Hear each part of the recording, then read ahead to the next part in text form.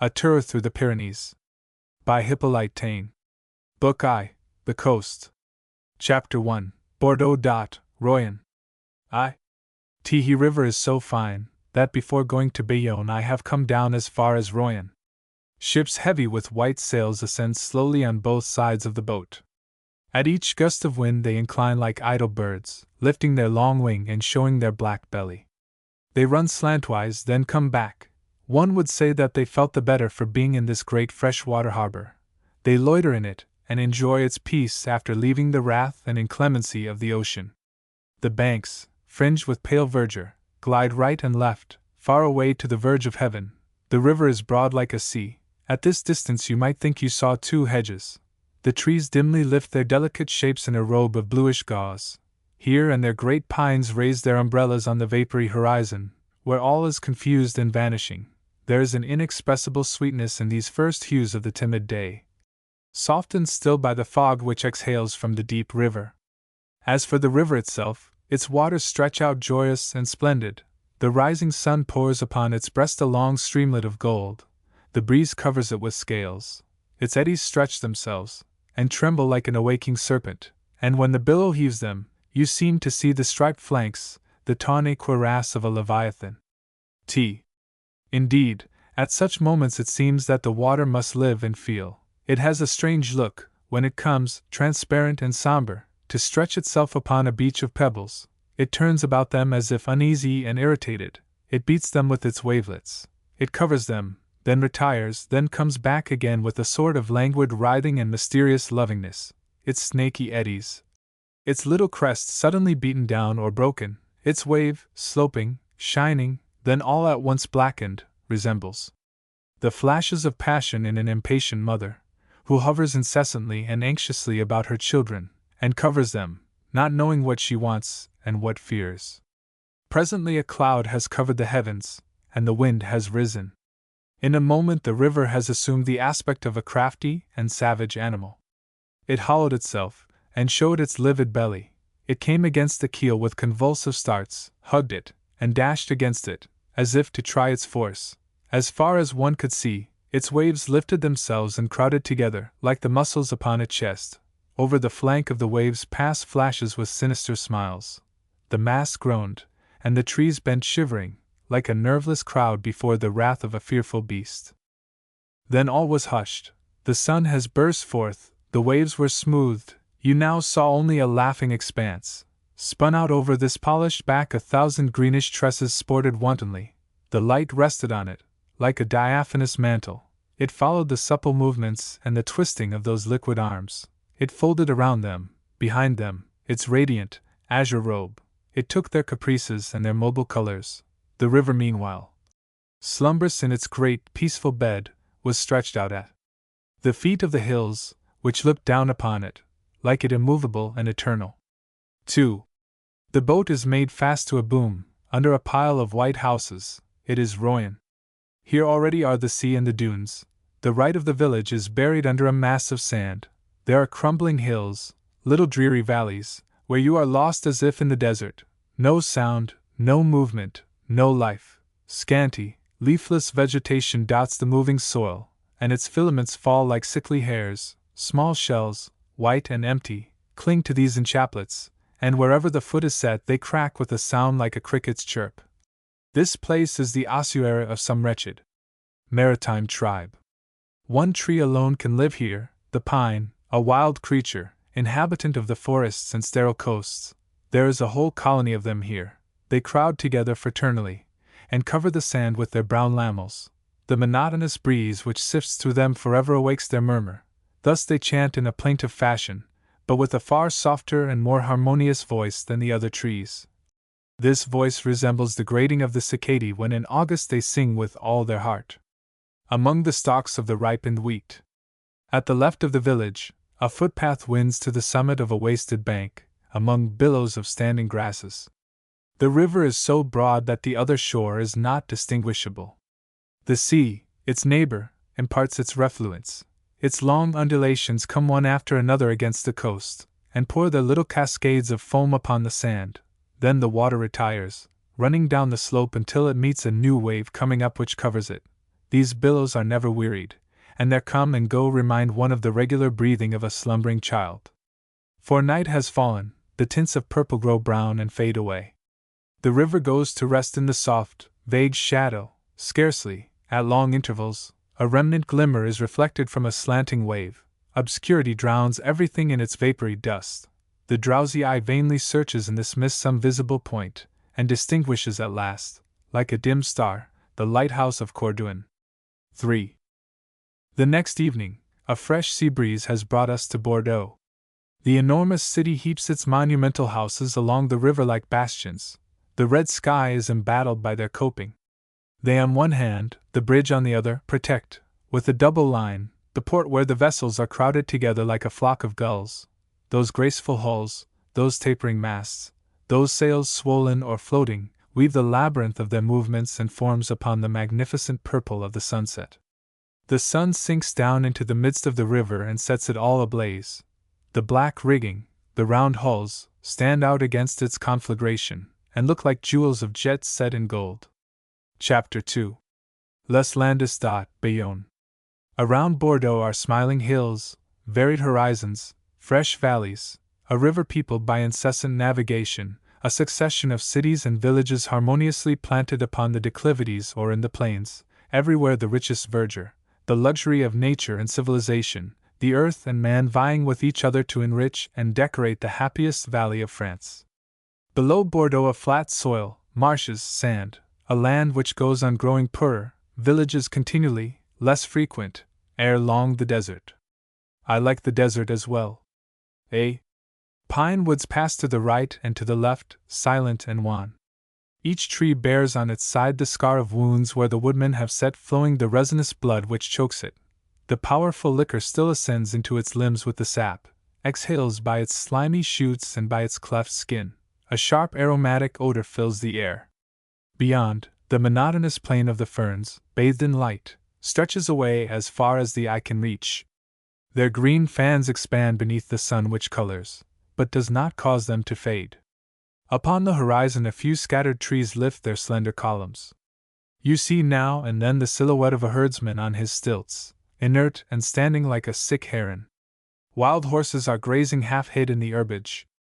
As the train passes, they abruptly lift their great startled eyes and stand motionless, uneasy at the noise that has troubled their solitude. Man does not fare well here, he dies or degenerates, but it is the country of animals, and especially of plants. They abound in this desert, free, certain of living. Our pretty, cut-up valleys are but poor things alongside of these immense spaces, leagues upon leagues of marshy or dry vegetation, a level country, where nature, elsewhere troubled and tortured by men, still vegetates as in primeval days with a calm equal to its grandeur. The sun needs these savannas in order properly to spread out its light. From the rising exhalation, you feel that the whole plain is fermenting under its force, and the eyes filled by the limitless horizon divine the secret labor by which this ocean of rank verdure renews and nourishes itself. Night without a moon has come on. The peaceful stars shine like points of flame. The whole air is filled with a blue and tender light, which seems to sleep in the network of vapor wherein it lies. The eye penetrates it without apprehending anything.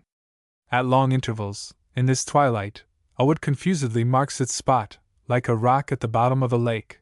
Everywhere around are vague depths, veiled and floating forms, indistinct and fantastic creatures melting into each other, fields that look like a billowy sea, clumps of trees that you might take for summer clouds, the whole graceful chaos of commingled phantoms, of things of the night. The mind floats here as on a fleeting stream, and nothing seems to it real, in this dream, but the pools which reflect the stars and make on earth a second heaven. Bayonne is a gay city, original and half Spanish. On all sides are men in velvet vests and small clothes. You hear the sharp, sonorous music of the tongues spoken beyond the mountains. Squatty arcades border the principal streets. There is need of shade under such a sun. A pretty episcopal palace, in its modern elegance, makes the ugly cathedral still uglier. The poor, abortive monument piteously lifts its belfry, that for 3 centuries has remained but a stump. Booths are stuck in its hollows, after the manner of warts. Here and there they have laid on a rude plaster of stone. The old invalid is a sad spectacle alongside of the new houses and busy shops which crowd around its grimy flanks. I was quite troubled at this decrepitude, and when once I had entered, I became still more melancholy. Darkness fell from the vault like a winding sheet. I could make out nothing but old worm-eaten pillars, smoke-darkened pictures, expanses of greenish wall. 2 fresh toilettes that I met increased the contrast. Nothing could shock one more in this place than rose-colored ribbons. I was looking upon the spectre of the Middle Ages. How opposed to it are the security and abundance of modern life. Those somber vaults, those slender columns, those rose windows, blood-dyed, called up dreams and emotions which are now impossible for us. You should feel here what men felt 600 years ago, when they swarmed forth from their hovels, from their unpaved, 6 feet wide streets, sinks of uncleanness, and reeking with fever and leprosy, when their unclad bodies, undermined by famine, sent a thin blood to their brutish brains, when wars, atrocious laws, and legends of sorcery filled their dreams with vivid and melancholy images, when over the bedizened draperies, over the riddles of painted glass, the rose windows, like a conflagration or an aureole, poured their transfigured rays. These are the remembrances of fever and ecstasy. To get rid of them I have come out to the port. It is a long alley of old trees at the side of the Adour. Here all is gay and picturesque. Serious oxen, with lowered heads, drag the beams that are being unloaded. Rope-makers, girt with a wisp of hemp, walk backward tightening their threads, and twining their ever-growing cable. The ships in file are made fast at the quay. The slender cordage outlines its labyrinth against the sky, and the sailors hang in it hooked on like spiders in their web. Great casks, bales, pieces of wood are strewn pell-mell over the flags. You are pleased to feel that man is working and prosperous. And here nature too is as happy as man. The broad silver river unrolls itself under the radiance of the morning. Slender clouds throw out on the azure their band of mother-of-pearl. The sky is like an arch of lapis lazuli.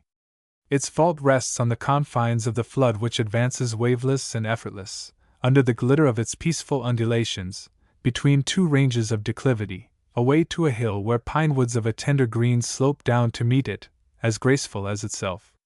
The tide meanwhile rises, and the leaves on the oaks begin to shine, and to whisper under the feeble wind off the sea. 3. It rains. The inn is insupportable. It is stifling under the arcades. I am bored at the cafe, and am acquainted with nobody. The sole resource is to go to the library. That is closed. Fortunately, the librarian takes pity on me, and opens for me. Better yet, he brings me all sorts of charters and old books. He is both very learned and very amiable, explains everything to me, guides, informs, and installs me.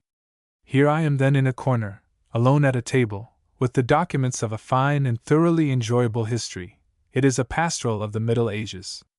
I have nothing better to do than to tell it over for my own benefit.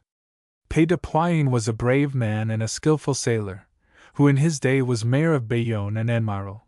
But he was harsh with his men, like all who have managed vessels, and would any day rather fell a man than take off his cap. He had long waged war against the seamen of Normandy, and on one occasion he hung 70 of them to his yards, cheek by jowl with some dogs.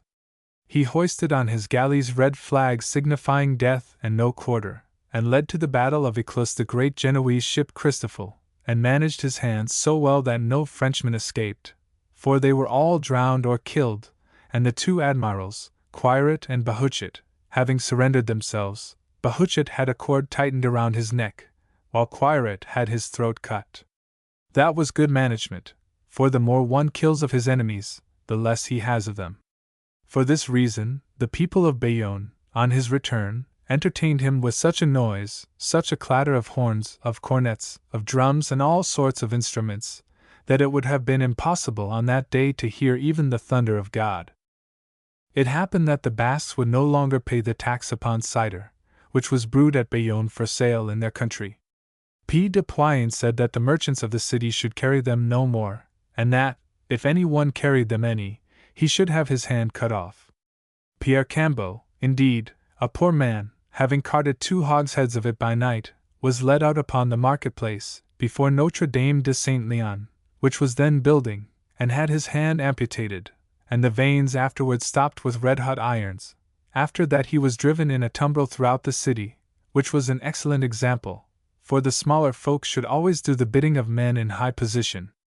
Afterwards, Pays de Pyrenees, having assembled the 100 peers in the town-house, showed them that the Basques, being traitors, rebels toward the Seigneury of Bayonne, should no longer keep the franchises which had been granted them, that the Seigneury of Bayonne, possessing the sovereignty of the sea, might with justice impose a tax in all the places to which the sea rose, as if they were in its port, and that accordingly the Basques should henceforth pay for passing to Villefranche, to the bridge of the Nive, the limit of high tide. All cried out that that was but just, and Pays de Pyrenees declared the toll to the Basques. But they all fell to laughing, saying they were not dogs of sailors like the mayor's subjects. Then, having come in force, they beat the bridge men, and left 3 of them for dead. Pays said nothing, for he was no great talker, but he clinched his teeth, and looked so terribly around him, that none dared ask him what he would do, nor urge him on, nor indeed breathe a word. From the first Saturday in April to the middle of August, several men were beaten, as well Bayonnese as Basques, but still war was not declared, and when they talked of it to the mayor, he turned his back. The 24th day of August, many noblemen among the Basques, and several young people, good leapers and dancers, came to the castle of Maite for the festival of Saint Bartholomew. They feasted and showed off the whole day, and the young people who jumped the pole, with their red sashes and white breeches, appeared adroit and handsome.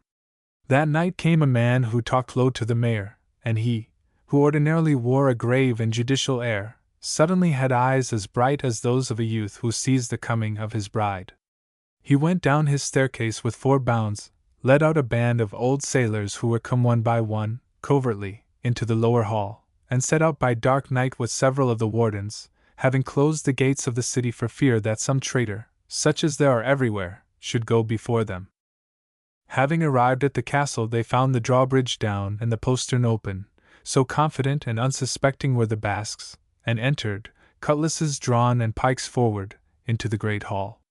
There were killed 7 young men who had barricaded themselves behind tables, and would there make sport with their dirks, but the good halberds, well pointed and sharp as they were, soon silenced them. The others, having closed the gates from within, thought that they would have power to defend themselves or time to flee, but the Bayonne marines, with their great axes, hewed down the planks, and split the first brains which happened to be near. The mayor, seeing that the Basques were tightly girt with their red sashes, went about saying, for he was usually facetious on days of battle, "Lard these fine gallants for me, forward the spit into their flesh justicoats." And in fact the spits went forward, so that all were perforated and opened, some through and through, so that you might have seen daylight through them, and that the hall half an hour after was full of pale and red bodies, several bent over benches, others in a pile in the corners, some with their noses glued to the table like drunkards, so that a Bayonnaise, looking at them, said, "This is the veal market." Many, pricked from behind, had leaped through the windows, and were found next morning, with cleft head or broken spine, in the ditches. There remained only 5 men alive, noblemen, 2 named d'Urdaby, 2 de Saint-Pie, and 1 de la Haye, whom the mayor had set aside as a precious commodity. Then, having sent someone to open the gates of Bayonne and command the people to come, he ordered them to set fire to the castle. It was a fine sight, for the castle burned from midnight until morning. As each turret, wall or floor fell, the people, delighted, raised a great shout. There were volleys of sparks in the smoke and flames that stopped short, then began again suddenly, as at public rejoicings, so that the warden, an honorable advocate, and a great literary man, uttered this saying, "Fine festival for Bayonne folk, for the Basques' great barbecue of hogs." The castle being burned, the mayor said to the 5 noblemen that he wished to deal with them with all friendliness, and that they should themselves be judges. If the tide came as far as the bridge, then he had them fastened 2 by 2 to the arches until the tide should rise, assuring them that they were in a good place for seeing. The people were all on the bridge and along the banks, watching the swelling of the flood. Little by little it mounted to their breasts, then to their necks, and they threw back their heads so as to lift their mouths a little higher. The people laughed aloud, calling out to them that the time for drinking had come, as with the monks at Matins, and that they would have enough for the rest of their days. Then the water entered the mouth and nose of the three who were lowest. Their throats gurgled as when bottles are filled, and the people applauded, saying that the drunkards swallowed too fast, and were going to strangle themselves out of pure greediness. There remained only the two men, dear to be, bound to the principal arch, father and son, the son a little lower down. When the father saw his child choking, he stretched out his arms with such force that a cord broke. But that was all, and the hemp cut into his flesh without his being able to get any further. Those above, seeing that the youth's eyes were rolling, while the veins on his forehead were purple and swollen, and that the water bubbled around him with his hiccup, called him baby, and asked why he had sucked so hard, and if nurse was not coming soon to put him to bed. At this the father cried out like a wolf, spat into the air at them, and called them butchers and cowards. That offended them so that they began throwing stones at him with such sure aim that his white head was soon reddened and his right eye gushed out. It was small loss to him, for shortly after, the mounting wave shut up the other. When the water was gone down, the mayor commanded that the 5 bodies, which hung with necks twisted and limp, should be left a testimony to the Basques that the water of Bayonne did come up to the bridge, and that the toll was justly due from them. He then returned home amidst the acclamations of his people, who were delighted that they had so good a mayor, a sensible man, a great lover of justice, quick in wise enterprises, and who rendered to every man his due.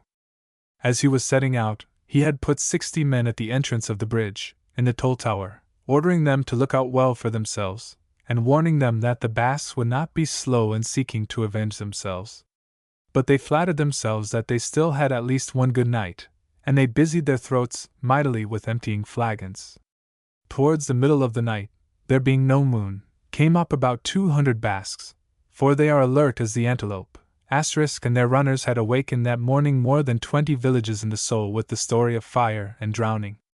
The younger men, with several older heads, had set out forthwith by crooked circuitous paths, barefoot, that they might make no noise, well armed with cutlasses, crampons and several slender rope ladders, and adroit as foxes, they had stolen to the base of the tower, to a place on the eastern side where it plunges straight down to the bed of the river, a real quagmire, so that here there was no guard, and the rolling of the water on the pebbles might drown their slight noise, should they make any. They fixed their crampons in the crannies of the stones, and little by little, Jean Amacho, a man from Bihobi, a noted hunter of mountain beasts, climbed upon the battlements of the first wall. Then, having steadied a pole against the window of the tower, he entered and hooked on 2 ladders. The others mounted in their turn, until there were about 50 of them, and new men were constantly coming, as many as the ladders would bear, noiselessly striding over the windowsill. They were in a little, low anteroom, and from thence, in the great hall of the first floor 6 steps below them, they beheld the Bayonnaise, of whom there were but 3 in this place, 2 asleep, and a third who had just waked up and was rubbing his eyes, with his back turned to the small door of the anteroom.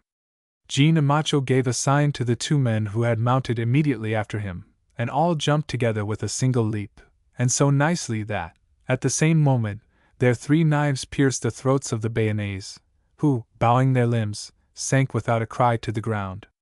The other Basques then came in, and waited at the verge of the great balustrade staircase leading into the lower hall where were the Bayonnaise, some in a heap sleeping near the fireplace, others calling out and sharp-set at feasting. One of these, feeling that his hair was moist, lifted his head, saw some little red streams running from between the joists of the ceiling, and began to laugh, saying that the greedy fellows up there could no longer hold their cups, and were wasting good wine, which was very wrong of them. But finding that this wine was quite warm, he took some on his finger, then touched his tongue, and saw, by the insipid taste, that it was blood.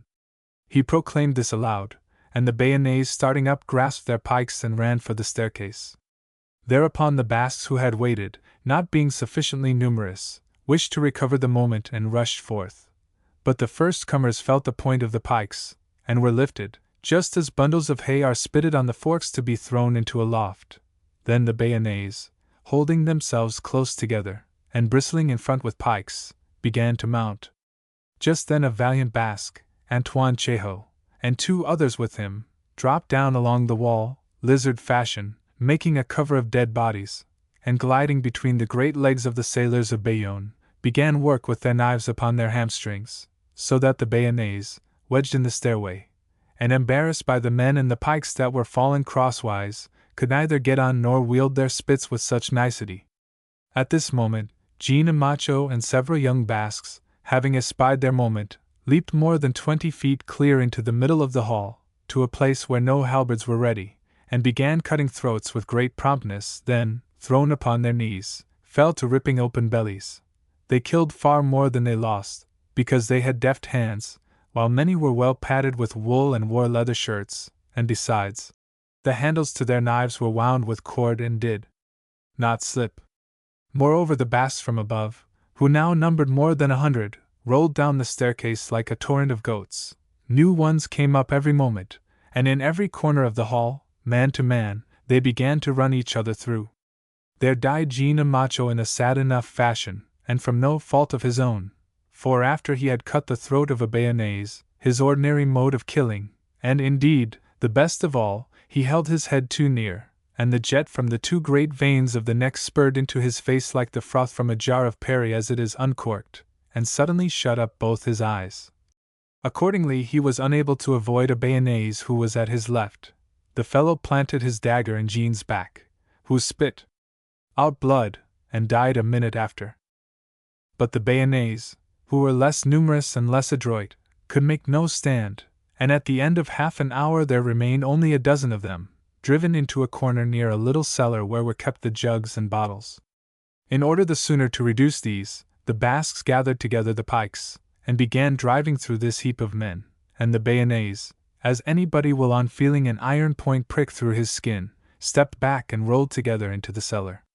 Just at this moment the torches went out, and the Basques, in order not to wound each other, dressed a whole armful of pikes, and harpooned at random forward into the cellar during more than a quarter of an hour, so as to make sure that no Bayonnaise remained alive. And thus, when all was become tranquil, and the torches were relighted, and they looked in, they saw that the cellar resembled a pork butcher's chopping block, the bodies being cut in 20 places, and separated from their heads, and the limbs being confusedly thrown together, till only salt was wanting to make a salting tub of the place. But the younger of the Basques, although there was nothing more to kill, rolled their eyes all around the hall, grinding their teeth like hounds after the quarry. They cried aloud continually, trembling in their limbs and clenching their fingers after the handles of their daggers. Several, wounded and white-lipped, no longer felt their wounds or their loss of blood, remained crouching beside the man they had last killed, and then involuntarily leaped to their feet. One or two laughed with the fixity of madmen, and varied this with a hoarse roar, and there was in the room such a mist of carnage that any one seeing them reeling or howling thus, might have believed them drunk with wine.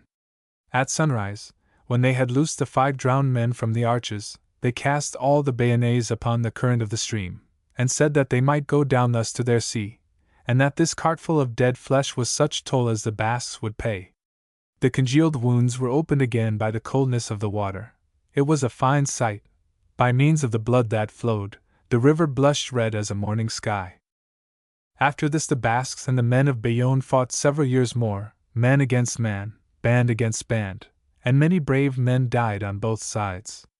At the end, the two parties agreed to submit to the arbitration of Bernard Ezi, Sire d'Albret.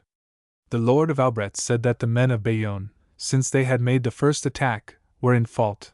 He ordained that in future the Basques should pay no toll, that, on the contrary, the city of Bayonne should pay them 1,500 new golden crowns and should establish 10 priestly prebendaryships, which should cost 4,000 old crowns of the first coinage of France, of good gold and loyal weight, for the repose of the souls of the 5 gentlemen drowned without confession, which, perchance, were in purgatory, and had need of many masses in order to get out. But the Basques were unwilling that P. de Poyen, the mayor, should be included in this peace, either he or his sons, and they reserved the right to pursue them until they had taken vengeance on his flesh and his race. The mayor retired to Bordeaux, to the house of the Prince of Wales, of whom he was a great friend and good servant, and during 200 years did not go outside of the city, excepting 3 or 4 times, well steeled, and attended by men-at-arms. But one day, when he had gone to see a vineyard he had bought, he withdrew a little from his troop to lift a great black vinestalk which was falling into the ditch. A moment after, his men heard a little sharp cry, like that of a thrush caught in a snare. When they had run up they saw Pé de Poyang dead, with a knife a fathom long which had entered by the armpit where he was unprotected by his cuirass.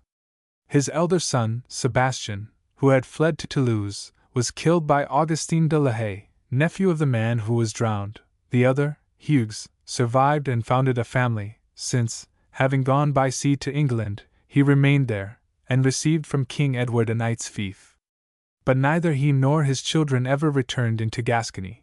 They did wisely, for they would have found their grave-diggers there. Chapter 3. Biarritz. Saint Jean de Luz.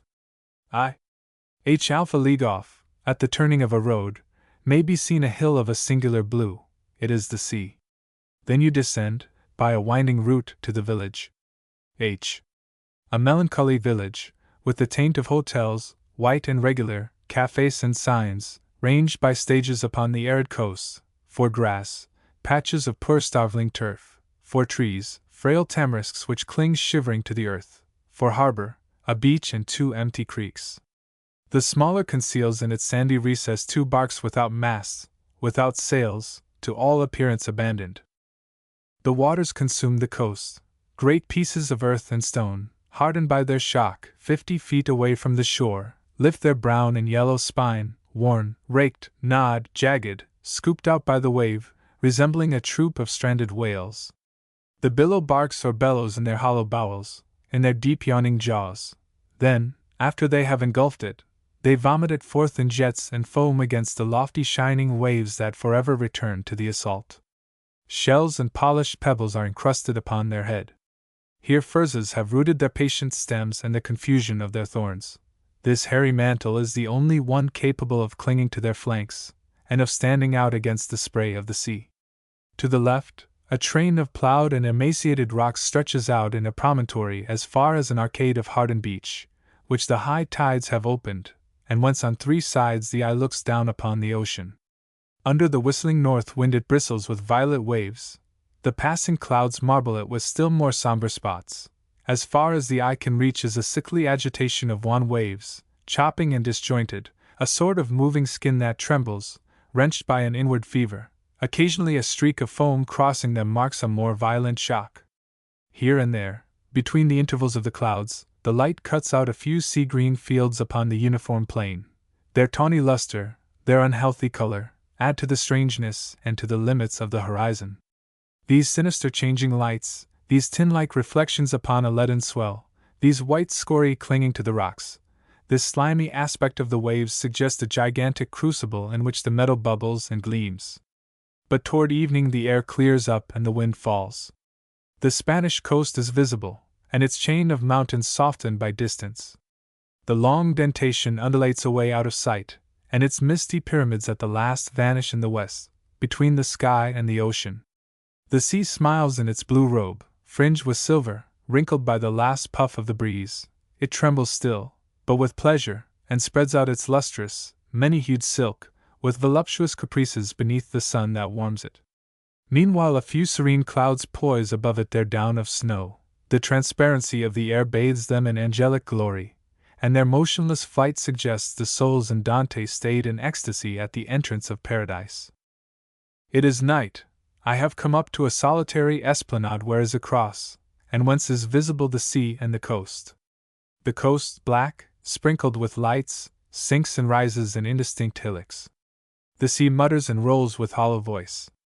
Occasionally, in the midst of this threatening breathing comes a hoarse hiccup, as if the slumbering wild beast were waking up. You cannot make it out, but from a nameless something that is somber and moving, you divine a monstrous, palpitating back. In its presence man is like a child before the lair of a leviathan, who assures us that it will continue to tolerate us tomorrow. On land we feel ourselves master. There our hand finds everywhere its traces. It has transformed everything and put everything to its service. The soil nowadays is a kitchen garden, the forest a grove, the rivers trenches, nature is a nurse and a servant. But here still exists something ferocious and untamable. The ocean has preserved its liberty and its omnipotence. One of its billows would drown our hive, Over there in America its bed lifts itself. It will crush us without a thought. It has done it, and will do it again. Just now it slumbers, and we live clinging to its flank without dreaming that it sometimes wants to turn itself about. 2. There is a lighthouse to the north of the village, an esplanade of beech and prickly plants. Vegetation here is as rough as the ocean. Do not look to the left. The pickets of soldiers, the huts of the bathers, the ennuyés, the children, the invalids, the drying linen, it is all as melancholy as a caserne and a hospital. But at the foot of the lighthouse the beautiful green waves hollow themselves and scale the rocks, scattering upon the wind their plume of foam. The billows come up to the assault and mount one upon another, as agile and hardy as charging horsemen. The caverns rumble. The breeze whispers with a happy sound. It enters the breast and expands the muscles. You fill your lungs with the invigorating saltness of the sea. Farther on, ascending towards the north, are paths creeping along the cliffs. At the bottom of the last, solitude opens out. Everything human has disappeared, either houses, nor culture, nor verdure. It is here as in the first ages, at a time when man had not yet appeared, and when the water, the stone, and the sand were the sole inhabitants of the universe. The coast stretches into the vapor its long strip of polished sand. The gilded beach undulates softly and opens its hollows to the ripples of the sea. Each ripple comes up foamy at first, then insensibly smooths itself, leaves behind it the flocks of its white fleece, and goes to sleep upon the shore it has kissed. Meanwhile another approaches, and beyond that again a new one, then a whole troop, striping the bluish water with embroidery of silver. They whisper low, and you scarcely hear them under the outcry of the distant billows. Nowhere is the beach so sweet, so smiling. The land softens its embrace the better to receive and caress those darling creatures, which are, as it were, the little children of the sea. 3. It has rained all night, but this morning a brisk wind has dried the earth, and I have come along the coast to St. Jean-de-Luz. Everywhere the wasted cliffs drop perpendicularly down, dreary hillocks, crumbling sand, miserable grasses that strike their filaments into the moving soil, streamlets that vainly wind and are choked, pushed back by the sea, tortured inlets, and naked strands. The ocean tears and depopulates its beach. Everything suffers from the neighborhood of the old tyrant. As you contemplate here its aspect and its work, the antique superstitions seem true. It is a melancholy and hostile god, forever thundering, sinister, sudden in caprice, whom nothing appeases, nothing subdues, who chafes at being kept back from the land, embraces it impatiently, feels it and shakes it, and tomorrow may recapture it or break it in pieces. Its violent waves start convulsively and twist themselves, clashing like the heads of a great troop of wild horses. A sort of grisling mane streams on the edge of the black horizon. The gulls scream. They are seen darting down into the valley that is scooped out between two surges, then reappearing. They turn and look strangely at you with their pale eyes. One would say that they are delighted with this tumult, and are awaiting a prey. A little farther on, a poor hut hides itself in a bay. 3 children ragged, with naked legs, were playing there in a stream that was overflown. A great moth, clogged by the rain, had fallen into a hole. They conducted the water to it with their feet, and dabbled in the cold mud. The rain fell in showers on the poor creature, which vainly beat its wings. They laughed boisterously, stumbling about and holding on to each other with their red hands. At that age and amid such privation nothing more was wanting to make them happy. The road ascends and descends, winding on high hills which denote the neighborhood of the Pyrenees. The sea reappears at each turn, and it is a singular spectacle, this suddenly lowered horizon, and that greenish triangle broadening toward heaven. 2 or 3 villages stretch along the route, their houses dropping down the heights like flights of stairs. From the white houses the women come out in black gown and veil to go to mass. The somber color announces Spain. The men, in velvet vests, crowd to the public house and drink coffee in silence. Poor houses, a poor country. Under a shed I have seen them cooking, in the guise of bread, cakes of maize and barley. This destitution is always touching. What is it that a day laborer has gained by our 30 centuries of civilization? Yet he has gained, and when we accuse ourselves, it is because we forget history. He no longer has the smallpox, or the leprosy. He no longer dies of hunger, as in the 16th century, under Montluc, he is no longer burned as a witch, as happened indeed under Henry IV. Here in this very place, he can, if he is a soldier, learn to read, become an officer. He has coffee, sugar, linen. Our descendants will say that that is but little. Our fathers would have said that it is a good deal. St. Jean-de-Luz is a little old city with narrow streets, today silent and decaying. Its mariners once fought the Normans for the King of England. 30 or 40 ships went out every year for the whale fishery. Nowadays the harbor is empty. This terrible Biscayan sea has thrice broken down its dike. Against this roaring surge, heaped up all the way from America, no work of man holds out. The water was engulfed in the channel and came like a race-horse high as the quays, lashing the bridges, shaking its crests, grooving its wave. Then it thundered heavily into the basins, sometimes with leaps so abrupt that it fell over the parapets like a mill-dam, and flooded the lower part of the houses.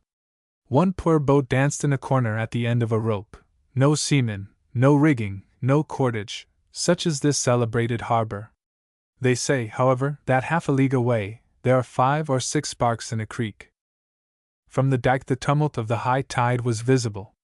A massive wall of black clouds girt the horizon.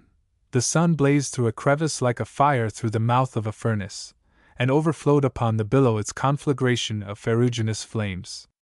The sea leaped like a maniac at the entrance of the harbor, smitten by a band of invisible rocks, and joined with its white line the 2 horns of the coast. The waves came up 15 feet high against the beach, then, undermined by the falling water, fell head foremost, desperate, with frightful howling. They returned, however, to the assault, and mounted each minute higher, leaving on the beach their carpet of snowy foam, and fleeing with the slight shivering of a swarm of ants foraging among dry leaves. Finally one of them came wetting the feet of the men who were watching from the top of the dike. Happily it was the last. The city is 20 feet below, and would be only a mass of ruins if some great tide were urged on by a hurricane. 4. A noble hotel, with broad halls, and grand antique apartments, displays itself at the corner of the first basin facing the sea. Anne of Austria lodged there in 1660, at the time of the marriage of Louis XIV. Above a chimney is still to be seen the portrait of a princess in the garb of a goddess. Were they not goddesses? A tapestried bridge went from this house to the little church, somber and splendid, traversed by balconies of black oak, and loaded with glittering reliquaries. The married pair passed through it between 2 hedges of Swiss and bedizened guards, the king all embroidered with gold, with a hat ornamented with diamonds, the queen in a mantle of violet velvet sprinkled with fleur-de-lis, and underneath, a habit of white brocade studded with precious stones, a crown upon her head. There was nothing but processions, entries, pomps, and parades. Who of us nowadays would wish to be a grand seigneur on condition of performing at this rate? The weariness of rank would do away with the pleasures of rank. One would lose all patience at being an embroidered mannequin, always exposed to public view and on exhibition. Then, that was the whole of life. When M. de Crequy was going to carry to the Infanta the presence of the king, he had 60 persons in livery in his suite, with a great number of noblemen and many friends. The eyes took delight in this splendor. Pride was more akin to vanity. Enjoyments were more on the surface. They needed to display their power in order to feel it. The courtly life had applied the mind to ceremonies. They learned to dance, as nowadays to reflect. They passed whole years at the academy. They studied with extreme seriousness and attention the art of bowing, of advancing the foot, of holding themselves erect, of playing with the sword, of setting the cane properly. The obligation of living in public constrained them to it. It was the sign of their rank and education. They proved in this way their alliances, their world, their place with the king, their title. Better yet, it was the poetry of the time. A fine manner of bowing is a fine thing. It recalled 1,000 souvenirs of authority and of ease, just as in Greece an attitude recalled 1,000 souvenirs of war and the gymnasium. A slight inclination of the neck, a limb nobly extended, a smile complacent and calm, an ample trailing petticoat with majestic folds, filled the soul with lofty and courtly thoughts, and these great lords were the first to enjoy the spectacle they afforded.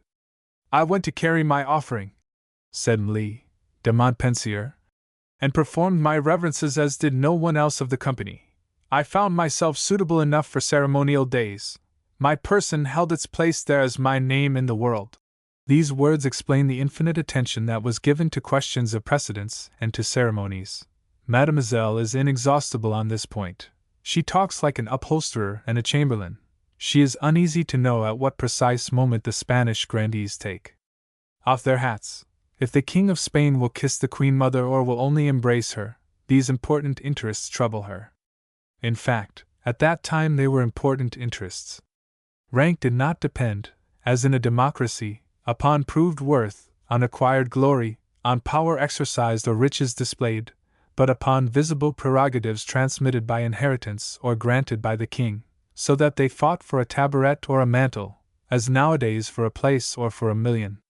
Among other treacheries, they plotted to lodge Mademoiselle's sisters with the queen. The proposition displeased me. They would have eaten with her always, which I did not. That roused my pride. I was desperate at that moment. The warfare was yet greater when it came to the marriage. It occurred to somebody that it was necessary to carry an offering to the queen, so I could not bear her train, and it must be my sisters who would carry it with Madame de Carrigan. As soon as there was talk of bearing trains, the Duc de Roquelaure had offered to carry mine.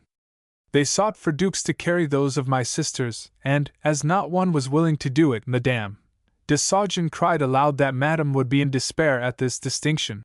What happiness to walk first upon the tapestried bridge, the train held up by a duke, while the others go shamefully behind, with a train, but without a duke. But suddenly others put in a claim. Madame Diaz's comes running up in a fright. It is question of an atrocious usurpation. The Princess Palatine will have a train. Will you not put a stop to that? They get together. They go to the king. They represent to him the enormity of the deed. The king forbids this new train as usurping and criminal, and the princess, who weeps and storms, declares that she will not be present at the marriage if they deprive her of her appendix. Alas! All human prosperity has its reverses. Mademoiselle, so happy in the matter of trains, could not get to kiss the queen, and, at this interdict, she remained all day plunged in the deepest grief. But you see, the pursuits of rank had been, from infancy, her sole concern. She had wanted to marry all the princes in the world, and ever in vain. The person mattered little to her.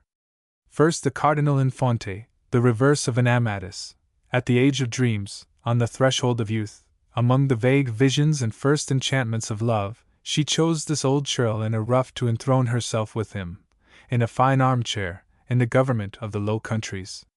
Then Philip IV of Spain, the Emperor Ferdinand, the Archduke, negotiating with them herself, exposing her envoy to the risk of hanging. Then the King of Hungary, the future King of England, Louis XIV, Monsieur, the King of Portugal. Who could count them? At a pinch, she went to work in advance. The Princess of Condé being ill, then in the family way, this romantic had fancied that the prince was going to become a widower, and wanted to retain him for a husband. No one took this hand that she had stretched to all Europe. In vain she fired cannon in the Fronde. She remained to the end an adventuress, a state puppet, a weathercock, occasionally exiled, 20 times a widow, but always before the wedding, carrying over the whole of France the weariness and imaginations of her involuntary celibacy. At last Lauzun appeared, to marry her, and secretly at that, cost him the half of his wealth. The king drew the dowry of his bastard from the misalliance of his cousin. It was an exemplary household. She scratched him, he beat her. We laugh at these pretensions and bickerings, at these mischances and aristocratic quarrels. Our turn will come, rest assured of that. Our democracy too affords matter of laughter.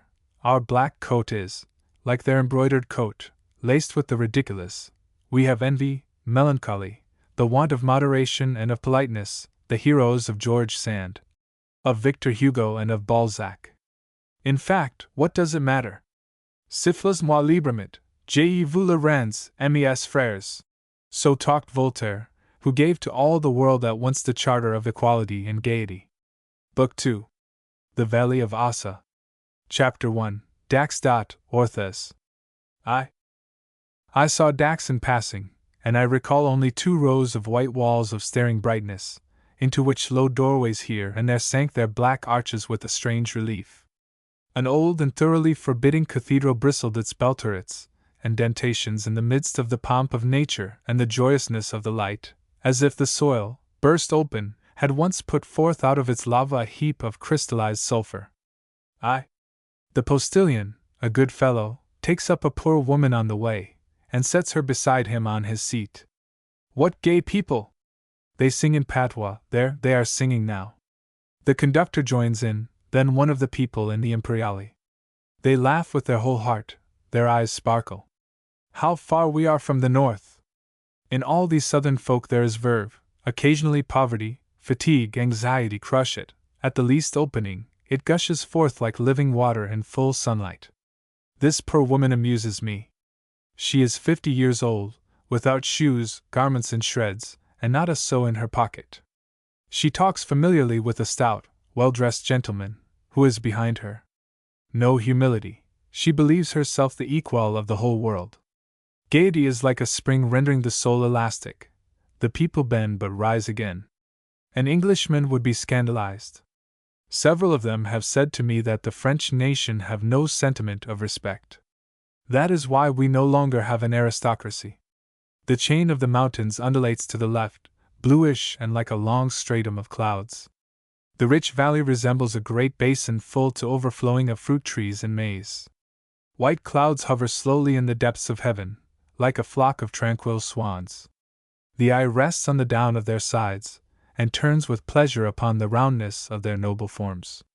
They sail in a troop, carried on by the south wind, with an even flight, like a family of blissful gods, and from up above they seem to look with tenderness upon the beautiful earth which they protect and are going to nourish.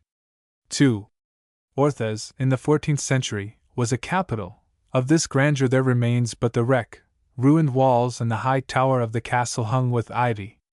The Counts of Foy had there a little state, almost independent, proudly planted between the realms of France, England, and Spain.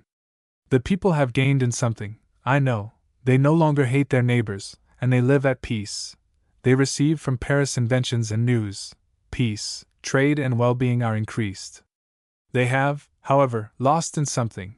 Instead of 30 active thinking capitals, there are 30 provincial cities, torpid and docile. The women long for a hat, the men go to smoke at a cafe. That is their life. They scrape together a few empty old ideas from imbecile newspapers. In old times they had thoughts on politics and courts of love. 3. The good Froissart came here in the year 1388, having ridden and chatted about arms all along the route with the Chevalier Messire Esping de Lion. He lodged in the inn of the beautiful hostess, which was then called the Hotel of the Moon. The Count Gaston Phoebus sent in all haste to seek him. For he was the lord who of all the world the most gladly entertained the stranger in order to hear the news. Froissart passed 12 weeks in his hotel.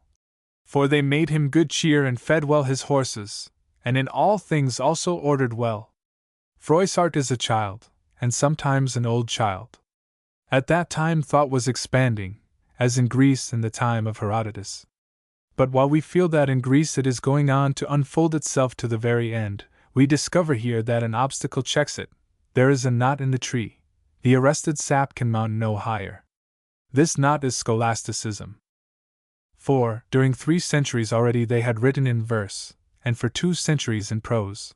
After this long culture, see what a historian is Froissart. One morning he mounts on horseback with several valets, under a beautiful sun, and gallops onward. A lord meets him whom he accosts. Sir, what is this castle? The other tells him about the sieges, and what grand sword thrusts were there exchanged. Holy Mary! Cried Froissart. But your words please me and do me a deal of good, while you tell them off to me. And you shall not lose them, for all shall be set in remembrance, and chronicled in the history which I am pursuing. Then he has explained to himself the kindred of the seigneur, his alliances, how his friends and enemies have lived and are dead, and the whole skein of the adventures interwoven during 2 centuries and in 3 countries.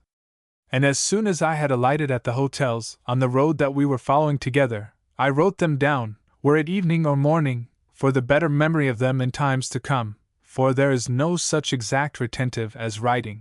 All is found here, the pell-mell and the 100 shifts of the conversations, the reflections, the little accidents of the journey. An old squire recounts to him mountain legends, how Pierre de Beam, having once killed an enormous bear, could no longer sleep in peace, but thenceforward he awaked each night, making such a noise and such clatter that it seemed that all the devils in hell should have carried away everything and were inside with him. Froissart judges that this bear was perhaps a knight turned into a beast for some misdeed, cites and support the story of Actaeon, an accomplished and pretty knight who was changed into a stag. Thus goes his life, and thus his history is composed. It resembles a tapestry of the period, brilliant and varied, full of hunting, of tournaments, battles and processions. He gives himself and his hearers the pleasure of imagining ceremonies and adventures. No other idea, or rather no idea, of criticism, general considerations, reasoning upon man or society, counsels or forecasts, there is no trace. It is a herald at arms who seeks to please curious eyes, the warlike spirit, and the empty minds of robust knights, great eaters, lovers of thumps and pomps. Is it not strange, this barrenness of reason? In Greece, at the end of 100 years, Thucydides, Plato, and Xenophon, philosophy and science had appeared.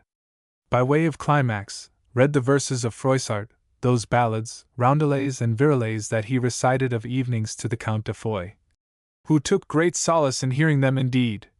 The old rubbish of decadence, worn, affected allegories, the garrulousness of a broken-down pedant who amuses himself in composing wearisome turns of address. And the rest are all alike. Charles d'Orleans has a sort of faded grace and nothing more, Christine de Pizan but an official solemnity. Such feeble spirits want the force to give birth to general ideas. They are bowed down under the weight of those which have been hooked on to them. The cause is not far to seek. Think of that stout cornific * doctor with leaden eyes, a confrere of Froissart, if you like, but how different! He holds in his hand his manual of canon law, Peter the Lombard, a treatise on the syllogism. For 10 hours a day he disputes in Baralipton on the Hecate. As soon as he became hoarse, he dipped his nose again into his yellow folio. His syllogisms and quiddities ended by making him stupid. He knew nothing about things or dared not consider them. He only wielded words, shook formulas together, bruised his own head, lost all common sense, and reasoned like a machine for Latin verses. What a master for the sons of noblemen, and for keen poetic minds. And what an education was this labyrinth of dry logic and extravagant scholasticism! Tired, disgusted, irritated, stupefied, they forgot the ugly dream as soon as possible, ran in the open air, and thought only of the chase, of war and the ladies. They were not so foolish as to turn their eyes a second time towards their crabbed litany. If they did come back to it, that was out of vanity. They wanted to set some Latin fable in their songs, or some learned abstraction, without comprehending a word of it, donning it for fashion's sake, as the ermine of learning. With us of today, general ideas spring up in every mind, living and flourishing ones. Among the laity of that time their root was cut off, and among the clergy there remained of them but a faggot of dead wood. And so mankind was only the better fitted for the life of the body and more capable of violent passions. With regard to this, the style of Froissart, artless as it is, deceives us. We think we are listening to the pretty garrulousness of a child at play. Beneath this prattle we must distinguish the rude voice of the combatants, bear hunters and hunters of men too, and the broad, coarse hospitality of feudal manners. At midnight the Count of Foix came to supper in the great hall. Before him went 12 lighted torches, borne by 12 valets, and the same 12 torches were held before his table and gave much light unto the hall, which was full of knights and squires, and always there were plenty of tables laid out for any person who chose to sup. It must have been an astonishing sight, to see those furrowed faces and powerful frames, with their furred robes and their justicoats streaked under the wavering flashes of the torches. One Christmas day, going into his gallery, he saw that there was but a small fire, and spoke of it aloud. Thereupon a knight, Arnaut d'Espagne, having looked out of the window, saw in the court a number of asses with billets of wood for the use of the house. He seized the largest of these asses with his load, threw him over his shoulders and carried him upstairs. There were 24 steps. Pushing through the crowd of knights and squires who were round the chimney, and flung ass and load, with his feet upward, on the dogs of the hearth, to the delight of the Count, and the astonishment of all. Here are the laughter and the amusement of barbaric giants. They wanted noise and songs proportioned to it. Froissart tells of a banquet when bishops, counts, abbés, knights, nearly 100 in number, were seated at table. There were very many minstrels in the hall, as well those belonging to the Count as to the strangers, who, at their leisure, played away their minstrelsy. Those of the Duc de Turenne played so loud and so well that the Count clothed them with cloth of gold trimmed with ermine. This Count, says Froissart, reigned prudently. In all things he was so perfect that one could not praise him too much. No great contemporary prince could compare with him in sense, honor, and wisdom. In that case the great princes of the day were not worth much. With justice and humanity, the good Froissart scarcely troubles himself. He finds murder perfectly natural. Indeed, it was the custom. They were no more astonished at it than at a snap of the jaws in a wolf. Man then resembled a beast of prey, and when a beast of prey has eaten up a sheep nobody is scandalized thereby. This excellent Count de Foix was an assassin, not once only, but 10 times. For example, he coveted the castle of Lourdes, and so sent for the captain, Pierre Arnault, who had received it in trust for the Prince of Wales. Pierre Arnault became very thoughtful and doubtful whether to go or not. At last he went, and the Count demanded from him the castle of Lourdes. The knight thought a while what answer to make. However, having well considered, he said, "My lord, in truth I owe you faith and homage, for I am a poor knight of your blood and country. But as for the castle of Lourdes, I will never surrender it to you. You have sent for me, and you may therefore do with me as you please. I hold the castle of Lourdes from the King of England, who has placed me there, and to no other person but to him will I ever surrender it."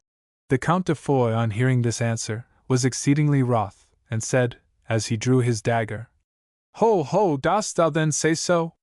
By this head, thou hast not said it for nothing." And, as he uttered these words, he struck him foully with the dagger, so that he wounded him severely in 5 places, and none of the barons or knights dared to interfere. The knight replied, "Ha, ha, my lord, this is not gentle treatment. You sent for me here, and are murdering me." Having received these 5 strokes from the dagger, the Count ordered him to be cast into the dungeon, which was done, and there he died, for he was ill cured of his wounds. This dominance of sudden passion, this violence of first impulse, this flesh and blood emotion, and abrupt appeal to physical force, are cropping out continually in the people. At the slightest insult their eyes kindle and blows fall like hail. As we were leaving Dax, a diligence passed ours, grazing one of the horses. The conductor leaped down from his seat, a stake in his hand, and was going to fell his confrere. Those lords lived and felt something like our conductors, and the Count de Foix was such an one. I begged pardon of the conductors. I wronged them grievously. The Count, not having the fear of the police before his eyes, came at once not to fisticuffs, but to stabs. His son Gaston, while on a visit to the King of Navarre, received a black powder which, according to the king, must forever reconcile the Count and his wife. The youth took the powder in a little bag and concealed it in his breast. One day his bastard brother, Yvain, saw the bag while playing with him, wanted to have it, and afterward denounced him to the Count. At this the Count began to have suspicions, for he was full of fancies, and remained so until dinner time, very thoughtful, haunted and harassed by somber imaginings. Those stormy brains, filled by warfare and danger with dismal images, hastened to tumult and tempest. The youth came, and began to serve the dishes, tasting the meats, as was usual when the notion of poison was not far from any mind. The Count cast his eyes upon him and saw the strings of the bag. The sight fired his veins and made his blood boil. He seized the youth, undid his pourpoint, cut the strings of the bag, and strewed some of the powder over a slice of bread, while the poor youth turned pale with fear, and began to tremble exceedingly. Then he called one of his dogs to him, and gave it him to eat. The instant the dog had eaten a morsel his eyes rolled round in his head, and he died. The Count said nothing, but rose suddenly, and seizing his knife, threw himself upon his son. But the knights rushed in between them. "For God's sake, my lord, do not be too hasty, but make further inquiries before you do any ill to your son." The Count heaped malediction and insult upon the youth, then suddenly leaped over the table, knife in hand, and fell upon him like a wild beast. But the knights and the squires fell upon their knees before him weeping, and saying, "Ah! My lord, for heaven's sake do not kill Gaston, you have no other child." With great difficulty he restrained himself, doubtless thinking that it was prudent to see if no one else had a part in the matter, and put the youth into the tower at Orthez. He investigated then, but in a singular fashion, as if he were a famished wolf, wedded to a single idea, bruising himself against it mechanically and brutally, through murder and outcry, killing blindly and without reflecting that his killing is of no use to him. He had many of those who served his son arrested, and put to death not less than 15 after they had suffered the torture, and the reason he gave was, that it was impossible but they must have been acquainted with the secrets of his son, and they ought to have informed him by saying, "My lord, Gaston wears constantly on his breast a bag of such and such a form." This they did not do and suffered a terrible death for it, which was a pity, for there were not in all Gascony such handsome or well-appointed squires. When this search had proved useless, he fell back upon his son. He sent for the nobles, the prelates, and all the principal persons of his country, related the affair to them, and told them that it was his intention to put the youth to death. But they would not agree to this, and said that the country had need of an heir for its better preservation and defense, and would not quit Orthez until the Count had assured them that Gaston should not be put to death, so great was their affection for him. Still the youth remained in the tower of Orthez, where was little light, always lying alone, unwilling to eat, cursing the hour that ever he was born or begotten, that he should come to such an end. On the 10th day the jailer saw all the meats that had been served in a corner, and went and told it to the Count.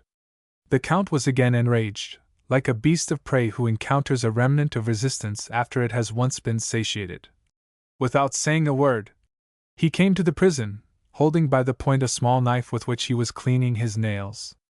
Then striking his fist upon his son's throat, he pushed him rudely as he said, "Ha, traitor, why dost thou not eat?" and went away without saying more. His knife had touched an artery. The youth, frightened and wan, turned without a word to the other side of the bed, shed his blood and died. The Count was grieved beyond measure when he heard this, for those violent natures felt only with excess and by contrasts. He had himself shaven and clothed in black. The body of the youth was borne, with tears and lamentations, to the church of the Augustine friars at Orthez, where it was buried. But such murders left an ill-healed wound in the heart. The dull pain remained, and from time to time some dark shadow crossed the tumult of the banquets. This is why the Count never again felt such perfect joy as before. It was a sad time. There is hardly another in which one would have lived so unwillingly. Poetry was imbecile, chivalry was falling into brigandage, religion suffered degradation, the state, disjointed, was crumbling away, the nation, ground down by king, by nobles and by Englishmen, struggled for 100 years in a slough, between the dying Middle Age and the modern era which was not yet opened. And yet a man like Ernaudin must have experienced a unique and splendid joy when, planted like a Hercules upon his 2 feet, feeling his shirt of mail upon his breast, he pierced through a hedge of pikes, and wielded his great sword in the sunlight. 4. Nothing can be pleasanter than to journey alone in an unknown country, without a definite end, without recent cares. All little thoughts are blotted out. Do I know whether this field belongs to Peter or to Paul? Whether the engineer is at war with the prefect, or if there is any dispute over a projected canal or road? I am happy indeed to know all that, happier still in first time, finding fresh sensations, and not being troubled by comparisons and souvenirs. I can consider things through general views, no longer regarding the soil as made the most of by mankind, can forget the useful, think only of the beautiful, and feel the movement of forms and the expression of colors. The very road seems beautiful to me. What an air of resignation in those old elms! They bud and spread forth in branches, from head to foot, they have such a desire for life, even under this dust. Then come lustrous plane trees, tossing their beautiful and regular leaves. White bindweed, blue campanulas, hang at the edge of the ditches. Is it not strange that these pretty creatures remain so solitary, that they should be fated to die tomorrow, that they should scarcely have looked upon us an instant, that their beauty should have flourished only for its 2 seconds of admiration? They too have their world, this people of high grasses bending over on themselves, these lizards which wave the thicket of the herbs, these gilded wasps that hum in their chalices. This world here is well worth ours, and I find them happy in opening thus, then in closing their pale eyes to the peaceful whisper of the wind.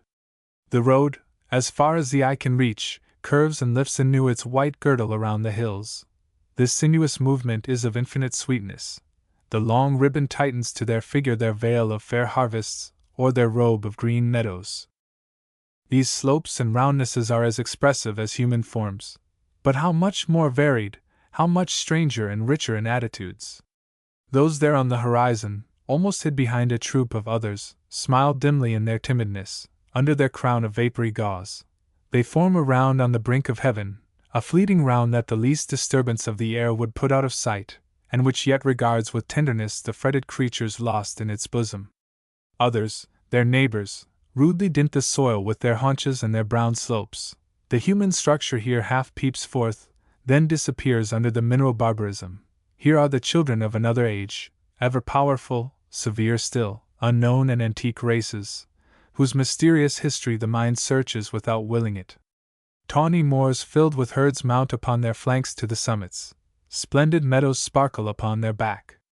Some among these plunge abruptly away down into depths where they disgorge the streams that they accumulate, and where is gathered all the heat of the burning vault which shines above under the most generous Sunday. It, meanwhile, embraces and broods over the country. From woods, plains, hills, the great soul of vegetation starts forth mounting to meet its rays. Here your neighbor, who is engaged in a warm dispute, pulls your sleeve, crying, "The gigot at Orthez doesn't give cramps in the stomach, does it, sir?" You start, then in another moment you turn your nose toward the window. But the sensation has disappeared, the mutton of Dax has blotted out everything. The meadows are so many kilograms of unmown hay, the trees are so many feet of timber, and the herds are only walking beefsteaks. Chapter 2. Pau. Pio is a pretty city, neat, of gay appearance. But the highway is paved with little round stones, the sidewalks with small sharp pebbles, so the horses walk on the heads of nails and foot passengers on the points of them. From Bordeaux to Toulouse such is the usage, such the pavement. At the end of 5 minutes, your feet tell you in the most intelligible manner that you are 200 leagues away from Paris. You meet wagons loaded with wood, of rustic simplicity, the invention of which goes back to the time of Vercingetorix, but the only thing capable of climbing and descending the stony escarpments of the mountains. They are composed of the trunk of a tree placed across the axles and sustaining 2 oblique hurdles. They are drawn by 2 great whitish oxen, decked with a piece of hanging cloth, a net of thread upon the head and crowned with ferns, all to shield them from the gray flies. This suggests food for thought, for the skin of man is far more tender than that of the ox, and the gray flies have sworn no peace with our kind. Before the oxen ordinarily marches a peasant, of a distrustful and cunning air, armed with a long switch, and dressed in white woolen vest and brown breeches. Behind the wagon comes a little barefooted boy, very wide awake and very ragged, whose old velvet cap falls like the head of a wrinkled mushroom, and who stops struck with admiration at the magnificent aspect of the diligence. Those are the true countrymen of Henry IV. As to the pretty ladies in gauzy hats, whose swelling and rustling robes graze the horns of the motionless oxen as they pass, you must not look at them. They would carry your imagination back to the Boulevard de Gand, and you would have gone 200 leagues only to remain in the same place. I am here on purpose to visit the 16th century. One makes a journey for the sake of changing, not place, but ideas. Point out to a Parisian the gate by which Henry IV entered Paris. He will have great difficulty in calling up the armor, the halberds, and the whole victorious and tumultuous procession that L'Etoile describes. It is because he passed by there today on such and such business, that yesterday he met there a friend, while last year he looked upon this gate in the midst of a public festival. All these thoughts hurry along with the force of habit, repelling and stifling the historic spectacle which was going to lift itself into full light and unroll itself before the mind. Set down the same man in Pau, there he knows neither hotels, nor people, nor shops. His imagination, out of its element, may run at random. No known object will trip him up and make him fall into the cares of interest, the passion of today. He enters into the past as a matter of course, and walks there as if at home, at his ease. It was 8 o'clock in the morning, not a visitor at the castle, no one in the courts nor on the terrace. I should not have been too much astonished at meeting the Béarnais. That lusty gallant, that very devil, who was sharp enough to get for himself the name of the good king. His chateau is very irregular. It is only when seen from the valley that any grace and harmony can be found in it. Above 2 rows of pointed roofs and old houses, it stands out alone against the sky and gazes upon the valley in the distance. 2 bell turrets project from the front toward the west. The oblong body follows, and 2 massive brick towers close the line with their esplanades and battlements. It is connected with the city by a narrow old bridge, by a broad modern one with the park, and the foot of its terrace is bathed by a dark but lovely stream. Near at hand, this arrangement disappears. A 5th tower upon the north side deranges the symmetry. The great egg-shaped court is a mosaic of incongruous masonry. Above the porch, a wall of pebbles from the Gave, and of red bricks crossed like a tapestry design. Opposite, fixed to the wall, a row of medallions in stone. Upon the sides, doors of every form and age. Dormer windows square, pointed, embattled, with stone mullions garlanded with elaborate reliefs. This masquerade of styles troubles the mind, yet not unpleasantly. It is unpretending and artless. Each century has built according to its own fancy, without concerning itself about its neighbor. On the first floor is shown a great tortoise shell, which was the cradle of Henry IV. Carved chests, dressing tables, tapestries, clocks of that day, the bed and armchair of Jean d'Albret, a complete set of furniture in the taste of the Renaissance, striking and somber, painfully labored yet magnificent in style, carrying the mind at once back toward that age of force and effort, of boldness in invention, of unbridled pleasures and terrible toil, of sensuality and of heroism. Jean d'Albret, mother of Henry IV, crossed France in order that she might, according to her promise, be confined in this castle. A princess, says D'Albine, having nothing of the woman about her but the sex, a soul entirely given to manly things, a mind mighty in great affairs, a heart unconquerable by adversity. 2. She sang an old Béarnese song when she brought him into the world. They say that the aged grandfather rubbed the lips of the newborn child with a clove of garlic, poured into his mouth a few drops of Jurancan wine, and carried him away in his dressing gown. The child was born in the chamber which opens into the Tower of Mazers, on the southwest corner. His grandfather took him away from his father and mother, and would have this child brought up at his door, reproaching his daughter and his son-in-law with having lost several of their children through French luxuries. And indeed he brought him up in the Béarnese manner, that is, bareheaded and barefoot, often with no more nicety than is shown in the bringing up of children among the peasantry. This odd resolution was successful, and formed a body in which heat and cold, unmeasured toil, and all sorts of troubles were unable to produce any change, thus apportioning his nourishment to his condition, as though God wished at that time to prepare a sure remedy and a firm heart of steel against the iron knots of our dire calamities. His mother, a warm and severe Calvinist, when he was 15 years old, led him through the Catholic army to La Rochelle, and gave him to her followers as their general. At 16 years old, at the combat of Arny-le-Duc, he led the first charge of cavalry. What an education and what men! Their descendants were just now passing in the streets, going to school to compose Latin verses and recite the pastorals of Massillon. Those old wars are the most poetic in French history. They were made for pleasure rather than interest. It was a chase in which adventures, dangers, emotions were found, in which men lived in the sunlight, on horseback, amidst flashes of fire, and where the body, as well as the soul, had its enjoyment and its exercise. Henry carries it on as briskly as a dance, with a Gascon's fire and a soldier's ardor, with abrupt sallies, and pursuing his point against the enemy as with the ladies. This is no spectacle of great masses of well-disciplined men, coming heavily into collision and falling by thousands on the field, according to the rules of good tactics. The king leaves Pau or Nerac with a little troop, picks up the neighboring garrisons on his way, scales a fortress, intercepts a body of arquebusiers as they pass, extricates himself pistol in hand from the midst of a hostile troop, and returns to the feet of Lee de Tignonville. They arrange their plan from day to day. Nothing is done unless unexpectedly and by chance. Enterprises are strokes of fortune. Here is one which Sully had recounted by his secretary. I like to listen to old words among old monuments, and to feel the mutual fitness of objects and of style.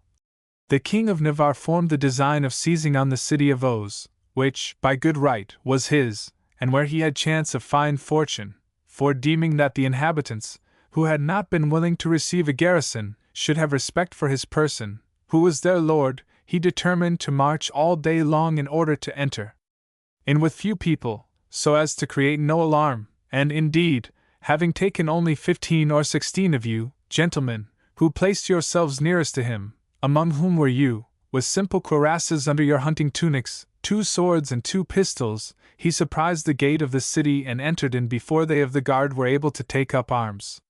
But one of these gave the alarm to him who was sentinel at the portal, and he cut the cord in the slide of the portcullis, so that it fell immediately almost on the croup of your horse and that of your cousin, M. de Bethune the elder, and hindered the troop which was coming up on the gallop from entering, so that the king and you 15 or 16 alone remained shut up in this city, where all the people, being armed, fell upon you in divers troops and at divers times, while the tocsin rang furiously, and a cry of arm, arm, and kill, kill, resounded on all sides, seeing which, the King of Navarre, from the first troop which came up, some 50 strong, in part well, in part ill-armed, he, I say, marching, pistol in hand, straight at them, called out to you, Come now, my friends, my comrades, it is here that you must show courage and resolution, for thereon depends our safety. Let each one then follow me and do as I do, and not fire until the pistol touches. At the same time, hearing 3 or 4 cry out, Fire at that scarlet tunic, at that white plume, for it is the King of Navarre, he charged on them so impetuously that, without firing more than 5 or 6 times, they took fright and withdrew in several troops. Others in like manner came against you 3 or 4 times. But as soon as they saw that they were broken, they fired a few times and turned away until, having rallied nearly 200 together, they forced you to gain a doorway, and 2 of you went up to give a signal to the rest of the troop that the king was there, and that the gate must be burst open, as the drawbridge had not been raised. Whereupon each one began working, and then several among that populace who loved the king, and others who feared to offend him, began raising a tumult in his favor. Finally, after a few arquebusades and pistol shots from both sides, there arose such dissension among them, some crying, We must yield, others, We must defend ourselves, that the irresolution afforded means and time for opening the gates, and for all the troops to present themselves, at the head of whom the king placed himself, and saw most of the peoples fleeing and the consuls with their chaperons crying, Sire, we are your subjects, and your peculiar servants. Alas! Allow not the sacking of this city, which is yours, on account of the madness of a few worthless fellows, who should be driven out. He placed himself, I said, at the head to prevent pillage. Thus there was committed neither violence, nor disorder, nor any other punishment, except that who had fired at the white plume, were hung, to the joy of all the other inhabitants, who thought not that they should be quiet on such terms. At Cahors he burst in the 2 gates with petard and axe, and fought 5 days and 5 nights in the city, carrying house after house.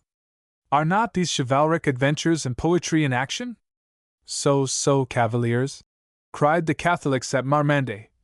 A pistol shot for love of the mistress, for your court is too full of lovely ladies to know any lack of them. Henry escaped like a true paladin, and lost his victory at Contras in order to carry to the beautiful Corisandra the flags that he had taken. To act, to dare, to enjoy, to expend force and trouble like a prodigal, to be given up to the present sensation, be forever urged by passions forever lively, support and search the extremes of all contrasts, that was the life of the 16th century. Henry at Fontenay worked in the trenches with pick and mattock.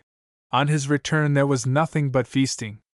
We came together, says Marguerite, to take walks in company, either in a lovely garden where are long alleys of cypress and laurel, or in the park which I had caused to be made, in alleys 3,000 paces long, which border the river, and the rest of the day was spent in all sorts of suitable pleasures, a ball ordinarily filling the afternoon and the evening. The grave Sully took a mistress like the rest. In visiting the restored dining hall, you repeople it involuntarily with the sumptuous costumes described by Brantome, ladies, clad in orange color and gold lace, robes of cloth of silver, of crisp cloth of gold, stuffs perfectly stiff with ornaments and embroidery. Queen Marguerite in a robe of flesh-colored Spanish velvet, heavily loaded with gold lace, so decked out with plumes and precious stones as nothing ever was before. I said to M. de Ronsard, "Do you not seem to see this beautiful queen, in such guise, appearing as the lovely Aurora, when she is going to spring up before the day, with her beautiful pale face, bordered with its ruby and carnation color? At the ball in the evening she loved to dance. The Pavane of Spain and the Italian Pazzamano. The passages in this were so well danced, the steps so judiciously conducted, the rest so beautifully made, that you knew not which most to admire, the beautiful manner of dancing, or the majesty of the steps, representing now gaiety, now a fine and grave disdain. You may well believe that the good king was not sparing of sport. Il faut de ses sujets le vainqueur et le père. The maids of honor of Marguerite could bear witness to this, hence intrigues, quarrels, and conjugal comedies, one of which is very prettily and very artlessly told by the queen. Mlle de Fosseuse was the heroine. The pain seized her one morning, at the break of day, while in bed in the chamber of the maids, and she sent for my physician and begged him to go and inform the king my husband, which he did.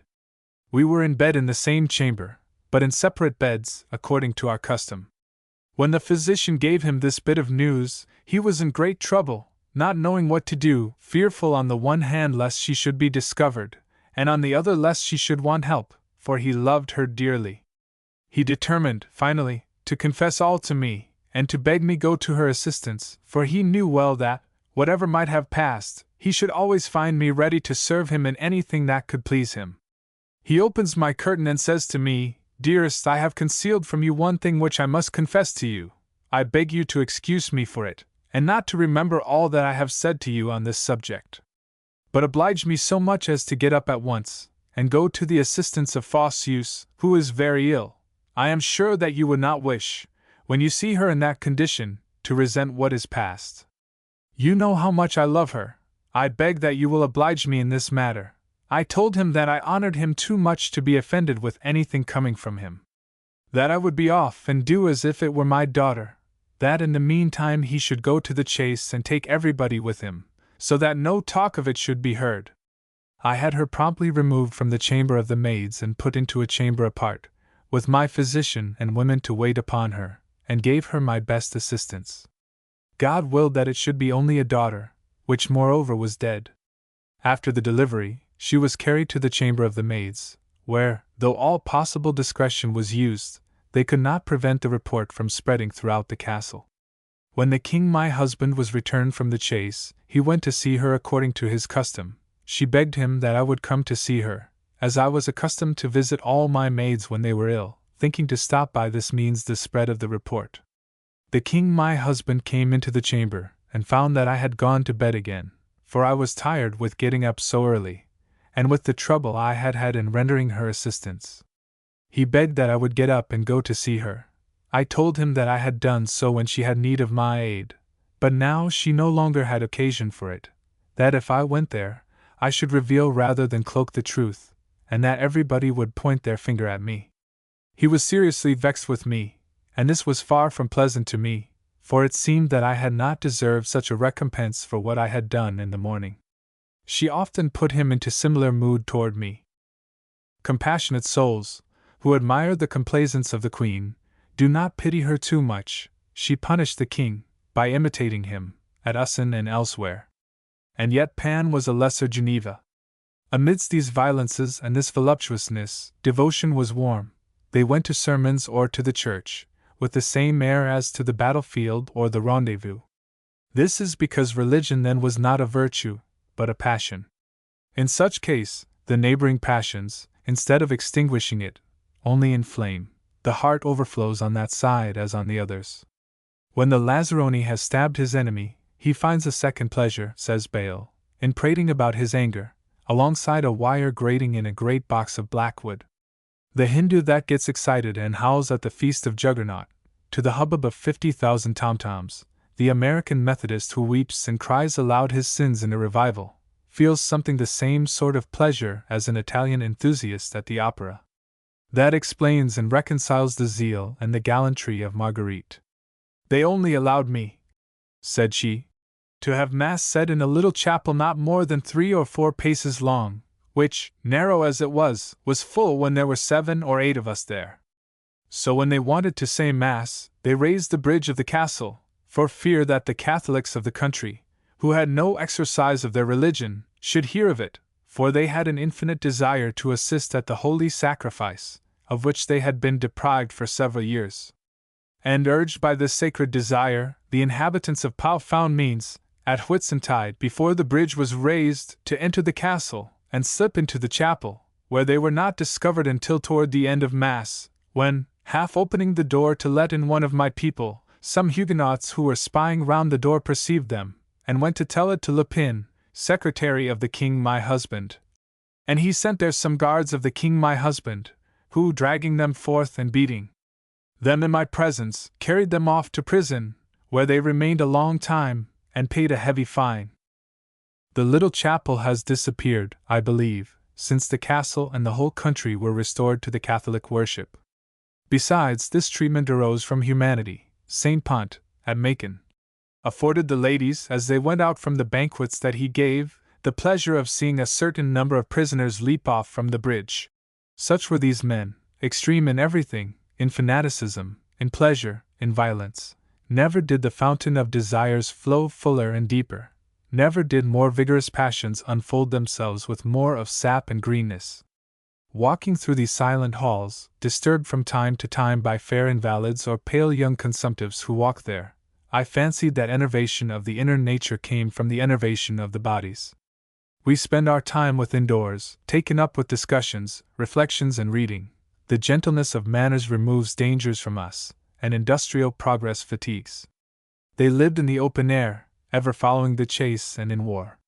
Queen Catherine was very fond of riding, up to the age of 60 and more, and of making great and active journeys, even after she had often fallen, to the great injury of her body, for she was several times so far hurt as to break her leg and wound her head. The rude exercises hardened their nerves. Their warmer blood, stirred by incessant peril, urged upon the brain impetuous caprices. They made history, while we write it. 3. The park is a great wood on a hill, embedded among meadows and harvests. You walk in long solitary alleys, under colonnades of superb oaks, while to the left the lofty stems of the copses mount in close ranks upon the back of the hill. The fog was not yet lifted. There was no motion in the air, not a corner of blue sky, not a sound in all the country. The song of a bird came for an instant from the midst of the ash trees, then sadly ceased. Is that then the sky of the south? And was it necessary to come to the happy country of the Pyrenees to find such melancholy impressions? A little byway brought us to a bank of the Gave. In a long pool of water was growing an army of reeds twice the height of a man. Their grayish spikes and their trembling leaves bent and whispered under the wind. A wild flower near by shed a vanilla perfume. We gazed on the broad country, the ranges of rounded hills, the silent plain under the dull dome of the sky. 300 paces away the Gave rolls between marshalled banks, which it has covered with sand. In the midst of the waters may be seen the moss-grown piles of a ruined bridge. One is at ease here, and yet at the bottom of the heart one feels a vague unrest. The soul is softened and loses itself in melancholy and tender reverie. Suddenly the clock strikes, and one has to go and prepare to take his soup between two commercial travelers. 4. Today the sun shines. On my way to the Place Nationale, I remarked a poor, half-ruined church, which had been turned into a coach-house. They have fastened upon it a carrier's sign. The arcades, in small grey stones, still round themselves with an elegant boldness. Beneath are stowed away carts and casks and pieces of wood. Here and there workmen were handling wheels. A broad ray of light fell upon a pile of straw, and made the somber corners seem yet darker. The pictures that one meets with outweigh those one has come to seek. From the esplanade which is opposite, the whole valley and the mountains beyond may be seen. This first sight of a southern sun, as it breaks from the rainy mists, is admirable. A sheet of white light stretches from one horizon to another without meeting a single cloud. The heart expands in this immense space. The very air is festal. The dazzled eyes close beneath the brightness which deluges them, and which runs over, radiated from the burning dome of heaven. The current of the river sparkles like a girdle of jewels. The chains of hills, yesterday veiled and damp, extend at their own sweet will beneath the warming, penetrating rays, and mount range upon range to spread out their green robe to the sun in the distance. The blue Pyrenees look like a bank of clouds. The air that bathes them shapes them into aerial forms, vapory phantoms, the farthest of which vanish in the cane-sent horizon. Dim contours that might be taken for a fugitive sketch from the lightest of pencils. In the midst of the serrate chain the Pic du Midi d'Ossau lifts its abrupt cone. At this distance, forms are softened, colors are blended. The Pyrenees are only the graceful bordering of a smiling landscape and of the magnificent sky. There is nothing imposing about them nor severe. The beauty here is serene, and the pleasure pure. The statue of Henry IV, with an inscription in Latin and in patois, is on the esplanade. The armor is finished so perfectly that it might make an armorer jealous. But why does the king wear so sad an air? His neck is ill at ease on his shoulders. His features are small and full of care. He has lost his gaiety, his spirit, his confidence in his fortune, his proud bearing. His air is neither that of a great nor a good man, nor of a man of intellect. His face is discontented, and one would say that he was bored with Pau. I am not sure that he was wrong, and yet the city passes for agreeable. The climate is very mild, and invalids who fear the cold pass the winter in it. Balls are given in the clubs. The English abound, and it is well known that in the matter of cookery, of beds and inns, these people are the first reformers in the universe. They would have done well in reforming the vehicles. The rickety little diligences of the country are drawn by gaunt jades which descend the hills on a walk, and make stops in the ascent. All encouragements of the whip are thrown away on their backs. You could not bear them any grudge on that account, so piteous is their appearance, with their ridgy backbones, hanging ears, and shrunken bellies. The coachman rises on his seat, pulls the reins, waves his arms, bawls and storms, clambers down and up again. His is a rude calling, but he has a soul like his calling. His passengers are of small consequence to him. He treats them as useful packages, a necessary counterpoise over which he has rights. At the foot of a mountain, the machine got its wheel into a ditch and tilted over. Every one leaped out after the manner of Panurge's sheep.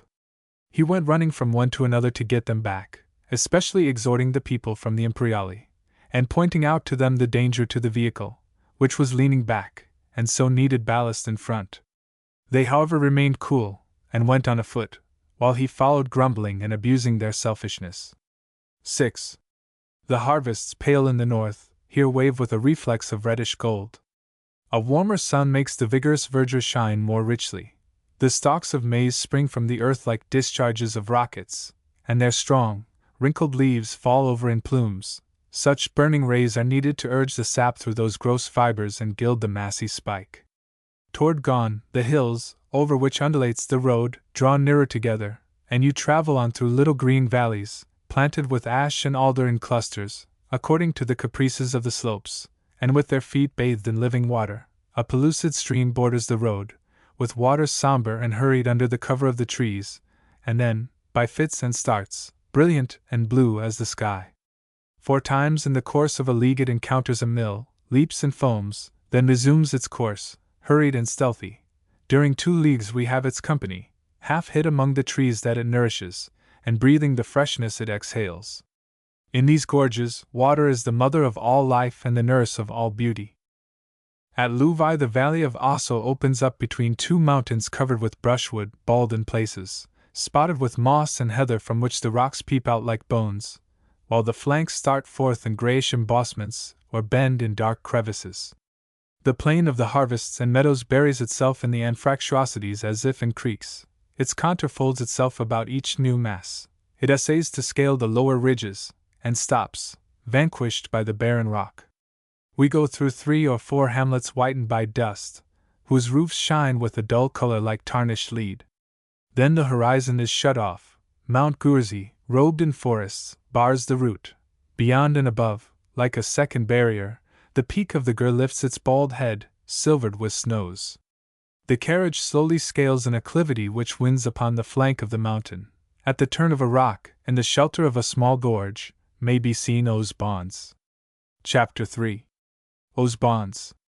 I thought that here I should find the country, a village like 100 others, with long roofs of thatch or tiles, with crannied walls and shaky doors, and in the courts a pell-mell of carts with faggots, and tools, and domestic animals, in short, the whole picturesque and charming unconstraint of country life. I find a Paris street and the promenades of the Bois de Boulogne. Never was country less countrified.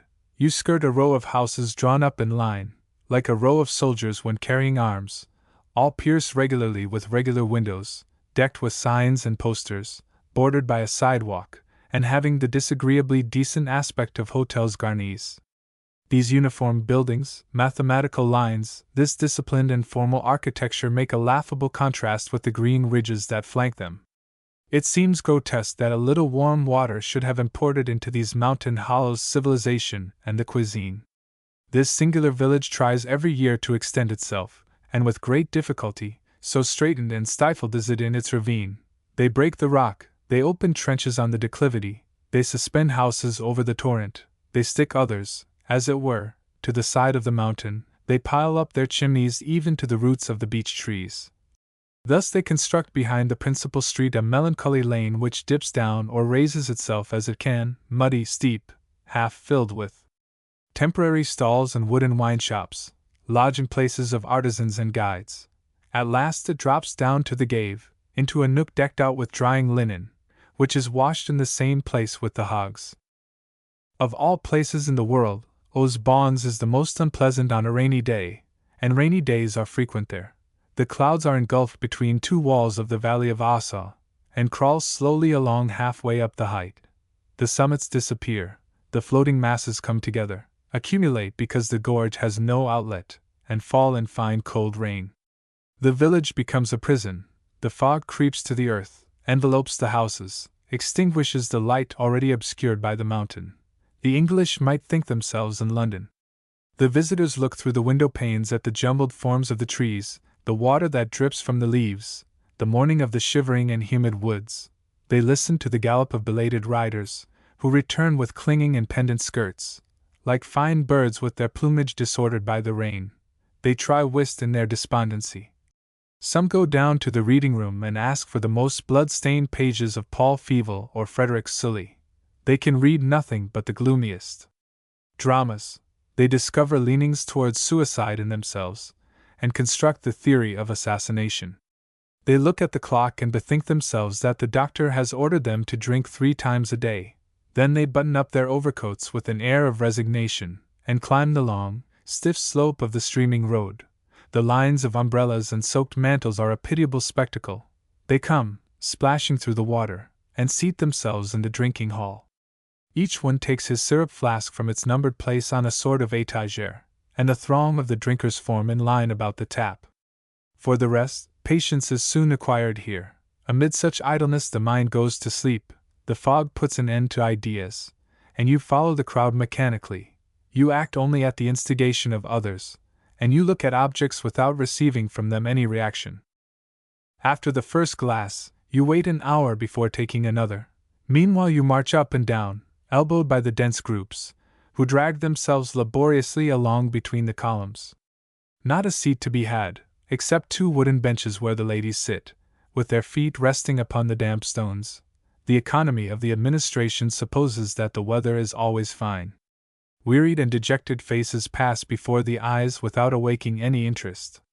For the 20th time you look over the marble trinkets, the shop with razors and scissors, a map that hangs on the wall. What is there that one is not capable of on a rainy day, if obliged to keep moving for an hour between 4 walls, amidst the buzzing of 200 people? You study the posters, contemplate assiduously some figures which pretend to represent the manners of the country. These are elegant and rosy shepherds, who lead to the dance smiling shepherdesses rosier than themselves. You stretch your neck out at the door only to see a gloomy passage where invalids are soaking their feet in a trough of warm water, all in a row like schoolchildren on cleaning and excursion days. After these distractions you return to your lodging, and find yourselves tête-à-tête, in close conversation with your chest of drawers and your light stand. 2. People who have any appetite take refuge at the table. They did not count upon the musicians. First we saw a blind man come in, a heavy, thick-headed Spaniard, then the violinists of the country, then another blind man. They play potpourris of waltzes, country dances, bits from operas, strung one upon another, galloping along, above the note or below it, with admirable fearlessness, despoiling every repertory in their musical race. The next day we had 3 Germans, tall as towers, stiff as stones, perfectly phlegmatic, playing without a gesture and passing the plate without a word. At least they play in time. On the 3rd day the musicians of a neighboring village appeared, a violin and flageolet. They executed their piece with such energy and discord, in tones so piercing, so long drawn out and rending, that, by universal consent, they were put outdoors. They began again under the windows. A good appetite is a consolation for all ills, so much the worse if you will, or so much the better for humanity. It is necessary to bear up against the tediousness, the rain and the music of O's bonds. The renewed blood then bears gaiety to the brain, and the body persuades the soul that everything is for the best in the best of worlds. You will have pity on those poor musicians as you leave the table. Voltaire has proved that an easy digestion induces compassion, and that a good stomach gives a good heart. Between 40 and 50 years of age, a man is handsome when, after dinner, he folds up his napkin and begins his indispensable promenade. He walks with legs apart, chest out, resting heavily on his stick, his cheeks colored by a slight warmth, humming between his teeth some old refrain of his youth. It seems to him that the universe is brought nicely together. He smiles and is bland. He is the first to reach you his hand. What machines we are! Yet why complain of it? My good neighbor would tell you that you have the key of your mechanism. Turn the spring toward the side of happiness. This may be kitchen philosophy, very well. He who practiced it did not trouble himself about the name. 3. On sunny days we live in the open air. A sort of yard, called the English garden, stretches between the street and the mountain, carpeted with a poor turf, withered and full of holes. The ladies constitute it their drawing-room and work there. The dandies, lying on several chairs at once, read their journal and proudly smoke their cigar. The little girls, in embroidered pantaloons, chatter with coquettish gestures and graceful little ways. They are trying in advance the parts they will play as lovely dolls. But for the red cassocks of the little jumping peasants, the aspect is that of the Champs-Élysées. You leave this spot by beautiful shaded walks which mount in zigzags upon the flanks of the 2 mountains, one above the torrent, the other above the city. Toward noon, numbers of bathers may be met here lying upon the heather, nearly all with a novel in hand. These lovers of the country resemble the banker who loved concerts. He enjoyed them because then he could calculate his dividends. Pardon these hapless creatures. They are punished for knowing how to read and not knowing how to look about. 4. Anomalous beaches sustain the slopes here. No description can give an idea of these stunted colossi, 8 feet high, and round which 3 men could not reach. Beaten back by the wind that desolates the declivity, their sap has been accumulating for centuries in huge, stunted, twisted and interlaced branches. All embossed with knots misshapen and blackened, they stretch and coil themselves fantastically, like limbs swollen by disease and distended by a supreme effort. Through the split bark may be seen the vegetable muscles unrolling themselves about the trunk, and crushing each other like the limbs of wrestlers. These squat torsos, half overthrown, almost horizontal, lean toward the plain, but their feet bury themselves among the rocks with such ties, that sooner than break that forest of roots, one might tear out a side of the mountain. Now and then a trunk, rotted by water, breaks open, hideously eventurated. The edges of the wounds spread farther apart with every year. They wear no longer the shape of trees, and yet they live, and cannot be conquered by winter, by their slope, nor by time, but boldly put forth into their native air their whitish shoots. If, under the shades of evening, You pass by the tortured tops and yawning trunks of these old inhabitants of the mountains. When the wind is beating the branches, you seem to hear a hollow plaint, extorted by a century's toil. These strange forms recall the fantastic creatures of the old Scandinavian mythology. You think on the giants imprisoned by fate, between walls that contracted day by day, and bent them down and lessened them, and then returned them to the light, after 1,000 years of torture, furious, misshapen, and dwarfed. Toward 4 o'clock the cavalcades return. The small horses of the country are gentle, and gallop without too much effort. Far away in the sunlight gleam the white and luminous veils of the ladies. Nothing is more graceful than a pretty woman on horseback, when she is either imprisoned in a black riding habit, nor topped with a chimney-pot hat. Nobody here wears this funereal, poverty-stricken English costume. In a gay country people assume gay colors. The sun is a counselor. It is forbidden to return at a gallop, which is reason enough why everybody should return at that gait. Ah, the great art of imitating the coming in of the cattle! They bend in the saddle, the highway resounds, the windows quiver, they sweep proudly before the saunterers who stop to gaze. It is a triumph. The administration of O's bonds does not know the human heart, especially the heart of woman. In the evening, everybody meets on a level promenade. It is a flat road half a league long, cut in the mountain of Goursy. The remainder of the country is nothing but steeps and precipices. Any one who for 8 days has known the fatigue of climbing bent double, of stumbling downhill, of studying the laws of equilibrium while flat on his back, will find it agreeable to walk on level ground, and to move his feet freely without thinking of his head. It gives a perfectly new sensation of security and ease. The road winds along a wooded hillside, furrowed by winter torrents into whitish ravines. A few wasted springs slip away under the stones in their stream beds, and cover them with climbing plants. You walk under the massive beeches, then skirt along an inclined plane, peopled with ferns, where feed the tinkling herds. The heat has abated, the air is soft, a perfume of healthy and wild verdure reaches you on the lightest breeze. Fair white-robed promenaders pass by in the twilight with ruffles of lace and floating muslins that rise and flutter like the wings of a bird. Every day we went to a seat upon a rock at the end of this road. From there, through the whole valley of Ossau, you follow the torrent grown into a river. The rich valley, a mosaic of yellow harvests and green fields, broadly opens out to the confines of the landscape, and allows the eye to lose itself in the dim distance of Bern. From each side 3 mountains strike out their feet towards the river, and cause the outline of the plain to rise and fall in waves. The furthest slope down like pyramids, and their pale blue declivities stand out upon the rosy zone of the dim sky. In the depth of the gorges it is already dark, but turn around and you may see the summit of the Gur, gleaming with a soft carnation cherishing the last smile of the sun. 6. On Sunday a procession of fine toilets goes up toward the church. This church is a round box, of stone and plaster, built for 50 persons but made to hold 200. Every half-hour the tide of the faithful ebbs and flows. Invalid priests abound and say as many masses as may be wanted. Everything at O's bonds suffers for want of room. They form in line for prayers as for drinking, and are as crowded at the chapel as at the tap. Occasionally a purveyor of public pleasures undertakes the duty of enlivening the afternoon. An eloquent poster announces the jeu du canard. They fasten a perch to a tree, a cord to the perch, and a duck to the cord. The most serious-minded people follow the preparation with marked interest. I have seen men who yawn at the opera form a ring, under a hot sun, for a whole hour in order to witness the decapitation of the poor hanging creature. If you are generous-minded and greedy of sensations in addition, you give 2 sous to a small boy, in consideration of which he has his eyes bandaged, is made to turn round and round, has an old saber given to him, and is pushed forward, in the midst of the laughter and outcry of the spectators.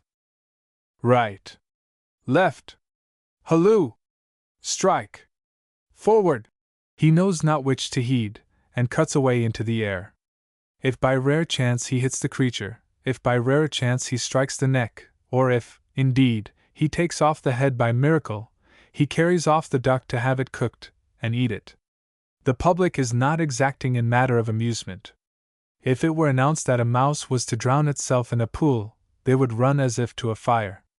Why not? said my neighbor, an odd, abrupt sort of man. This is a tragedy and a perfectly regular one. See if it has not all the classic parts.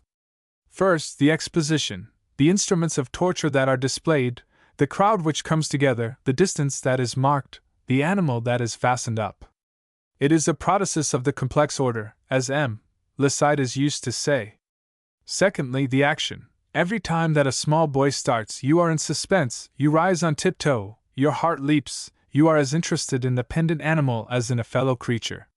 Do you say that the action is always the same? Simplicity is the characteristic of great works, and this one is after the Indian style. Thirdly, the catastrophe. If ever it was bloody, it is so here. As to the passions, they are those demanded by Aristotle, terror and pity. See how shiveringly the poor creature lifts its head, when it feels the current of air from the sword. With what a lamentable and resigned look it awaits the stroke. The chorus of spectators takes part in the action, praises or blames, just as in the antique tragedy. In short, the public is right in being amused, and pleasure is never wrong. You talk like La Harpe. This duck would accept his lot in patience, if he could hear you.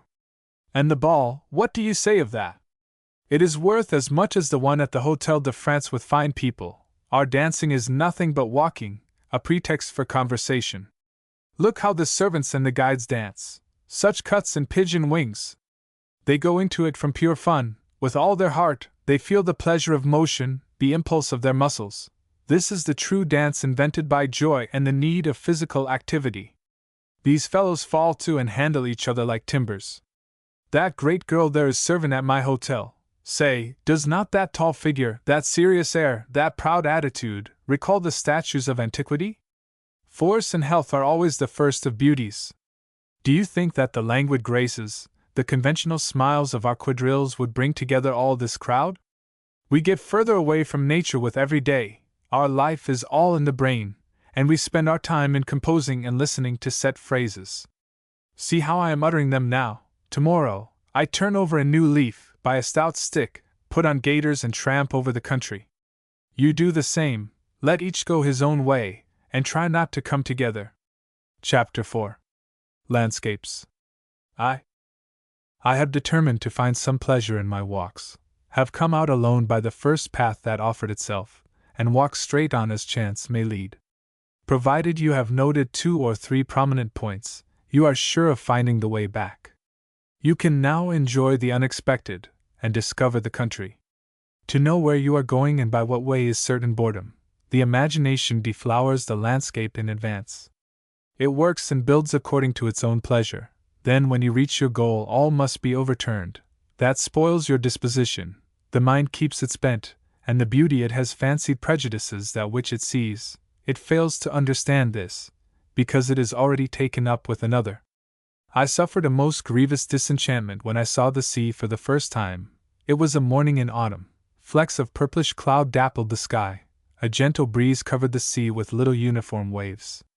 I seemed to see one of those long stretches of beetroot that are found in the environs of Paris, intersected by patches of green cabbages and bands of russet barley. The distant sails looked like the wings of homeward-bound pigeons. The view seemed to me confined. The artists, in their pictures, had represented the sea as greater. It was 3 days before I could get back the sensation of immensity. 2. The course of the Valentine is nothing but a long fall between multitudes of rocks. All along the promenade Einard, for half a league, you may hear it rumbling under your feet. At the bridge of Discu, its standing ground fails it altogether. It falls into an amphitheater, from shelf to shelf, in jets that cross each other and mingle their flakes of foam.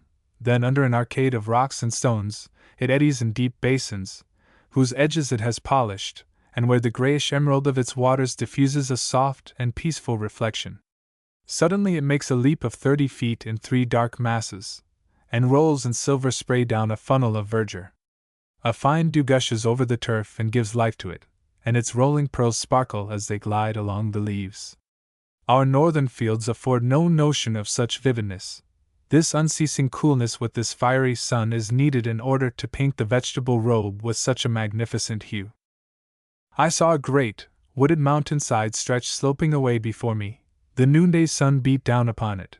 The mass of white rays pierced through the vault of the trees. The leaves glowed in splendor, either transparent or radiated. Over all this lighted slope no shadow could be distinguished.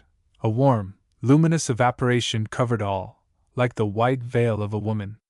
I have often since seen this strange garb of the mountains, especially towards evening. The bluish atmosphere enclosed in the gorges becomes visible. It grows thick, it imprisons the light and makes it palpable. The eye delights in penetrating into the fair network of gold that envelopes the ridges, sensitive to the softness and depth of it. The salient edges lose their hardness, the harsh contours are softened. It is heaven, descending and lending its veil to cover the nakedness of the savage daughters of the earth. Pardon me these metaphors. I appear, perhaps, to be studying turns of expression, and yet I am only recounting my sensations. From this place a meadow path leads to the Gorge of the Serpent. This is a gigantic notch in the perpendicular mountain. The brook that runs through it crawls along overborne by heaped-up blocks. Its bed is nothing but a ruin.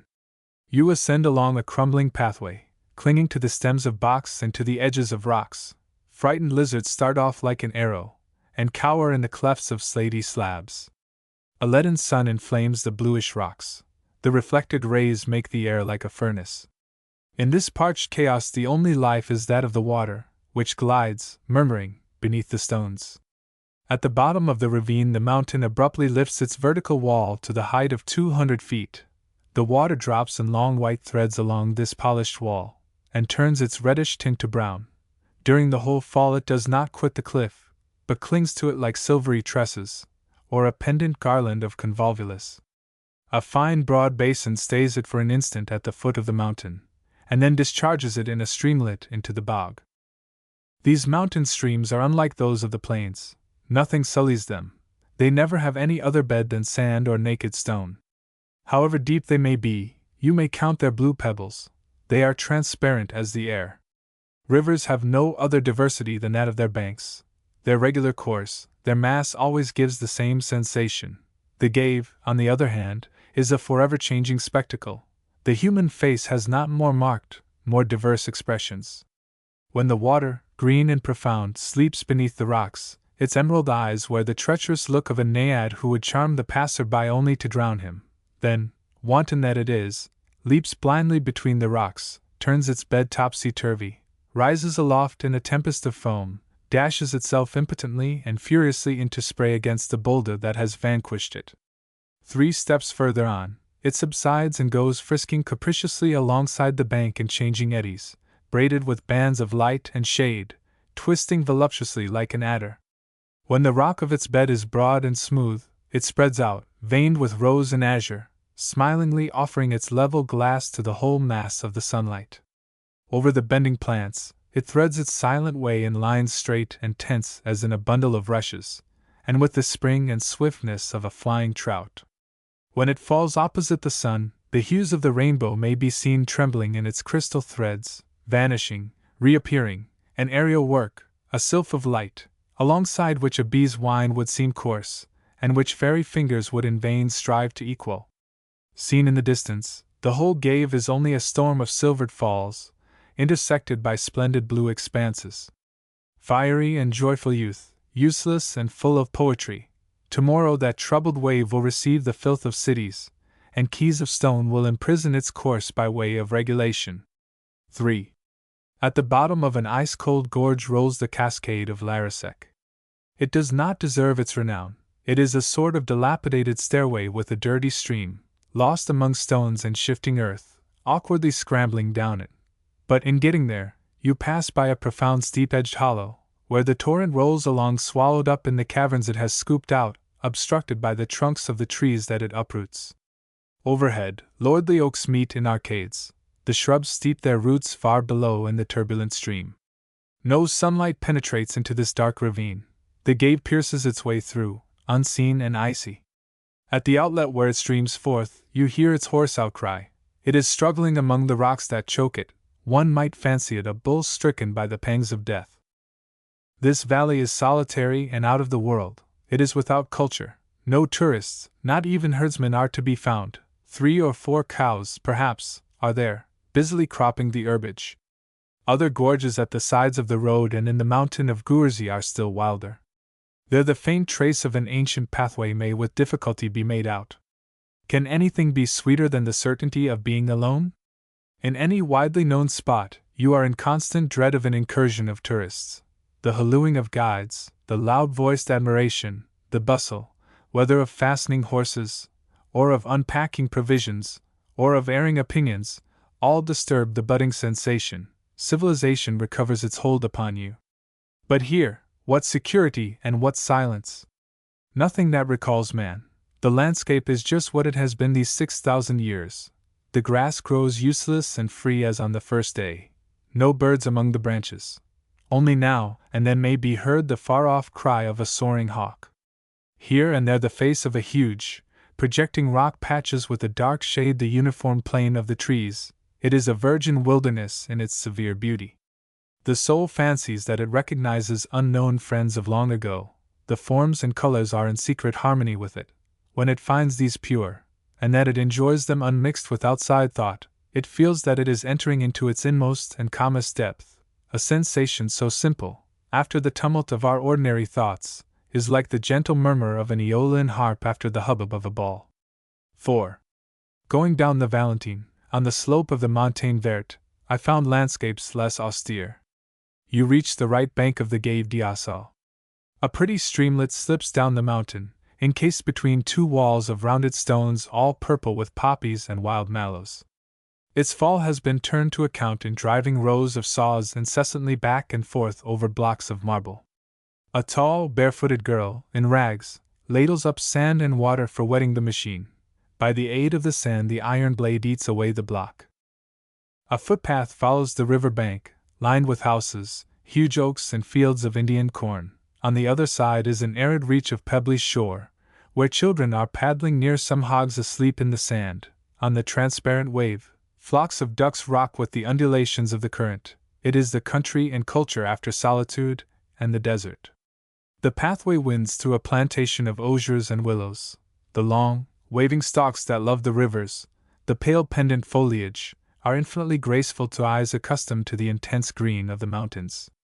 On the right may be seen the narrow rocky ways that lead to the hamlets scattered over the slopes. The houses there lean their backs against the mountain, shelved one above another, so as to look down upon the valley. At noon the people are all absent. Every door is closed. 3 or 4 old women, who alone are left in the village, are spreading grain upon the level rock which forms the street or esplanade. What more singular than this long, natural flagstone, carpeted with gilded heads of grain? The dark and narrow church ordinarily rises from a terraced yard, enclosed by a low wall. The bell tower is white and square, with a slated spire. Under the porch may be read a few epitaphs carved in the stone. These, for the most part, are the names of invalids who have died at Aux Bonds. I remark those of 2 brothers. To die so far from home and alone! It is touching to read these words of sympathy graven upon a tomb. This sunlight is so sweet. The valley so beautiful. You seem to breathe health in the air. You want to live, one wishes, as the old poet says. Ainsi rejour long temps de sa force et de sa jeunesse. The love of life is imparted with the love of light. How often, beneath the gloomy northern sky, do we form a similar desire?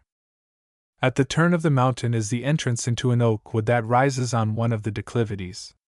These lofty, roomy forests give to the south shade without coolness. High up, among the trunks, shines a patch of blue sky. Light and shade dapple the gray moss like a silken design upon a velvet ground. A heavy, warm air, loaded with vegetable emanations, rises to the face. It fills the chest and affects the head like wine. The monotonous sound of the cricket and the grasshopper comes from wheat land and meadow, from mountain and from plain. You feel that living myriads are at work among the heather and under the thatch, and in the veins, where ferments the blood, courses a vague sensation of comfort, the uncertain state between sleeping and dreaming, which steeps the soul in animal life and stifles thought under the dull impressions of the senses. You stretch yourself out, and are content with merely living. You feel not the passage of the hours, but are happy in the present moment, without a thought for past or future. You gaze upon the slender sprigs of moss, the grayish spikes of the grasses, the long ribbons of the shining herbs. you follow the course of an insect striving to get over a thicket of turf, and clambering up and down in the labyrinth of its stalks. Why not confess that you have become a child again and are amused with the least of sights? What is the country but a means of returning to our earliest youth, of finding again that faculty of happiness, that state of deep attention, that indifference to everything but pleasure and the present sensation, that facile joy which is a brimming spring ready to overflow at the least impulse? I passed an hour beside a squadron of ants who were dragging the body of a big fly across a stone. They were bent upon the dismemberment of the vanquished. At each leg a little workwoman, in a black bodice, pulled and worked with all her might. The rest held the body in place. I never saw efforts more fearful. At times their prey rolled off the stone, then they had to begin over again. At last, fatigued by the toils of war, and wanting power to cut up and carry off the prey, they resigned themselves to eating it on the spot. The view from Mount Goursy is much admired. The traveler is informed that he will see the whole plain of Beam as far as Pau. I am obliged to take the word of the guidebook for it. I found clouds at the summit, and saw nothing but the fog. At the end of the forest that covers the first slope lay some enormous trees, half rotten, and already whitened with moss. Some mummies of pine trees were left standing, but their pyramids of branches showed a shattered side. Old oaks split open as high up as a man's head, crowned or wound with mushrooms and red strawberries. From the manner in which the ground is strewn, it might be called a battlefield laid waste by bullets. It is the herdsmen who, for mere amusement, set fire to the trees. My neighbor, the tourist, told me next day that I had not lost much, and gave me a dissertation against the views from mountain tops. He is a resolute traveler, a great lover of painting, very odd, however, and accustomed to believing nothing but himself, enthusiastic reasoner, violent in his opinions and fruitful in paradox. He is a singular man. At 50, he is as active as if he were but 20. He is dry, nervous, always well and alert, his legs forever in motion, his head fermenting with some idea which has just sprung up in his brain, and which during 2 days will appear to him the finest in the world.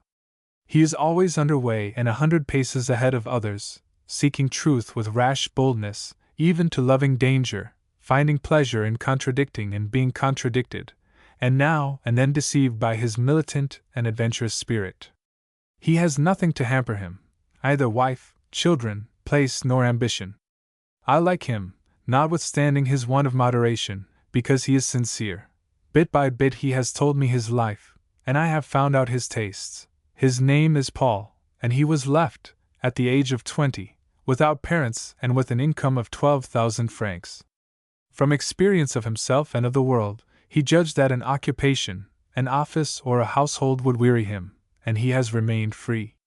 He found that amusements failed to amuse, and he gave up pleasures. He says that suppers give him the headache, that play makes him nervous, that a respectable mistress ties a man down, and a hired mistress disgusts him. So he has turned his attention to traveling and reading. "It is only water, if you will," said he, "but that is better than your doctored wine, at least it is better for my stomach." Besides, he finds himself comfortable under his system, and maintains that tastes such as his grow with age, that, in short, the most sensible of senses, the most capable of new and various pleasures is the brain. He confesses that he is dainty in respect of ideas, slightly selfish, and that he looks upon the world merely as a spectator, as if it were a theater of marionettes. I grant that he is a thoroughly good fellow at heart, usually good-humored, careful not to step on the toes of others, at times calculated to cheer them up, and that, at least, he has the habit of remaining modestly and quietly in his corner. We have philosophized beyond measure between ourselves, or rather against one another. You may skip the following pages if you are not fond of dissertations. He could not bear to have people go up a mountain in order to look down on the plain. "They don't know what they are doing," said he. "It is an absurdity of perspective. It is destroying a landscape for the better enjoyment of it. At such a distance there are either forms nor colors. The heights are mere molehills, the villages are spots, the rivers are lines drawn by a pen. The objects are all lost in one grayish tint, the contrast of lights and shades is blotted out, everything is diminished.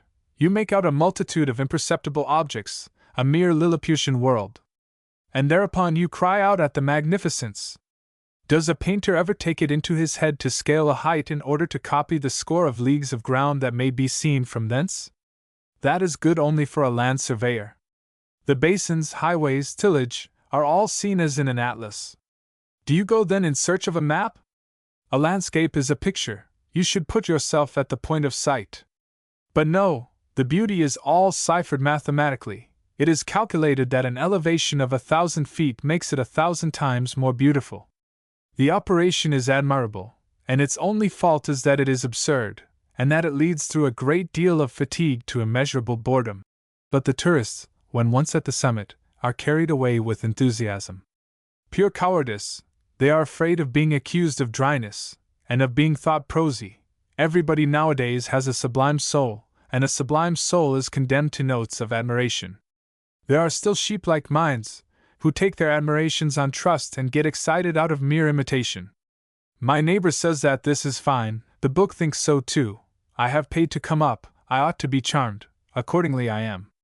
I was one day on a mountain with a family to whom the guide pointed out an indistinct bluish line, saying, "There is Toulouse." The father, with sparkling eyes, repeated to the son, "There is Toulouse," and he, at sight of so much joy, cried with transport, "There is Toulouse." They learn to feel the beautiful, as any one learns to bow, through family tradition. It is so that artists are formed, and that the great aspects of nature imprint forever upon the soul's solemn emotions. Then an ascent is an error of taste? Not at all. If the plain is ugly seen from above, the mountains themselves are beautiful, and indeed they are beautiful only from above. When you are in the valley they overwhelm you, you cannot take them in, you see only one side of them, you cannot appreciate their height nor their size. 1,000 feet and 10,000 are all the same to you. The spectator is like an ant in a well, at one moment distance blots out the beauty, the next, it is proximity does away with the grandeur. From the top of a peak, on the other hand, the mountains proportion themselves to our organs, the eye wanders over the ridges and takes in their whole, our mind comprehends them, because our body dominates them. Go to Saint Sauveur, to Bareges, you will see that those monstrous masses have as expressive a physiognomy, and represent as well-defined an idea as a tree or an animal. Here you have found nothing but pretty details. The ensemble is tiresome. You talk of this country as a sick man of his doctor. What have you to say then against these mountains? That they have no marked character. They have neither the austerity of bald peaks nor the lovely roundings of wooded hills. These fragments of grayish verdure, this poor mantle of stunted box pierced by the projecting bones of the rock, those scattered patches of yellowish moss, resemble rags. I like to have a person either naked or clothed, and do not like your tatterdemalion. The very forms are wanting in grandeur, the valleys are neither abrupt nor smiling. I do not find the perpendicular walls, the broad glaciers, the heaps of bald and jagged summits which are seen further on. The country does not amount to much either as plain or mountain, it should either be put forward or held back. You give advice to nature. Why not? She has her uncertainties and incongruities like anyone else. She is not a god, but an artist whose genius inspires him today and tomorrow lets him down again. A landscape, in order to be beautiful, must have all its parts stamped with the common idea and contributing to produce a single sensation. If it gives the lie here to what it says yonder, it destroys itself, and the spectator is in the presence of nothing but a mass of senseless objects. What though these objects be coarse, dirty, vulgar? Provided they make up a whole by their harmony, and that they agree in giving us a single impression, we are pleased. So that a courtyard, a worm-eaten hut, a parched and melancholy plain, may be as beautiful as the sublimest mountain. Certainly. You know the fields of the Flemish painters, how flat they are, you are never tired of looking at them. Take something that is still more trivial, an interior of Van Ostade. An old peasant is sharpening a chopping knife in the corner, the mother is swaddling her nursling, 3 or 4 brats are rolling about among the tools, the kettles and benches. A row of hams is ranged in the chimney, and the great old bed is displayed in the background under its red curtains. What could be more common? But all these good people have an air of peaceful contentment. The babies are warm and easy in the over-wide breeches, glossy antiques transmitted from generation to generation. There must have been habits of security and abundance, for a scattered household to lie pell-mell on the ground in this fashion. This comfort must have lasted from father to son, for the furniture to have assumed that somber color and all the hues to harmonize. There is not an object here that does not point to the unconstraint of an easygoing life and uniform good nature. If this mutual fitness of the parts is the mark of fine painting, why not of fine nature? Real or fancied, the object is the same. I praise or I blame one with as good right as the other, because the practice or the violation of the same rules produces in me the same enjoyment or the same displeasure. Above Gabas. Mountains then may have another beauty than that of grandeur? Yes, since they sometimes have a different expression. Look at that little isolated chain, against which the therms support themselves. Nobody climbs it. It possesses neither great trees, nor naked rocks, nor points of view. And yet I experienced a genuine pleasure there yesterday. You follow the sharp backbone of the mountain that protrudes its vertebrae through its meager coating of earth. The poor but thick-set turf, sunburnt and beaten by the wind, forms a carpet firmly sewn with tenacious threads. The half-dried mosses, the knotty heaths strike their stubborn roots down between the clefts of the rock. The stunted firs creep along, twisting their horizontal trunks. An aromatic and penetrating odor, concentrated and drawn forth by the heat, comes from all these mountain plants. You feel that they are engaged in an eternal struggle against a barren soil, a dry wind, and a shower of fiery rays driven back upon themselves, hardened to all inclemencies, and determined to live. This expression is the soul of the landscape. Now, given so many varied expressions, you have so many different beauties, so many chords of passion are stirred. The pleasure consists in seeing this soul. If you cannot distinguish it, or if it be wanting, a mountain will make upon you precisely the effect of a heap of pebbles. That is an attack on the tourists. Tomorrow I will test your reasoning in the gorge of Aux Chaudes, and see if it is right. Chapter 5. Aux Chaudes. Oh, and the north of the valley of Assa is a cleft. It is the way to Aux Chaudes. An entire skirt of the mountain was torn out in order to open it. The wind eddies through the hollows of this chilly pass. The precipitous cut, of a dark iron color, lifts its formidable mass as if to overwhelm the passer-by. Upon the rocky wall opposite are perched twisted trees in rows, and their thin, feathery tops wave strangely among the reddish projections. The highway overhangs the gave which eddies 500 feet below. It is the stream which has hollowed out this prodigious groove, coming back again and again to the attack, and for whole centuries together. 2 rows of huge rounded niches mark the lowering of its bed, and the ages of its toil. The day seems to grow dark as you enter. It is only a strip of sky that can be seen above the head. Oh! On the right, a range of giant cones rises into relief against the intense azure. Their bellies crowd one upon another and protrude in rounded masses. But their lofty peaks swing upward with a dash, with a gigantic sort of flight, towards the sublime dome whence streams the day. The light of August falls on the stony escarpments, upon the broken walls, where the rock, damasked and engraven, gleams like an oriental cuirass. Leprous spots of moss are there encrusted, stems of dried box dangle wretchedly in the crannies. But they are lost sight of in such heroic nakedness. The ruddy or blackened colossi display themselves in triumph in the splendor of the heavens. Between 2 channeled granite towers stretches the little village of Aux Chaudes. But who, here, pays any attention to the village? All thought is taken up by the mountains. The eastern chain, abruptly cut off, drops perpendicularly like the wall of a citadel. At the summit, 1,000 feet above the highway, are esplanades expanding in forests and meadows, a crown green and moist, whence cascades ooze forth by the hundred. They wind broken and flaky along the breast of the mountain, like necklaces of pearls told off between the fingers, bathing the feet of the lustrous oaks, deluging the boulders with their tempest, then at last spreading themselves out in long beds where the level rock lures them to sleep. The wall of granite falls away. At the east, an amphitheater of forests suddenly opens up. On all sides, as far as the eye can reach, the mountains are loaded with wood to the very top. Several of them rise, in all their blackness, into the heart of the light, and their fringe of trees bristles against the pale sky. The charming cup of verdure rounds its gilded margin, then drops into hollows, overflowing with birch and oak, with tender, changeable hues that lend additional sweetness to the mists of morning. Not a hamlet is to be seen, no smoke, no culture.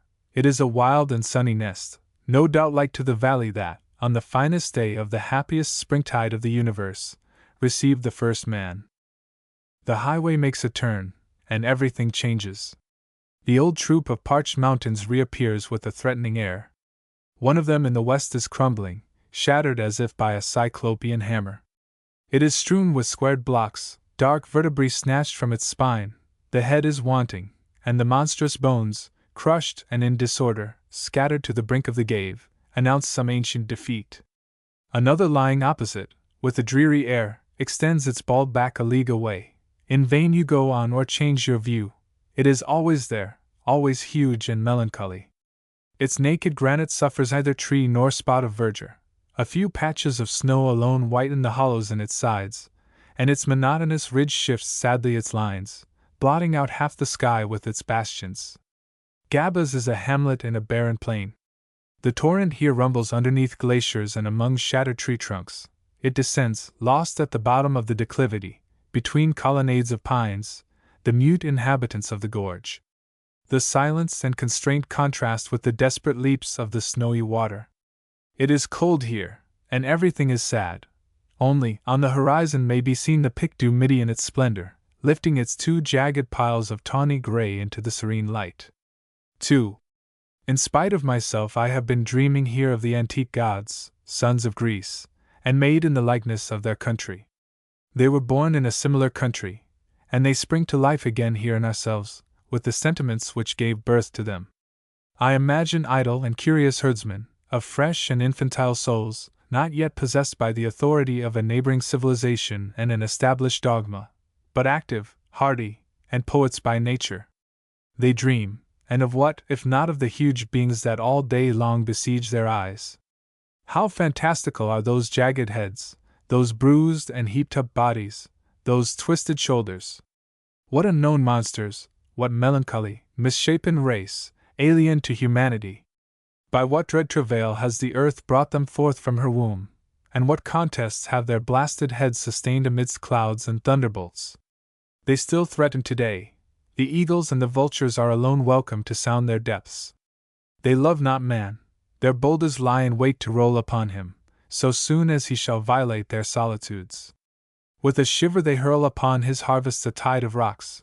They have but to gather up a storm in order to drown him like an ant. How changeable is their face, but always to be dreaded! What lightnings their summits hurl among the creeping fogs! That flash causes fear like the eye of some tyrant god, seen for a moment, then hid again. There are mountains that weep, amidst their gloomy bogs, and their tears trickle down their aged cheeks with a hollow sob, betwixt pines that rustle and whisper sorrowfully, as if pitying that eternal mourning. Others, seated in a ring, bathe their feet in lakes the color of steel, and which no wind ever ruffles. They are happy in such calm, and gaze into the virgin wave at their silver helmet. How mysterious are they at night, and what evil thoughts do they turn over in winter, when wrapped in their shroud of snow! But in the broad day and in summer, with what buoyancy and how glorified rises their forehead to the sublimest heights of air, into pure and radiant realms, into light, to their own native country. All scarred and monstrous though they be, they are still the gods of the earth, and they have aspired to be gods of heaven. But lo, where comes a second race, lovely and almost human, the choir of the nymphs, fleeting and melting creatures who are daughters of those misshapen colossuses. How comes it that they have begotten them? No one knows. The birth of the gods, full of mystery, eludes mortal eye. Some say that their first pearl has been seen to ooze from an herb, or from a cranny beneath the glaciers, in the uplands. But they have dwelt long in the paternal bowels. Some, burning ones, keep the memory of that inner furnace whose bubbling they have looked upon, and which, from time to time, still makes the ground to tremble. Others, icy cold, have crossed the eternal winter that whitens the summits. At the outset, all retain the fire of their race. Disheveled, screaming, raving, they bruise themselves against the rocks, they cleave the valleys, sweep away trees, struggle, and are sullied. What transport is here, maidenly and bacchanal!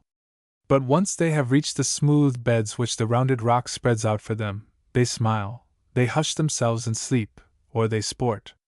Their deep eyes of liquid emerald have their flashes. Their bodies bow and rise again.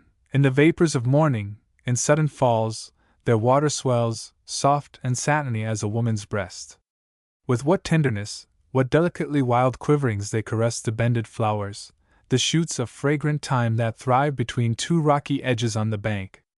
Then with sudden caprice they plunge deep down in a cavern, and scream and writhe as mad and wayward as any child. What happiness in spreading out thus to the sun! What strange gaiety, or what divine tranquillity, in that transparent wave as it laughs or eddies! Neither the eye nor the diamond has that changeful clearness, those burning and glaucous reflections, those inward tremblings of pleasure or of anxiety. Women though they are indeed goddesses. Without more than human might would they have availed, with their soft wave, to wear these hard cliffs, to bore through these impregnable barriers. And by what secret virtue do they know, they, so innocent of aspect, how at one time to torture and slay him who drinks, and again, to heal the infirm and the invalid? They hate the one and love the other, and like their fathers, they bestow life and death at their pleasure. Such is the poetry of the pagan world, of the childhood of mankind. Thus each one framed it for himself, in the dawn of things, at the awaking of imagination and conscience, long before the age when reflection set up defined worship and studied dogmas. Among the dreams that blossomed in the morning of the world, I love only those of Ionia. Hereupon Paul became vexed, and called me a classicist. You are all like that. You take one step forward into an idea, and then stop short like cowards. Come now, there are 100 Olympuses in Egypt, in Iceland, in India. Each one of those landscapes is an aspect of nature. Each of those gods is one of the forms in which man has expressed his idea of nature. Admire the god by the same standard as the landscape. The onion of Egypt is worth as much as Olympian Jove. That is too strong, yet I take you at your word. You shall stand by your assertion, and extract a god from your onion. This very instant. But first transport yourself to Egypt, before the coming of warriors and priests, upon the river Ouse, among savages half naked in the mire, half drowned in water, half burned by the sun. What a sight is that of this great black shore steaming under the heat, where crocodiles and writhing fish lash the waters of the pools. Myriads of mosquitoes buzz in the air, large-leaved plants lift their tangled mass, the earth ferments and teems with life, the brain grows giddy with the heavy exhalations, and man, made restless, shudders as he feels in the air and coursing through his limbs the generative virtue by whose means everything multiplies and grows green. A year ago nothing grew on this ooze. What a change! There springs from it a tall, straight reed, with shining thongs, the stem, swollen with juices, striking deep into the slime. With every day it expands and changes. Green at the outset, it reddens like the sun behind the mists. Unceasingly does this child of the ooze suck therefrom juices and force. The earth broods over it and commits to it its every virtue. See it now, how, of its own accord, it lifts itself halfway, and at last wholly, and warms in the sun its scaly belly filled with an acrid blood that boils, and so exuberant that it bursts the triple skin and oozes through the wound. What a strange life! And by what miracle is it that the point of the summit becomes a plume and a parasol? Those who first gathered it wept, as though some poison had burned their eyes, but in the winter-time, when fish fails, it rejoices him who meets it. Those enormous heaped-up globes, are they not the 100 breasts of the great nurse, Mother Earth? New ones reappear as often as the waters retire. There is some divine force hidden beneath those scales. May it never fail to return! The crocodile is God, because it devours us. The ichneumon is God, because it saves us. The onion is God, because it nourishes us. The onion is God, and Paul is its prophet. You shall have some this evening, with white sauce. But, my dear friend, you frighten me. You blot out with one stroke 3,000 years of history. You put on one level races of artists and races of visionaries, savage tribes and civilized nations. I like the crocodile and the onion, but I like Jupiter and Diana better. The Greeks have invented the arts and sciences. The Egyptians have only left some heaps of ashlar work. A block of granite is not as good as either Aristotle or Homer. They are everywhere the first who, through clear reasoning, have reached a conception of justice and have made science. Then, however evil our time may be, it surpasses many another. Your grotesque and oriental hallucinations are beautiful, at a distance however. I am willing to contemplate them, but not to submit to them. Nowadays we have no poetry, be it so, but we appreciate the poetry of others. If our museum is poor, we have the museums of all ages and all nations. Do you know what I get from your theories? 3 times a month they will save me 4 francs. I shall find fairyland in them, and shall have no further occasion for going to the opera. Chapter 6. The Inhabitants. And the 8th of August, at 9 o'clock in the morning, the piercing note of a flageolet was to be heard at half a league's distance from Osbon's, and the bathers set out for As. The way there is by a narrow road cut in the Montagne Verte, and overhung with lavender and bunches of wild flowers. We entered upon a street 6 feet in width. It is the main street. Scarlet-capped children, wondering at their own magnificence, stood bolt upright in the doorways and looked on us in silent admiration. The public square, at the side of the lavatory, is as large as a small room. It is here that dances take place. 2 hogsheads had been set up, 2 planks upon the hogsheads, 2 chairs upon the planks, and on the chairs 2 musicians, the whole surmounted by 2 splendid blue umbrellas which did service as parasols, for the sky was brazen, and there was not a tree on the square. The whole formed an exceedingly pretty and original picture. Under the roof of the lavatory, a group of old women leaned against the pillars and talked. A crystal stream gushed forth and ran down the slated gutter. 3 small children stood motionless, with wide-open, questioning eyes. The young men were at exercise in the pathway, playing at bass. Above the esplanade, on points of rock forming shelves, the women looked down on the dance, in holiday costume, a great scarlet hood, a body embroidered in silver, or in silk with violet flowers, a yellow, long-fringed shawl, a black petticoat hanging in folds, close to the figure, and white woolen gaiters. These strong colors, the lavished red, the reflexes of the silk under a dazzling light, were delightful. About the 2 hogsheads was wheeling, with a supple, measured movement, a sort of roundelay, to an odd and monotonous air terminated by a shrill false note of startling effect. A youth in woolen vest and breeches led the band. The young girls moved gravely, without talking or laughing. Their little sisters at the end of the file took great pains in practicing the step, and the line of purple capulets slowly waved like a crown of peonies. Occasionally the leader of the dance gave a sudden bound with a savage cry, and recalled to our mind that we were in the land of bears, in the very heart of the mountains. Paul was there under his umbrella, wagging his great beard with a look of delight. Had he been able, he would have followed the dance. Was I right? Is there a single thing here out of harmony with the rest, and which the sun, the climate, the soil, do not make suitable? These people are poets. They must have been in love with the light to have invented these splendid costumes.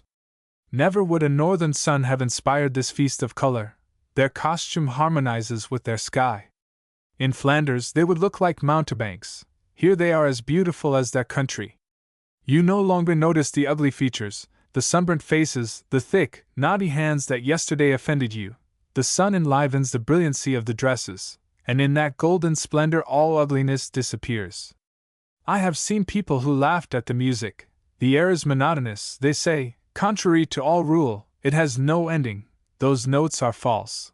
At Paris, that may be, but here, no. Have you remarked that wild and original expression? How it suits the landscape! That air could have sprung up nowhere but among the mountains. The frou-frou of the tambourine is as the languid voice of the wind when it coasts the narrow valleys. The shrill tone of the flageolet is the whistling of the breeze when it is heard on the naked summits. That final note is the cry of a hawk in the depths of the air. The mountain sounds too are recognizable, hardly transformed by the rhythm of the song. And then the dance is as primitive, as natural, as suitable to the country as the music. They go wheeling about hand in hand. What could be more simple?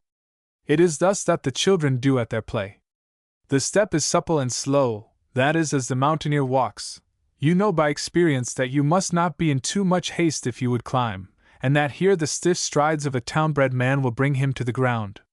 That leap, that seems to you so strange, is one of their habits, hence one of their pleasures. To make up a festival, they have chosen what they found agreeable among the things to which their eyes, ears, and legs were habituated. Is not this festival then the most national, the truest, the most harmonious, and hence the most beautiful that can be imagined? 2. Lérins is a market town. Instead of a hogshead, there were 4 times 2 hogsheads and as many musicians, all playing together, and each one a different portion of the same air. This clatter accepted, and a few magnificent pairs of velvet breeches, the festival was the same as that at AAS. What we go there to see is the procession. At first, everybody attends vespers: the women in the somber nave of the church, the men in a gallery, the small boys in a second gallery higher up, under the eye of a frowning schoolmaster. The young girls, kneeling close to the gratings of the choir, repeated Ave Marias, to which the deep voice of the congregation responded. Their clear, metallic voices formed a pretty contrast to the hollow buzzing of the resounding responses. Some wolfish-looking old mountaineers, from 30 miles away, made the blackened wood of the balustrade creak as they clumsily bent the knee. A twilight fell on the dense crowd, and made yet darker the expression of those energetic countenances. One might have fancied himself in the 16th century. Meanwhile the little bells chattered joyously with their shrill voices, and made all possible noise, like a roost full of fowls at the top of the White Tower. At the end of an hour, the procession arranged itself very artistically and went forth. The first part of the cortege was amusing: 2 rows of little scapegraces in red vests, their hands clasped over their bellies, in order to keep their book in place, tried to give themselves an air of compunction, and looked at each other out of the corners of their eyes in a manner truly comical. This band of masquerading monkeys was led by a jolly stout priest, whose folded bands, cuffs, and hanging laces fluttered and waved like wings. Then a sorry beadle, in a soiled douanier's coat, then a fine mayor in uniform, with his sword at his side, then 2 long seminarians, 2 plump little priests, a banner of the Virgin, finally all the douaniers and all the gendarmes of the country, in short, all the grandeurs, all the splendors, all the actors of civilization. The barbarians, however, were more beautiful. It was the procession of men and women who, taper in hand, filed by during 3/4 of an hour. I saw in it true Henry IV. faces, with the severe and intelligent expression, the proud and serious bearing, the large features of his contemporaries. Especially there were some old herdsmen in russet greatcoats of hairy felt, their brows not wrinkled but furrowed, bronzed and burned by the sun, their glances savage as those of a wild beast, worthy of having lived in the time of Charlemagne. Surely those who defied Roland were not more savage in physiognomy. Finally appeared 5 or 6 old women, the like of whom I could never have imagined. A hooded cloak of white woolen stuff enfolded them like a bed blanket. Only the swarthy countenance was visible, their eyes deep and fierce like the she-wolf's, their mumbling lips, that seemed to be muttering spells. They called to mind involuntarily the witches in Macbeth. The mind was transported 100 leagues away from cities, into barren gorges, beneath lone glaciers where the herdsmen pass whole months amidst the snows of winter, near to the growling bears, without hearing one human word, with no other companions than the gaunt peaks and the dreary fir trees. They have borrowed from solitude something of its aspect. 3. The Ossolies, however, have ordinarily a gentle, intelligent, and somewhat sad physiognomy. The soil is too poor to impart to their countenance that expression of impatient vivacity and lively spirit that the wine of the south and the easy life give to their neighbors of Languedoc. 80 leagues in a carriage prove that the soil molds the type. A little farther up, in the Cantal, a country of chestnut trees, where the people fill themselves with a hearty nourishment, you will see countenances red with sluggish blood and set with a thick beard, fleshy, heavy-limbed bodies, massive machines for labor. Here the men are thin and pale, their bones project, and their large features are weather-beaten like those of their mountains. An endless struggle against the soil has stunted the women as well as the plants. It has left in their eyes a vague expression of melancholy and reflection. Thus the incessant impressions of body and soul in the long run modify body and soul. The race molds the individual, the country molds the race.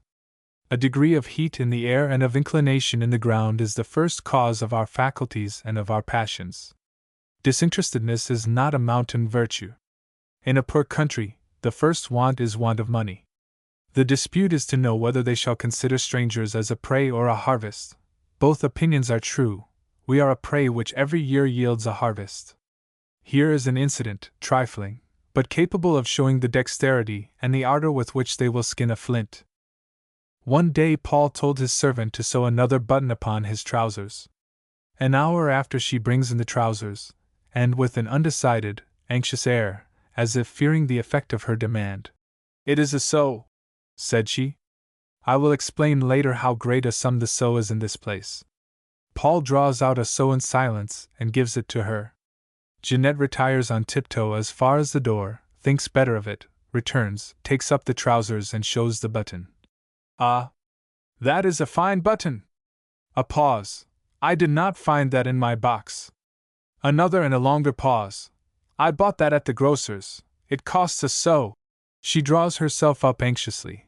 The proprietor of the trousers, still without speaking, gives a second so. It is clear that she has struck upon a mine of sous. Jeanette goes out, and a moment after reopens the door. She has resolved on her course, and in a shrill, piercing voice, with admirable volubility. "I had no thread. I had to buy some thread. I used a good deal of thread, good thread, too. The button won't come off. I sewed it on fast. It cost a so." Paul pushes across the table the third so. 2 hours later, Jeanette, who has been pondering on the matter, reappears. She prepares breakfast with the greatest possible care. She takes pains to wipe the least spot. She lowers her voice. She walks noiselessly. She is charming in her little attentions. Then she says, putting forth all sorts of obsequious graces, "I ought not to lose anything. You would not want me to lose anything. The cloth was harsh. I broke the point of my needle. I did not know it a while ago. I have just noticed it. It cost a so." Paul drew out the fourth so, saying with his serious air, "Cheer up, Jeanette. You will keep a good house, my child. Happy the husband who shall lead you, pure and blushing, beneath the roof of his ancestors. You may go and brush the trousers." Beggars swarm. I have never met a child between the ages of 4 and 15 years who did not ask alms of me. All the inhabitants follow this trade. No one is ashamed of it. You look at any one of the little girls, scarcely able to walk, seated at their threshold busy in eating an apple. They come stumbling along with their hands stretched out towards you. You find in a valley a young herdsman with his cows. He comes up and asks you for a trifle. A tall girl goes by with a faggot on her head. She stops and asks a trifle of you. A peasant is at work on the road. "I am making a good road for you," says he. "Give me just a trifle." A band of scapegraces are playing at the end of a promenade. As soon as they see you, they take each other by the hand, begin the dance of the country, and end by collecting the usual trifle. And so it is throughout the Pyrenees. And they are merchants as well as beggars. You rarely pass along the street without being accosted by a guide who offers you his services and begs you to give him the preference. If you are seated on the hillside, 3 or 4 children come dropping out of the sky, bringing you butterflies, stones, curious plants, bouquets of flowers. If you go near a dairy, the proprietor comes out with a porringer of milk, and will sell it to you in spite of yourself. One day, as I was looking at a young bull, the drover proposed to me to buy it. This greediness is not offensive. I once went up the brook of La Saude, behind Osbons. It is a sort of tumble-down staircase which for 3 leagues winds among the box in a parched ravine. You have to clamber over pointed rocks, jump from point to point, balance yourself along narrow ledges, climb zigzag up the scarped slopes covered with rolling stones. The footpath is enough to frighten the goats. You bruise your feet on it, and at every step run the risk of getting a sprain. I met there some young women and girls of 20, all barefooted, carrying to the village, one a block of marble in her basket, another 3 sacks of charcoal fastened together, another 5 or 6 heavy planks. The way is 9 miles long, under a midday sun, and 9 miles for the home journey. For this they are paid 10 sous. Like the beggars and the merchants, they are very crafty and very polite. Poverty forces men to calculate and to please. They take off their cap as soon as you speak to them and smile complacently. Their manners are never brutal or artless. The proverb says very truly, "False and courteous Béarnais." You recall to mind the caressing manners and the perfect skill of their Henry IV. He knew how to play on everybody and offend nobody. In this respect, as in many others, he was a true Béarnais. With the aid of necessity, I have seen them trump up geological disquisitions. In the middle of July there was a sort of earthquake. A report was spread that an old wall had fallen down. In truth, the windows had shaken as if a great wagon were passing by. Immediately half of the bathers quitted their lodgings. 150 persons fled from Cauteret's in 2 days. Travelers in their nightshirts ran to the stable to fasten on their carriages, and to light themselves carried away the hotel lantern. The peasants shook their heads compassionately and said to me, "You see, sir, they are going from the frying pan into the fire. If there is an earthquake, the plain will open, and they will fall into the crevices, whereas here the mountain is solid, and would keep them safe as a house." That same Jeanette, who already holds so honorable place in my history, shall furnish an example of the polite caution and the over-scrupulous reserve in which they wrap themselves when they are afraid that they shall be compromised. The master had drawn the neighboring church, and wanted to judge of his work after the manner of Molière. "Do you recognize that, Jeanette?" "Ah, monsieur, did you do that? What have I copied here?" "Ah, monsieur, it is very beautiful. But still, tell me what it is there." She takes the paper, turns it over and over again, looks at the artist with a dazed air and says nothing. "Is it a mill or a church?" "Yes, indeed." "Is it the church of Larens?" "Ah, it's very beautiful." You could never get her beyond that. 4. We had a wish to know if the fathers were equal to the sons, and we have found the history of Béarn in a fine red folio, composed in the year 1640, by Master Pierre de Marca, a Béarnais, councillor of the king in his state and privy councils, and president in his court of the Parliament of Navarre, the whole ornamented with a magnificent engraving representing the conquest of the Golden Fleece. Pierre de Marca makes several important discoveries in his book, among others, that of 2 kings of Navarre, personages of the 9th century, until then unknown, Semeno Enicones and Enico Semenones. Although filled with respect for Semeno Enicones and Enico Semenones, we are desperately wearied with the recital of the suits, the robberies, and the genealogies of all the illustrious unknown. Paul maintains that learned history is only good for learned asses. 1,000 dates do not make a single idea. The celebrated historian of the Swiss, Jean de Muller, once wanted to rehearse the list of all the Swiss nobility, and forgot the 51st descendant of some undiscoverable viscount. He became ill with grief and shame. It is as if a general should wish to know how many buttons each of his soldiers had on his coat. We have found that these good mountaineers have ever loved gain and booty. It is so natural to wish to live, and live well too. Above all is it pleasant to live at the expense of others. Time was when, in Scotland, every shipwrecked vessel belonged to the coast-side people. The wrecked ships came to them like herrings in the season, a hereditary and legitimate harvest. They felt robbed if one of the crew attempted to keep his coat. It is so here with strangers. The rear guard of Charlemagne, under Roland, perished here. The mountaineers rolled down upon it an avalanche of stone. Then they divided the stuffs, the silver, mules, and baggage, and each one betook himself to his den. In the like manner they treated a second army sent by Louis le Debonair. I fancy they regarded these passages as a blessing from heaven, a special gift from divine providence.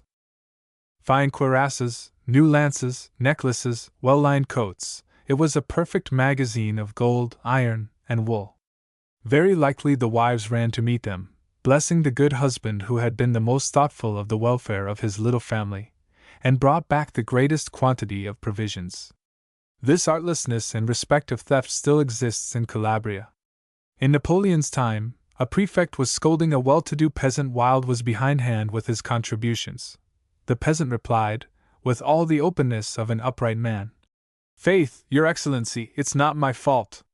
For 15 days now have I taken my carabine every evening, and have posted myself along the highway to see if no one would pass. Never a man goes by, but I give you my word I'll go back there until I have scraped together the ducats I owe you." Add to this custom of thieving and extreme bravery. I believe the country is the cause of one as well as the other. Extreme poverty removes timidity as well as scruples. They are leeches on the body of others, but then they are equally prodigal of their own. They can resist as well as take an advantage. If they willingly take another's goods, they guard their own yet more willingly. Liberty has thriven here from the earliest times, crabbed and savage, homeborn and tough like a stem of their own boxwood. Hear the tone of the primitive charter. These are the tribunals of Bern, in which mention is made of the fact that, in old times, in Beam they had no lord, and in those days they heard the praises of a certain knight. They sought him out, and made him their lord during 1 year, and after that, he was unwilling to maintain among them their tribunals and customs. And the court of Bern then came together at Pau, and they required of him to maintain among them their tribunals and customs. And he would not, and thereupon they killed him in full court. In like manner the land of Assa preserved its privileges, even against its viscount.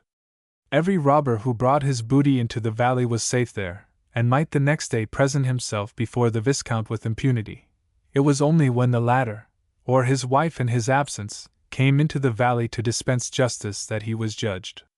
This scarcely ever happened, and the land of Assa was the retreat of all the evil livers and marauders of the country round. These rude manners, filled with chances and dangers, produced as many heroes as brigands. First comes the Count Gaston, one of the leaders of the First Crusade. He was, like all the great men of this country, an enterprising and a ready-minded man, a man of experience and one of the vanguard. At Jerusalem he went ahead to reconnoiter, and constructed the machines for the siege. He was held to be one of the wisest in council, and was the first to plant upon the walls the cows of Bern. No one struck a heavier blow or calculated more exactly, and no one was fonder of calculating and striking. On his return, he fought against his neighbors, twice besieged Saragossa, and once Bayonne, and along with King Alfonso, won 2 great battles against the Moors. Ah, what a time was that, for minds and muscles framed for adventure! No need then to seek for war, it was found everywhere, and profit along with it. Such a fine career as those cavalcades had among the marvelous cities of the Asiatic Saracens and of the Spanish Moors! What a quantity of skulls to cleave, of gold to bring home! It was thus that the overflow of force and imagination was discharged was no foolish affair of a random shot or clumsy bullet, in the midst of a well-ordered manoeuvre. Then one encountered all the hazards, the unforeseen, of knight-errantry. The senses were all awake, the arms wrought, and the body was a soldier. Gaston was killed as a private horseman in ambuscade, with the Bishop of Huesca. That which pleases me in history is the minor circumstances, the details of character. A mere scrap of a phrase indicates a revolution in the faculties and passions. Great events are contained in it at their ease, as in their cause. Here in the life of Gaston is one of those words. The day that Jerusalem was taken, quarter had been granted to a large number of Mussulmans. But the next day, the rest, displeased at seeing that there were any infidels alive, mounted upon the roofs of the temple, and massacred and mangled all the Saracens, both men and women. There was neither reasoning nor deliberation. At the sight of a Mussulman's dress, their blood mounted in wrath to their face, and they sprang forward, like lions or butchers, struck them down and dismembered them. Lope de Vega, an antique Christian, a severe Spaniard, renewed this savage and fanatical sentiment. Garcia Tello. Father, why have you not brought a Moor for me to see him? The elder Tello, showing him the prisoners. Well, Garcia, those are Moors. Garcia. What? Those are Moors? They look like men. Old Tello. And indeed they are men. Garcia. They do not deserve to be. Old Tello. And why? Garcia. Because they believe neither in God nor in the Virgin Mary. The sight of them makes my blood boil, father. Old Tello. Are you afraid of them? Garcia. No more than you, father. Going toward the prisoners. Dogs, I would tear you in pieces with my hands. You shall know what it is to be a Christian. He darts upon them and pursues them. Old Tello. Ah, the good little fellow. Gracious heaven! He is fine as coral. Tello. Mendo, see that he does them no harm. Old Tello. Let him kill 1 or 2. So do they teach a falcon to kill when he is young. In fact, they are falcons or vultures. In the Song of Roland, when the doughty knights ask from Turpin the absolution of their sins, the Archbishop for penance recommends them to strike well. But at the same time they have the mind and the soul of children. Deep are the wells, and the valleys dark, the rocks black, the defile marvelous. That is their whole description of the Pyrenees. They feel and speak in a lump.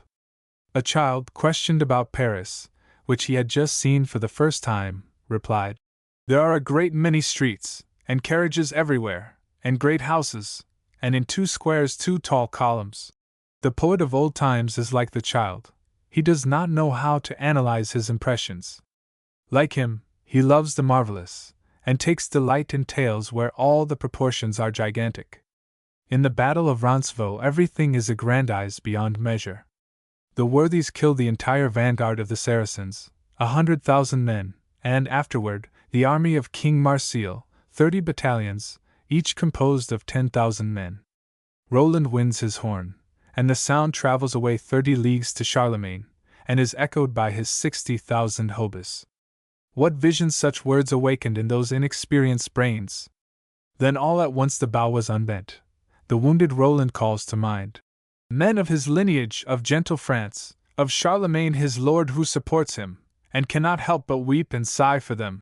At the conclusion of the carnage with which they filled Jerusalem, the Crusaders, weeping and chanting, went barefoot to the Holy Sepulchre. Later, when a number of the barons wanted to leave the Crusade of Constantinople, the others went to meet them, and entreated them on their knees. Then all embraced each other, bursting into sobs. Robust children, that expresses the whole truth. They killed and howled as if they were beasts of prey. Then when once the fury was calmed, they were all tears and tenderness, like a child who flings himself upon his brother's neck, or who is going to make his first communion. 6. I returned to my Béarnais. They were the most active and circumspect of the band.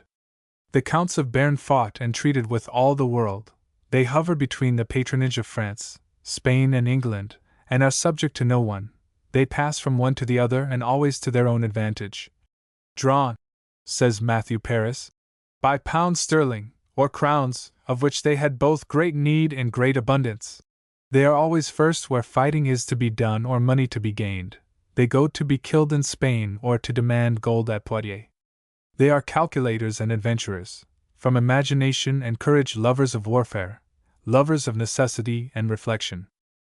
And in this manner their Henry won the crown of France, thinking much of his interests, and little of his life, and always poor. After the camp at La Fère, when he was already recognized as king, he wrote, "I have only a pretence of a horse on which to fight, and no entire armor that I can put on. My shirts are in tatters, my pourpoints out at the elbows. My saucepan is many a time upset, and now these 2 days I have dined and supped with one and another, for my purveyors say that they see no way of furnishing my table any longer, especially since they have received no money for 6 months." A month later, at Fontaine-Française, he charged an army at the head of 800 cavaliers, and fired off his pistol by way of sport, like a soldier. But at the same time this father of his people treated the people in the following manner. The prisons of Normandy were full of prisoners for the payment of the duty on salt. They languished there in such wise that as many as 60 of their corpses were brought forth at one time. The Parliament of Rouen besought His Majesty to have pity on his people, but the king had been told that a great revenue was coming from that tax, and said that he was willing that it should be raised, and seemed that he would wish to turn the rest into mockery.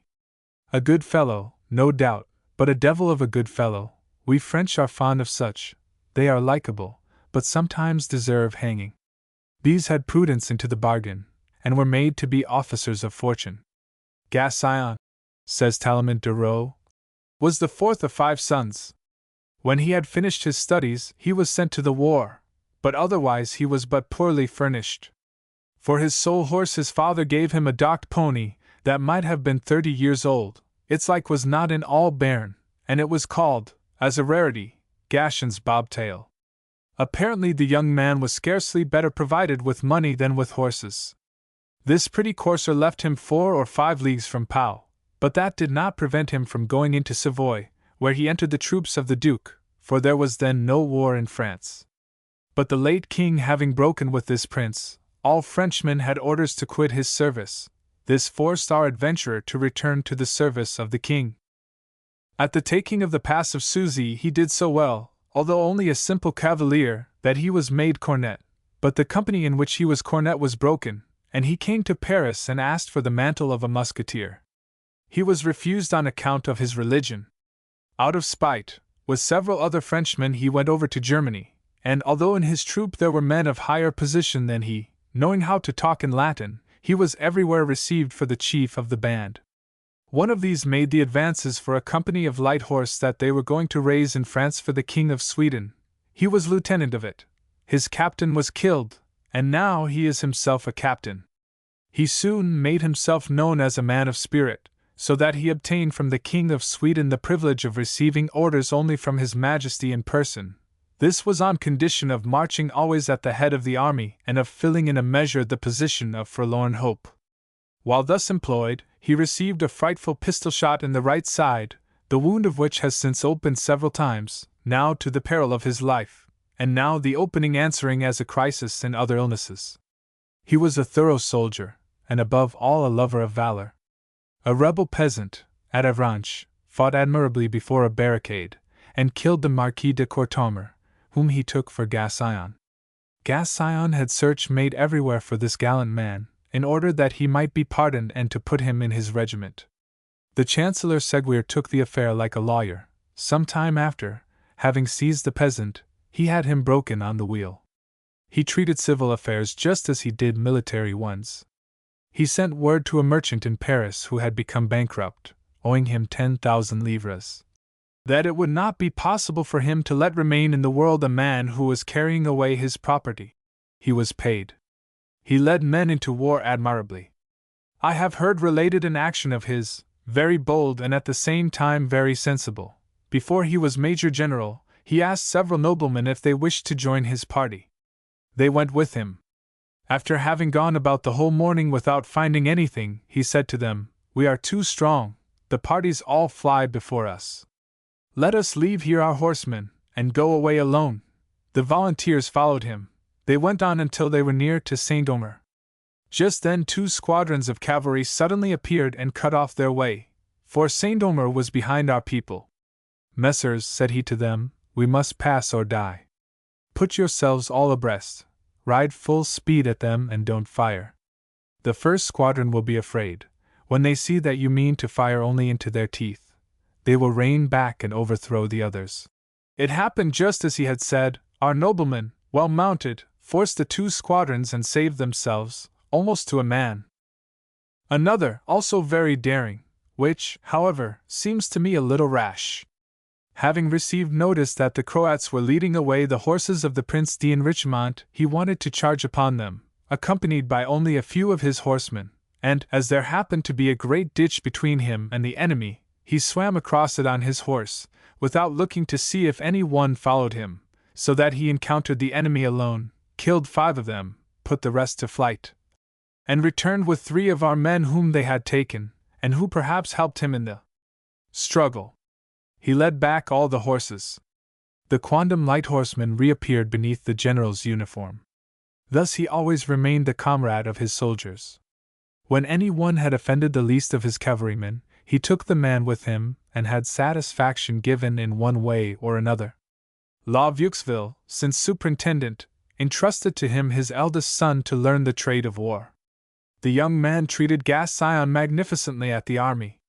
"You are trifling with yourself, Monsieur le Marquis," said he. "Of what use are all these dainties? Death! We only want good bread, good wine, and good forage." He thought of his horse as much as of himself. He was a poor courtier, and troubled himself little about ceremonies.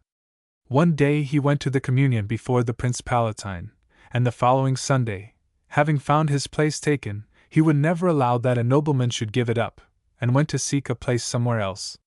Nevertheless, he was scarcely courtly towards ladies, and on this point not at all worthy of Henry IV. At court, many young ladies who were pleased with him were wheedling him, and said, "Of a truth, monsieur, you have performed the finest possible deeds." "That's a matter of course," said he.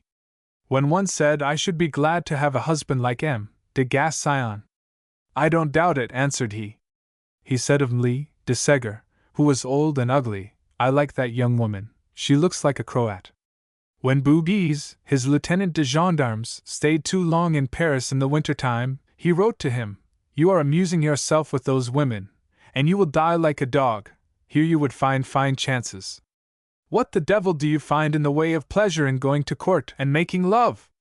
That is pretty business in comparison with the pleasure of taking a quarter." His brother Bergerac seems to have had little taste for this pleasure.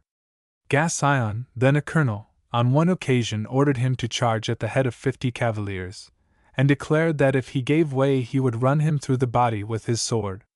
An admirable method for forming men. Bergerac found his account in it, and afterwards went into action like any other man. The two adventurers had a thoroughly military ending. Their brother the president, for economy's sake, had Bergerac embalmed by a valet de chambre who mangled him shockingly. As for Gassion, he awaited burial during 3 months. The president, tired of paying for the funeral hangings, had them returned, and others put up which cost him 10 souls less a day. At last he had a small vault constructed between 2 gates in the old cemetery. He had them interred one day when there was a sermon without any solemnity whatever, and so that no one could say that he had gone there on their account. 3 out of 4 heroes have been similarly buried, like dogs. The last of the D'Artagnans, those heroic hunters after paying adventures, was, according to an inscription, said to be false, born at Pau, Rue du Tran, No. 6. A drummer in 1792, he was in 1810 Prince Royal of Sweden. He had made his way, and along it he had lost his prejudices. Like Henry IV, he found that a kingdom was worth quite as much as a mass. He too made the perilous leap, but in a contrary direction, and laid aside his religion like an old cassock, a question of old clothes. A brand new royal mantle was worth far more. Book 3. The Valley of Luz. Chapter 1. On the Way to Luz. The carriage leaves Ozbons at dawn. The sun is scarcely yet risen, and is still hidden by the mountains. Pale rays begin to color the mosses on the western declivity. These mosses, bathed in dew, seem as if awakening under the first caress of the day. Rosy hues, of an inexpressible softness, rest on the summits, then steal down along the slopes. One could never have believed that these gaunt old creatures were capable of an expression so timid and so tender. The light broadens, heaven expands, the air is filled with joy and life. A bald peak in the midst of the rest, and darker than they, stands out in an aureole of flame. All at once, between 2 serrate points, like a dazzling arrow, streams the first ray of the sun. 2. Beyond Pau stretches a smiling country, golden with harvests, amongst which the Gave winds its blue folds between white and pebbly beaches. On the right, far away in a veil of luminous mist, the Pyrenees lift their jagged tops, and the naked points of their black rocks. Their flanks, furrowed by the torrents of winter, are deeply scored and, as it were, turned up with an iron rake. The picturesque country and the great mountains are seen to disclose themselves. The fences of the fields are of small rounded stones, in whose fissures abound waving grasses, pretty heaths, tufts of yellow sedum, and above all tiny pink geraniums, that shine in the sun like clusters of rubies. You are quite ready to seek for nymphs. We come across 6 in an orchard, not actually dancing, but dirty. They are eating bread and cheese, squatted on their heels, and stare at us with half-open mouth. 3. Courrays still preserves a tower and gateway, the remains of a castle. This castle has its legend, which Froissart recounts in a style so flowing and agreeable, so minute and expressive, that I cannot refrain from quoting it at length. The Lord of Courrays had a dispute with a clerk, and the clerk left him with threats. About 3 months after, when the knight least thought of it, and was sleeping in his bed with his lady, in his castle of Courrays, there came invisible messengers, who made such a noise, knocking about everything they met with in the castle, as if they were determined to destroy all within it, and they gave such loud raps at the door of the chamber of the knight, that the lady was exceedingly frightened. The knight heard it all, but did not say a word, as he would not have it appear that he was alarmed, for he was a man of sufficient courage for any adventure. These noises and tumults continued, in different parts of the castle, for a considerable time, and then ceased.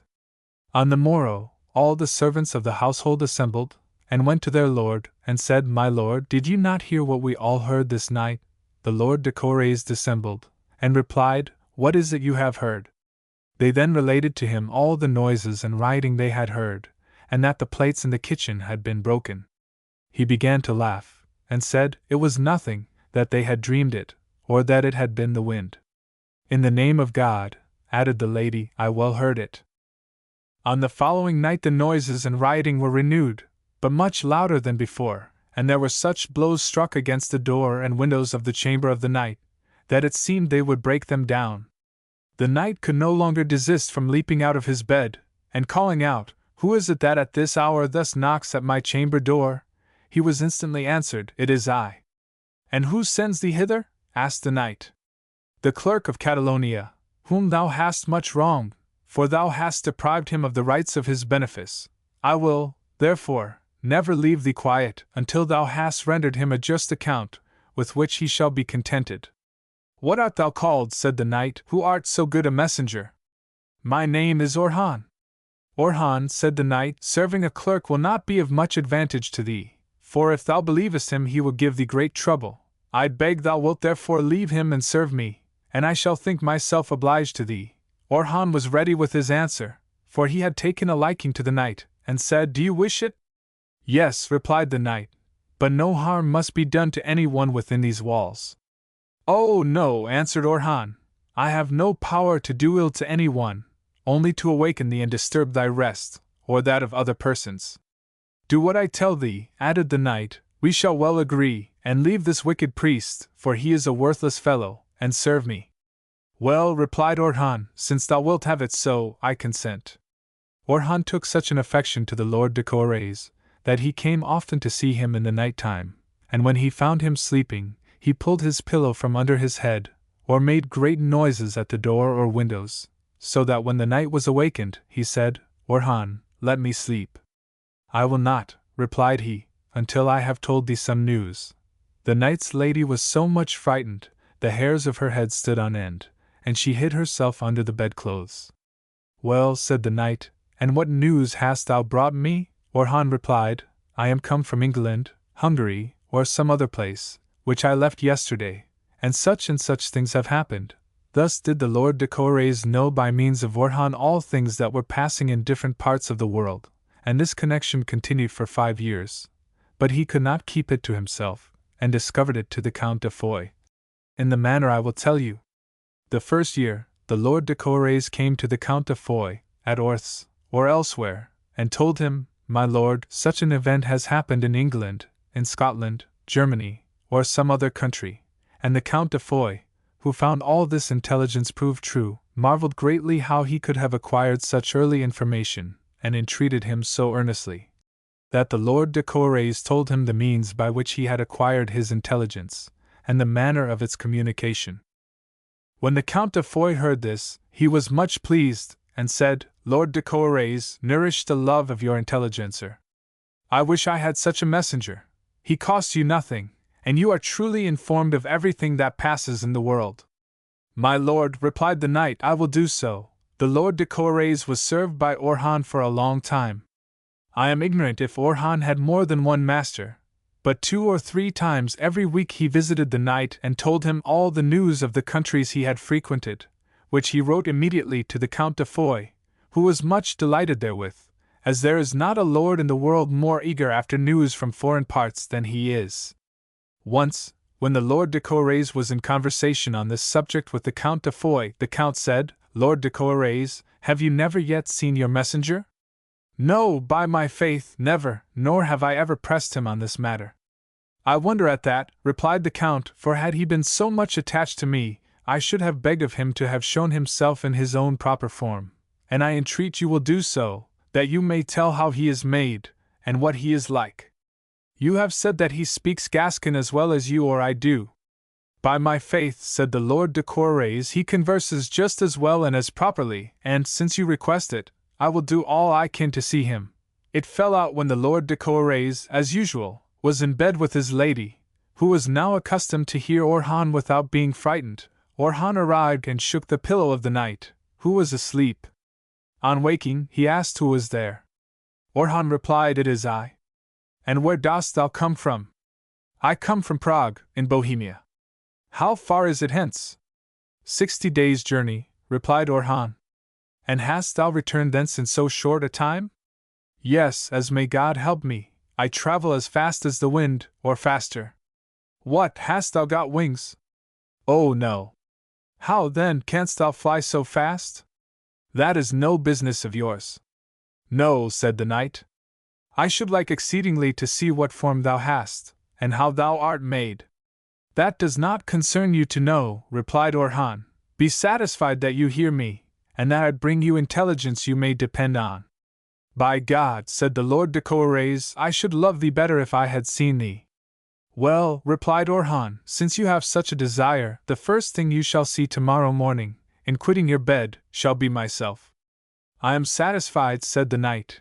"You may now depart. I give thee thy liberty for this night." When morning came, the knight arose, but his lady was so much frightened she pretended to be sick, and said she would not leave her bed the whole day. The Lord de Courraise willed it otherwise. "Sir," said she, "if I do get up, I shall see Orhan, and if it please God, I would neither see nor meet him." "Well," replied the knight, "I am determined to see him," and leaping out of his bed, he seated himself on the bedstead, thinking he should see Orhan in his own shape, but he saw nothing that could induce him to say he had seen him. When the ensuing night arrived, and the Lord de Courraise was in bed, Orhan came and began to talk in his usual manner. "Go," said the knight, "thou art a liar. Thou oughtest to have shown thyself to me this morning, and hast not done so." "No," replied Orhan, "but I have." "I say no." "And did you see nothing at all when you leaped out of bed?" The Lord de Courraise was silent, and having considered a while said, "Yes, when sitting on my bedside, and thinking of thee, I saw 2 straws which were turning and playing together on the floor." "That was myself," replied Orhan, "for I had taken that form." The Lord de Courraise said, "That will not satisfy me. I beg of thee to assume some other shape, so that I may see thee and know thee." Orhan answered, "You ask so much that you will ruin me and force me away from you, for your requests are too great." "You shall not quit me," said the Lord de Courraise. "If I had once seen thee, I should not again wish it." "Well," replied Orhan, "you shall see me tomorrow, if you pay attention to the first thing you observe when you leave your chamber." "I am contented," said the knight. "Now go thy ways, for I want to sleep." Orhan departed. On the morrow, about the hour of 8, the knight had risen and was dressed. On leaving his apartment, he went to a window which looked into the court of the castle. Casting his eyes about, the first thing he observed was an immensely large sow, but she was so poor, she seemed only skin and bone, with long hanging ears all spotted, and a sharp-pointed, lean snout. The Lord de Courraise was disgusted at such a sight, and calling to his servants said, "Let the dogs loose quickly, for I will have that sow killed and devoured." The servants hastened to open the kennel, and to set the hounds on the sow, who uttered a loud cry and looked up at the Lord de Courraise, leaning on the balcony of his window, and was never seen afterwards, for she vanished, and no one ever knew what became of her. The knight returned quite pensive to his chamber, for he then recollected what Orhan had told him, and said, "I believe I have seen my messenger Orhan, and repent having set my hounds on him, for perhaps I may never see him more. He frequently told me that if I ever angered him, I should lose him. He kept his word, for never did he return to the Hotel de Courraise, and the knight died the following year. This Orhan, the familiar spirits, Queen Mab, are the poor little popular gods, children of the pool and the oak, engendered by the melancholy and awestruck reveries of the spinning maiden and the peasant. A great state religion then overshadowed all thoughts. Doctrine ready-made was imposed upon them. Men could no longer, as in Greece or Scandinavia, build the great poem which suited their manners and mind. They received it from above, and repeated the litany with docility, yet not very well understanding it. Their invention produced only legends of saints or churchyard superstitions. Since they could not reach God, they struck out for themselves goblins, hermits, and gnomes, and by these simple and fantastic figures they expressed their rustic life or their vague terrors. This Orhan, who storms at the door in the night and breaks the dishes, is he anything more than the nightmare of a half-wakened man, anxiously listening to the rustling of the wind that fumbles at the doors, and the sudden noises of the night magnified by silence? The child in his bed suffers similar fears when he covers eyes and ears that he may not see the strange shadow of the wardrobe, or hear the stifled cries of the thatch on the roof. The two straws that play convulsively on the floor, twine together like twins, and shine with mysterious brilliancy in the pale sunlight, leave a vague uneasiness in the disordered brain. In this way is born the race of familiars and fairies, nimble creatures, swift travelers, as capricious and sudden as a dream, who amuse themselves maliciously in sticking together the manes of the horses, or in souring the milk, yet sometimes become tender and domesticated, attached like the cricket to its hearthstone, and are the Penates of the country and the farm, invisible and powerful as gods, quaint and odd as children. Thus all the legends preserve and set off vanished ways and sentiments, like to those mineral forces which, deep down in the heart of the mountains, transform charcoal and stones into marble and the diamond. 4. We no sooner reach Lestel than we are assured on all sides that we must visit the chapel. We pass between rows of shops full of rosaries, basins for holy water, medals, small crucifixes, through a crossfire of offers, exhortations, and cries. After which we are free to admire the edifice, a liberty which we are careful not to abuse. On the portal, indeed, there is a pretty enough Virgin in the style of the 17th century, for evangelists in marble, and in the interior several tolerable pictures. But the blue dome starred with gold looks like a bonbonniere, the walls are disgraced with engravings from the Rue Saint-Jacques, the altar is loaded with gewgaws. The gilded den is pretentious and gloomy. For such a beautiful country the good God seems but ill-harbored. The poor little chapel nestles close to a huge mountain wooded with crowded green thickets, which stretches out superbly in the light, and warms its belly in the sun. The highway is abruptly checked, makes a curve and crosses the Gave. The pretty bridge of a single arch rests its feet upon the naked rock and trails its ivy drapery in the blue-green eddies of the stream. We ascend beautiful wooded hills where the cows are grazing, and whose rounded slopes dip gently down to the river's brink. We are nearing St. Pé, on the confines of Bigorre and Beam. St. Pé contains a curious Roman church with sculptured doorway. A luminous dust was dancing in its warm shadows. The eyes penetrated with pleasure into the depths of the background. Its reliefs seemed to swim in a living blackness. All at once comes a clatter of cracking whips, of rolling and grinding wheels, of hoofs that strike fire from the pavement, then the endless hedge of white walls running away to the right and the left, flecked with glaring lights, then the sudden opening of the heavens and the triumph of the sun, whose furnace blazes in the remotest depths of the air. Near Lourdes, the hills became bald and the landscape sad. Lourdes is only a mass of dull, lead-colored roofs, heaped up below the highway. The two small towers of the fort outline their slender forms against the sky. A single enormous, blackish rock lifts its back, corroded by mosses, above the enclosure of a slight wall that wins to shut it in, and suggests an elephant in a boarded shed. The neighborhood of the mountains dwarfs all human constructions.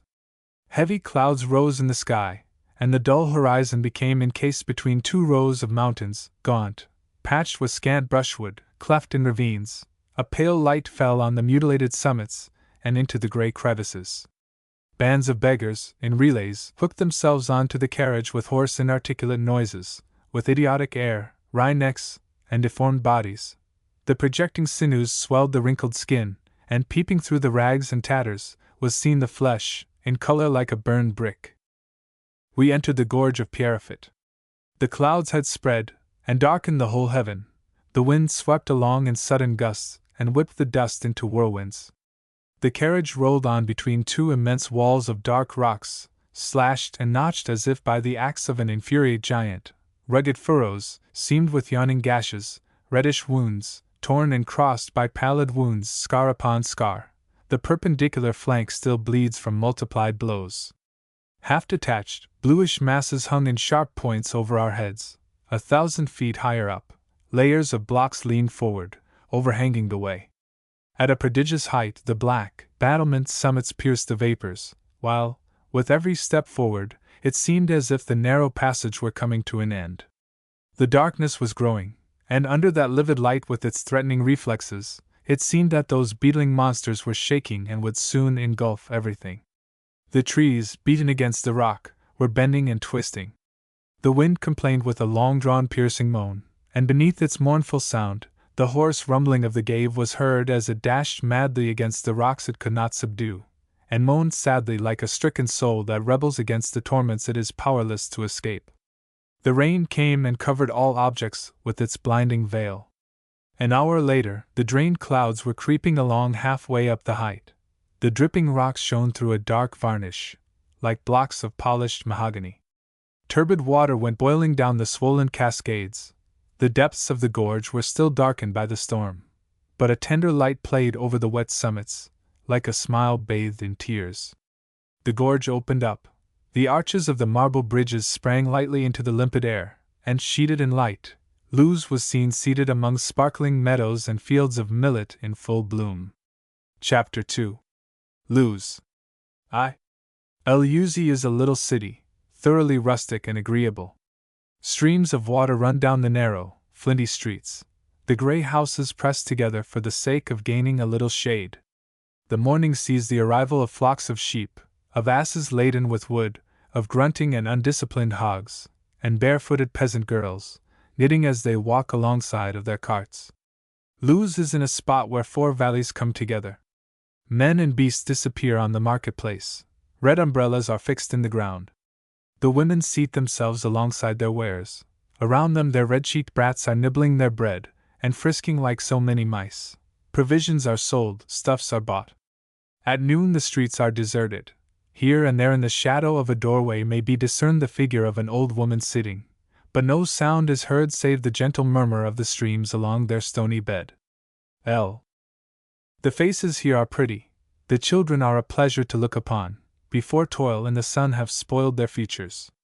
They amble merrily through the dust, and turn toward the passer their bright round faces, their speaking eyes, with slight and abrupt movements.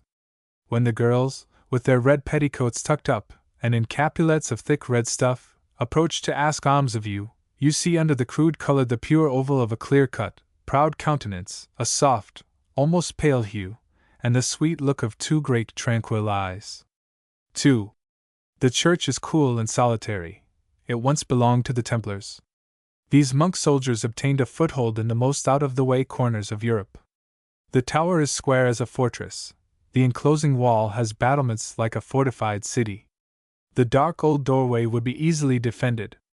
Upon its arch, which is very low, may be distinguished a half-obliterated Christ, and two fantastic, rudely colored birds. As you enter, a small uncovered tomb serves as font, and you are shown a low door through which pass the accursed race of the bigots. Its first aspect is singular, but has nothing unpleasant about it. A good woman in a red capulet, knitting in hand, was praying near a confessional of badly planed boards, under an old brown gallery of turned wood. Poverty and antiquity are never ugly, and this expression of religious care seemed to suit well with the ruins and souvenirs of the Middle Ages scattered about us. But deeply rooted in the people is a certain indefinable love of the ridiculous and absurd which succeeds in spoiling everything. In this poor church, tracery, from which the gilding is worn away, crosses a vault of scoured azure with tarnished stars, flames, roses, and little cherubs with wings for cravats. A brownish-pink angel, suspended by one foot, flies forward, bearing in its hand a golden crown. In the opposite aisle may be seen the face of the sun, with puffy cheeks, semicircular eyebrows, and looking as sapient as in an almanac. The altar is loaded with a profusion of tarnished gilding, sallow angels, with simple and piteous faces like those of children who have eaten too much dinner. All this shows that their huts are very dreary, naked, and dull. A people that has just emerged from the dirt is apt to love gilding. The most insipid sweetmeat is delicious to one who has long eaten nothing but roots and dry bread. 3. Luz was formerly the capital of these valleys, which formed together a sort of republic. Each commune deliberated upon its own private interests. 4 or 5 villages formed a vic, and the deputies from every 4 vics assembled at Luz. The list of the assessments was, from time immemorial, made upon bits of wood called tachu, that is to say, sticks. Each community had its tachoti, upon which the secretary cut with his knife Roman ciphers, the value of which was known only to himself. In 1784 the intendant of Auch, who knew nothing of this custom, ordered of the government officials to bring to him the ancient registers. The official came, followed by 2 cartloads of tachu. Poor country, free country. The estates of Bigorre were composed of 3 chambers which deliberated separately, that of the clergy, that of the nobility, and the third estate, made up of consuls or principal officers of the communes, and deputies from the valleys. In these assemblies the taxes were apportioned, and all important matters were discussed. A valley is a natural fortified city, defended against the outside world and stimulating association. The enemy could be arrested on his way, and crushed beneath the rocks.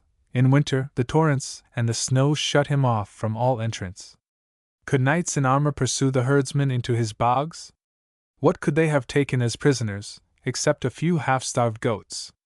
The daring climbers, hunters of the bear and wolf, would willingly have played at this game, sure of winning at it warm clothes, arms, and horses. It is thus that independence has lasted in Switzerland.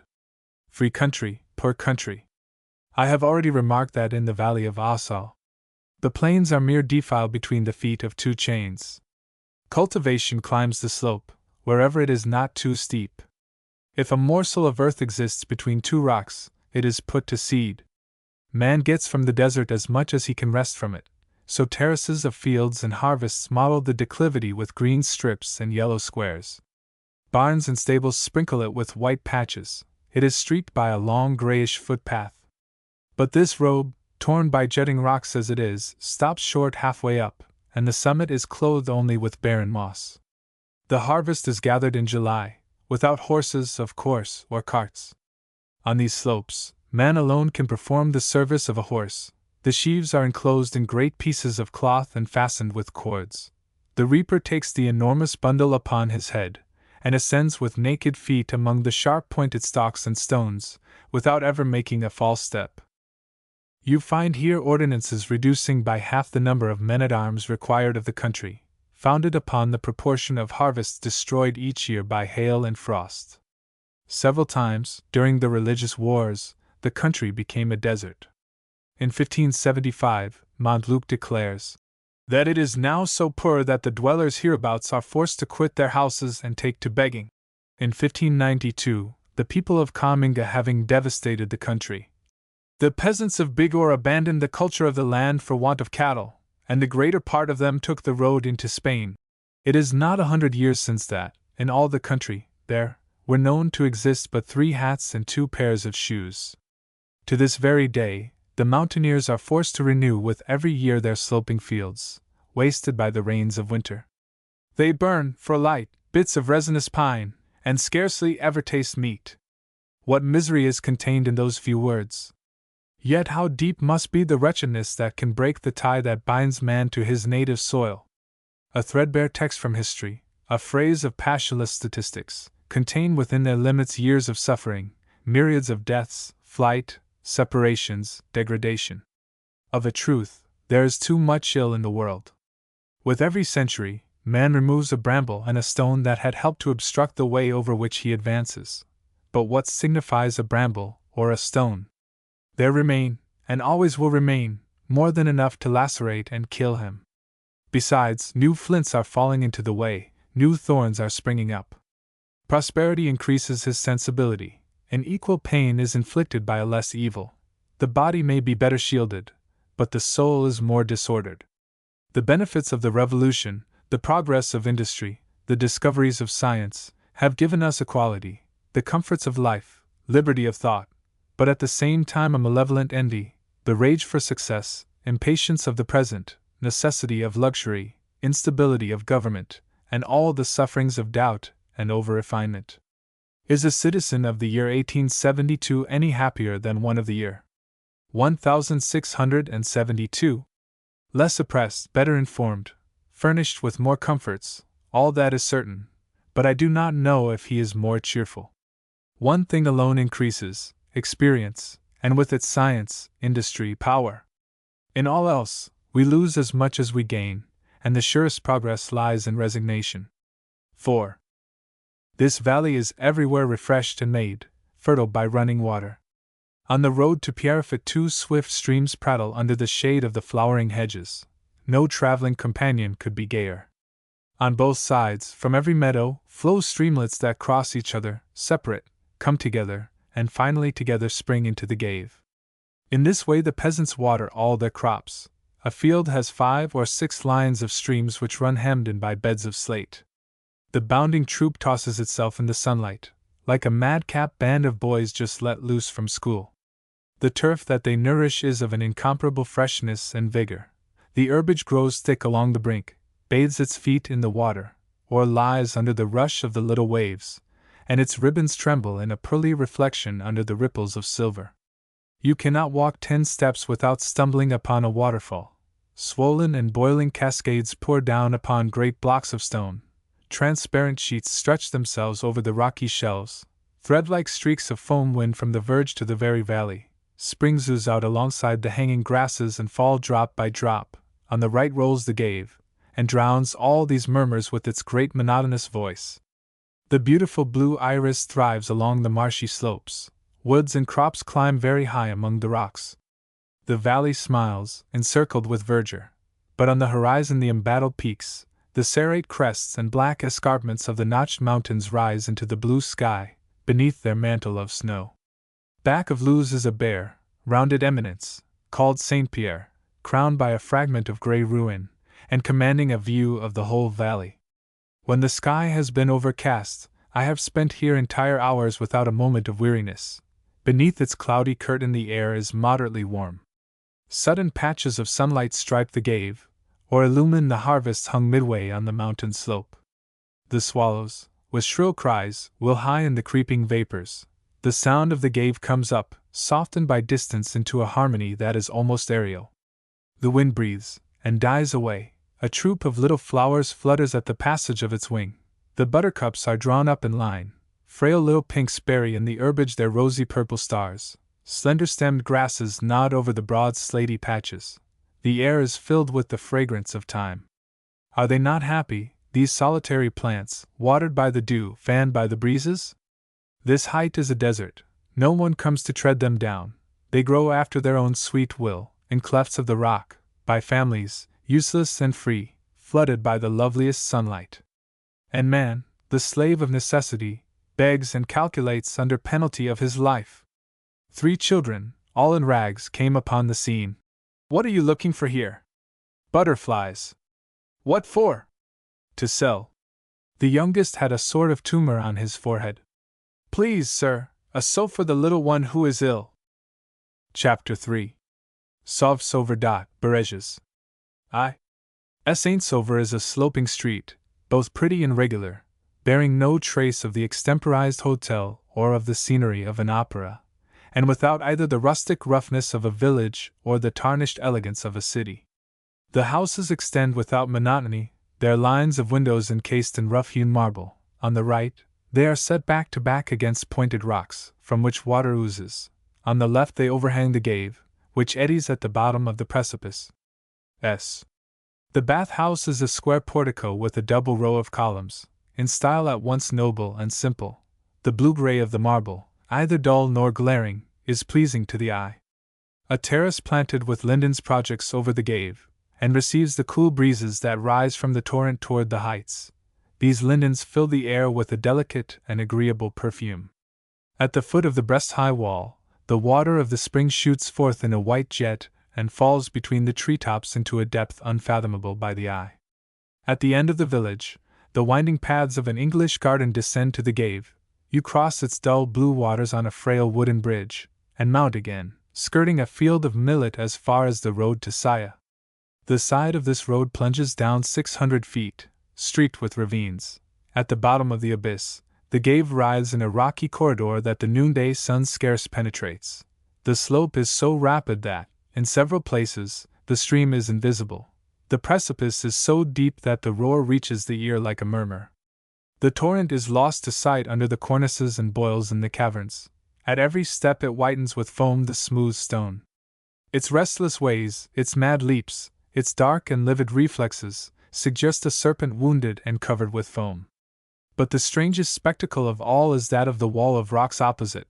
The mountain has been cleft perpendicularly as if by an immense sword, and one would say that the first gash had been further mutilated by hands, weaker, yet still infuriate. From the summit down to the gave, the rock is of the color of dead wood stripped of the bark. The prodigious tree trunk, slit and jagged, seems mouldering away there through the centuries. Water oozes in the blackened rents as in those of a worm-eaten block. It is yellowed by mosses such as vegetate in the rottenness of humid oaks. Its wounds have the brown and veined hues that one sees in the old scars of trees. It is in truth a petrified beam, a relic of Babel. The geologists are a fortunate race. They express all this, and many things besides, when they say that the rock is schistose. After going a league we found a bit of meadow, 2 or 3 cottages situated upon the gentle slope. The contrast is refreshing. And yet the pasturage is meager, studded with barren rocks, surrounded with fallen debris. If it were not for a rivulet of ice-cold water, the sun would scorch the herbage. 2 children were sleeping under a walnut tree.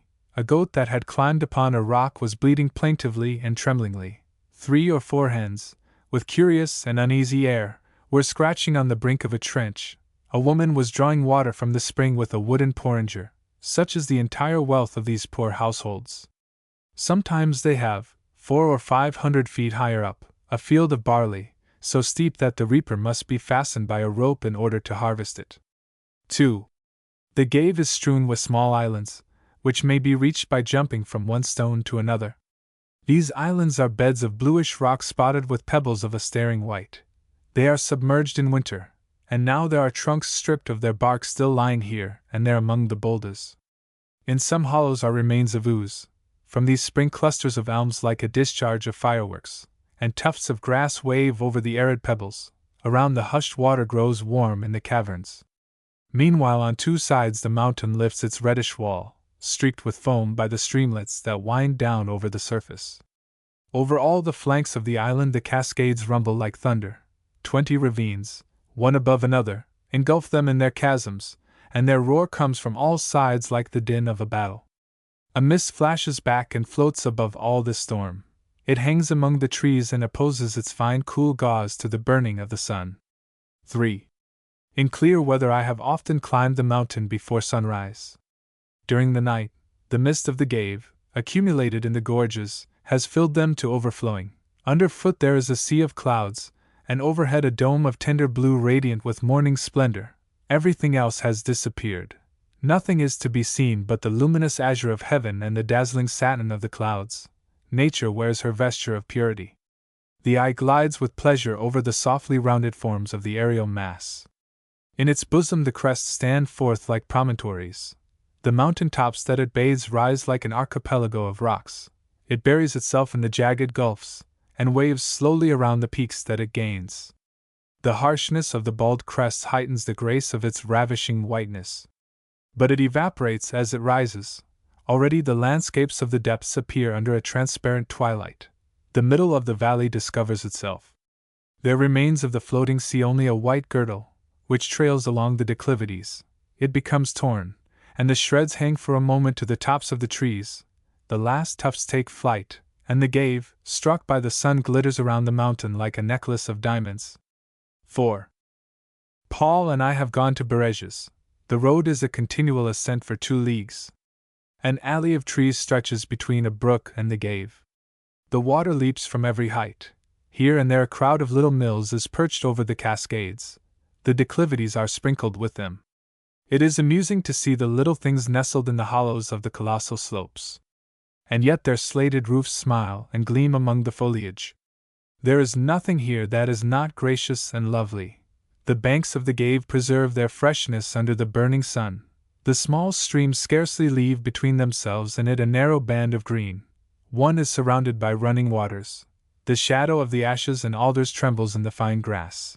The trees shoot up with a superb toss, in smooth columns, and only spread forth in branches at a height of 40 feet. The dark water in the trench of slate grazes the green stems in its course. It runs so swiftly that it seems to shiver. On the opposite side of the torrent, the poplars rise one above another on the verdant hill. Their palish leaves stand out against the pure blue of the sky. They quiver and shine at the slightest wind. Flowering brambles descend the length of the rock and reach the tips of the waves. Further off, the back of the mountain, loaded with brushwood, stretches out in a warm tint of dark blue. The distant woods sleep in this envelope of living moisture, and the earth impregnated by it seems to inhale with it force and pleasure. Soon the mountains grow bald, the trees disappear, nothing upon the slopes but a poor brushwood, Bareges is seen. The landscape is hideous. The flank of the mountain is creviced with whitish slides. The narrow and wasted plain disappears beneath the coarse sand. The poor herbage, dry and weighed down, fails at every step. The earth is as if ripped open, and the slough, through its yawning wound, exposes the very entrails. The beds of yellowish limestone are laid bare. One walks on sands and trains of rounded pebbles. The cave itself half disappears under heaps of grayish stones, and with difficulty gets out of the desert it has made. This broken-up soil is as ugly as it is melancholy. The debris are dirty and mean. They date from yesterday. You feel that the devastation begins anew with every year. Ruins, in order to be beautiful, must be either grand or blackened by time. Here, the stones have just been unearthed. They are still soaking in the mud. 2 miry streamlets creep through the gullies. The place reminds one of an abandoned quarry. The town of Bareges is as ugly as its avenue. Melancholy houses, ill patched up. At some distance apart are long rows of booths and wooden huts, where handkerchiefs and poor ironmongery are sold. It is because the avalanche accumulates every winter in a mountain crevice on the left, and as it slides down carries off a side of the street. These booths are a scar. The cold mists collect here, the wind penetrates, and the little town is uninhabitable in winter. The around is enshrouded under 15 feet of snow. All the inhabitants emigrate. 7 or 8 mountaineers are left here with provisions, to watch over the houses and the furniture. It often happens that these poor people cannot get as far as Luz, and remain imprisoned during several weeks. The bathing establishment is miserable. The compartments are cellars without air or light. There are only 16 cabinets, all dilapidated. Invalids are often obliged to bathe at night. The 3 pools are fed by water which has just served for the bathing tubs. That for the poor receives the water discharged from the other 2. These pools, piscines, are low and dark, a sort of stifling, underground prison. One must have pretty good health in order to be cured in them. The military hospital, banished to the north of the little town, is a melancholy plastered building, whose windows are ranged in rows with military regularity. The invalids, wrapped in a grey cloak too large for them, climb one by one the naked slope, and seat themselves among the stones. They bask whole hours in the sun, and look straight before them with a resigned air. An invalid's days are so long. These wasted faces resume an air of gaiety when a comrade passes. They exchange a jest, even in a hospital. At Bareges even, a Frenchman remains a Frenchman. You meet poor old men on crutches, invalids, climbing the steep street. Those visages reddened by the inclement air, those pitiful bent or twisted limbs, the swollen or enfeebled flesh, the dull eyes, already dead, are painful to behold. At their age, habituated to misery, they ought to feel only the suffering of the moment, not to trouble themselves about the past, and no longer to care for the future. You need to think that their torpid soul lives on like a machine. They are the ruins of man alongside those of the soil. The aspect of the west is still more somber. An enormous mass of blackish and snowy peaks girdles the horizon. They are hung over the valley like an eternal threat. Those spines so rugged, so manifold, so angular, give to the eye the sensation of an invincible hardness. There comes from them a cold wind, that drives heavy clouds towards Bareges. Nothing is gay but the 2 jeweled streamlets which border the street and prattle noisily over the blue pebbles.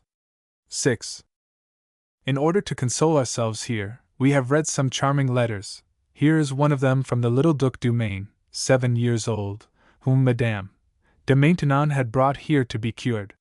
He wrote to his mother Madame de Montespan, and the letter must certainly pass under the king's eyes. What a school of style was that court! I am going off to write all the news of the house for thy diversion, my dear little heart, and I shall write far better when I shall think that it is for you, madam. Madame De Maintenon spends all her time in spinning, and if they would let her, she would also give up her nights to it, or to writing. She toils daily for my mind, she has good hope of making something of it, and the darling too, who will do all he can to have some brains, for he is dying with the desire of pleasing the king and you. On the way here I read the history of Caesar, am at present reading that of Alexander, and shall soon commence that of Pompey. La Couture does not like to lend me Madame de Maintenon's petticoats, when I want to disguise myself as a girl. I have received the letter you write to the dear little darling. I was delighted with it. I will do what you bid me, if only to please you, for I love you superlatively. I was, and am still, charmed with the little nod that the king gave me on leaving, but was very ill pleased that thou didst not seem to me sorry. Thou wast beautiful as an angel. Could any one be more gracious, more flattering, insinuating, or precocious? To please was a necessity at that time, to please people of the world, quick-witted people. Never were men more agreeable, because there was never greater need of being agreeable. This youth, brought up among petticoats, took on from the beginning a woman's vivacity, her coquetry and smiles. You see that he gets upon their knees, receives and gives embraces, and is amusing. There is no prettier trinket in the salon. Madame de Maintenon, devout, circumspect, and politic, also writes, but with the clearness and brevity of a worldly abbess or a president in petticoats. You see that I take courage in a place more frightful than I can tell you. To crown the misery, we are freezing here. The company is poor, they respect and bore us. All the women are ill continually. They are loungers who have found the world really great as soon as ever they have been at attempts. We have amused ourselves with this raillery, dry, disdainful, clear-cut, and somewhat too short, and I have maintained to Paul that Madame de Maintenon resembles the yews at Versailles, brushy extinguishers that are too closely clipped. Whereupon I spoke very ill of the landscapes of the 17th century, of Le Notre, Poussin and his architectural nature, Leclerc, Perel, and of their abstract, conventional trees, whose majestically rounded foliage agrees with that of no known species. He lectured me severely, according to his custom, and called me narrow-minded. He maintains that all is beautiful, that all that is necessary is to put yourself at the right point of view. His reasoning was nearly as follows. He claims that things please us by contrast, and that beautiful things are different for different souls. One day, said he, I was traveling with some English people in Champagne, on a cloudy day in September. They found the plains horrible, and I admirable. The dull fields stretched out like a sea to the very verge of the horizon, without encountering a hill. The stalks of the close-reaped wheat dyed the earth with a wan yellow. The plains seemed covered with an old wet mantle. Here were lines of deformed elms, here and there a meager square of fir trees, further off a cottage of chalk with its white pool. From fro to fro the sun trailed its sickly light, and the earth, emptied of its fruits, was like a woman dead in childbed whose infant they have taken away. My companions were utterly bored, and called down curses on France. Their minds, strained by the rude passions of politics, by the national arrogance, and the stiffness of scriptural morality, needed repose. They wanted a smiling and flowery country, meadows soft and still, fine shadows, largely and harmoniously grouped on the slopes of the hills. The sunburnt peasants, dull of countenance, sitting near a pool of mud, were disagreeable to them. For repose, they dreamed of pretty cottages set in fresh turf, fringed with rosy honeysuckle. Nothing could be more reasonable. A man obliged to hold himself upright and unbending finds a sitting posture the most beautiful. You go to Versailles, and you cry out against the taste of the 17th century. Those formal and monumental waters, the firs turned into lathe, the rectangular staircases heaped one above another, the trees drawn up like grenadiers on parade, recall to you the geometry class and the platoon school. Nothing can be better. But cease for an instant to judge according to your habits and wants of the day. You live alone, or at home, on a third floor in Paris, and spend 4 hours weekly in the saloons of some 30 different people. Louis XIV. Lived 8 hours a day, every day the whole year long, in public, and this public included all the lords of France. He held his drawing-room in the open air. The drawing-room is the park at Versailles. Why ask of it the charms of a valley? These squared hedges of hornbeam are necessary that the embroidered coats may not be caught. This leveled and shaven turf is necessary that high-heeled shoes may not be wetted. The duchesses will form a circle about these circular sheets of water. Nothing can be better chosen than these immense and symmetrical staircases for showing off the gold and silver laced robes of 300 ladies. These large alleys, which seem empty to you, were majestic when 50 lords in brocade and lace displayed here their cordons bleus and their graceful bows. No garden is better constructed for showing one's self in grand costume and in great company, for making a bow, for chatting and concocting intrigues of gallantry and business. You wish perhaps to rest, to be alone, to dream. You must go elsewhere. You have come to the wrong gate, but it would be the height of absurdity to blame a drawing-room for being a drawing-room. You understand then that our modern taste will be as transitory as the ancient, that is to say, that it is precisely as reasonable and as foolish. We have the right to admire wild, uncultivated spots, as once men had the right of getting tired in them. Nothing uglier to the 17th century than a true mountain. It recalled 1,000 ideas of misfortune. The men who had come out from the civil wars and semi-barbarism thought of famines, of long journeys on horseback through rain and snow, of the wretched black bread mingled with straw, of the foul hostelries, infested with vermin. They were tired of barbarism as we of civilization. Today the streets are so clean, the police so abundant, the houses drawn out in such regular lines, manners are so peaceful, events so small and so clearly foreseen, that we love grandeur and the unforeseen. The landscape changes as literature does. Then literature furnished long sugary romances and elegant dissertations. Nowadays it offers spasmodic poetry and a physiological drama. Landscape is an unwritten literature. The former, like the latter, is a sort of flattery addressed to our passions, or a nourishment proffered to our needs. These old wasted mountains, these lacerating points, bristling by myriads, these formidable fissures whose perpendicular wall plunges with a spring down into invisible depths, this chaos of monstrous ridges heaped together, and crushing each other like an affrighted herd of leviathans, this universal and implacable domination of the naked rock, the enemy of all life, refreshes us after our pavements, our offices and our shops. You only love them from this cause, and this cause removed, they would be as unpleasant to you as to Madame de Maintenon. So that there are 50 sorts of beauty, one for every age. Certainly. Then there is no such thing as beauty. That is as if you were to say that a woman is nude because she has 50 dresses. Chapter 4. Cauderetz. See, Cauderetz is a town at the bottom of a valley, melancholy enough, paved, and provided with an octroi. Innkeepers, guides, the whole of a famished population besieges us. But we have considerable force of mind, and after a spirited resistance we obtain the right of looking about and choosing. See. 50 paces further on, we are fastened upon by servants, children, donkey hirers and boys, who accidentally stroll about us. They offer us cards, they praise up to us the sight, the cuisine, they accompany us, cap in hand, to the very edge of the village. At the same time they elbow away all competitors. The stranger is mine, I'll baste you if you come near him. Each hotel has its runners on the watch. They hunt the isard in winter, the traveler in summer. The town has several springs, that of the King cured Abarca, King of Aragon, that of Caesar restored health, as they say, to the great Caesar. Faith is needed in history as well as in medicine. For example, in the time of Francis I, the Eaux Bonnes cured wounds. They were called Eaux d'Arquebusiers.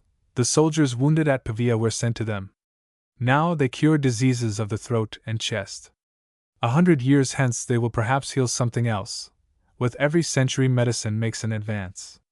Formerly, said Signorel, the liver was at the right and the heart at the left. We have reformed all that. A celebrated physician one day said to his pupils, employ this remedy at once, while it still cures. Medicines, like hats, have their fashions. Yet what can be said against this remedy? The climate is warm, the gorge sheltered, the air pure, the gaiety of the sun is cheering. A change of habits leads to a change of thoughts. Melancholy ideas take flight. The water is not bad to drink. You have had a beautiful journey. The moral cures the physical nature. If not, you have had hope for 2 months, And what, I beg to know, is a remedy, if not a pretext for hoping? You take patience and pleasure until either illness or invalid departs, and everything is for the best in the best of worlds. 2. Several leagues away, among the precipices, sleeps the Lake of Gold. The green water, 300 feet in depth, has the reflexes of an emerald. The bald heads of the mountains are mirrored in it with a divine serenity.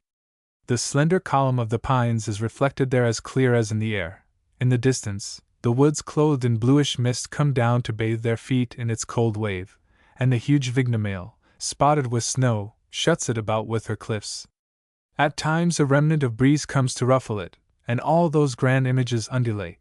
The Greek Diana, the wild maiden huntress, would have taken it for a mirror. How one sees her come to life again in such sights! Her marbles are fallen, her festivals have vanished, but in the shivering of the firs, at the sound of the cracking glaciers, before the steely splendors of these chaste waters, she reappears like a vision. All the night long, in the outcries of the wind, the herdsman could hear the baying of her hounds and the whistling of her arrows. The untamed chorus of her nymphs coursed over the precipices. The moon shone upon their shoulders of silver, and on the point of their lances. In the morning she came to bathe her arms in the lake, and more than once has she been seen standing upon a summit, her eyes fixed, her brow severe, her foot trod the cruel snow, and her virgin breasts gleamed beneath the winter sun. 3. The Diana of the country is more amiable. It is the lively and gracious Margaret of Navarre, sister and liberatress of Francis I. She came to these waters with her court, her poets, her musicians, her savants, a poet and theologian herself, of infinite curiosity, reading Greek, learning Hebrew, and taken up with Calvinism. On coming out of the routine and discipline of the Middle Ages, disputes about dogma and the thorns of erudition appeared agreeable, even to ladies. Lady Jane Grey, Elizabeth took part in these things. It was a fashion, as 2 centuries later it was good taste to dispute upon Newton and the existence of God. The Bishop of Meaux wrote to Margaret, "Madam, if there were at the end of the world a doctor who, by a single abridged verb, could teach you as much grammar as it is possible to know, and another as much rhetoric, and another philosophy, and so on with the 7 liberal arts, each one by an abridged verb, you would fly there as to the fire." She did fly there and got overloaded.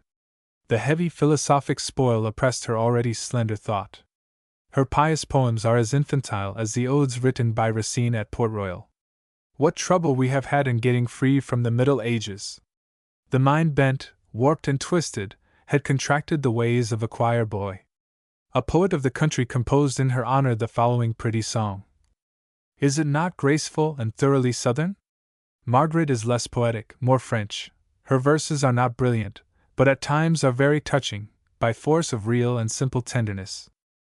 A moderate imagination, a woman's heart thoroughly devoted, and inexhaustible in devotion, a good deal of naturalness, clearness, ease, the art of narration and of smiling, an agreeable but never wicked malice. Is not this enough to make you love Margaret and read here the Heptameron? 4. She wrote the Heptameron here. It seems that a journey to the waters was then less safe than nowadays. The first day of the month of September, as the baths of the Pyrenees mountains begin to have virtue, were found at those of Calderet's several persons, from France and Spain as well as other places, some to drink the water, others bathe in it, others to take the mud, which things are so marvelous, that invalids abandoned by the physicians return from them completely cured.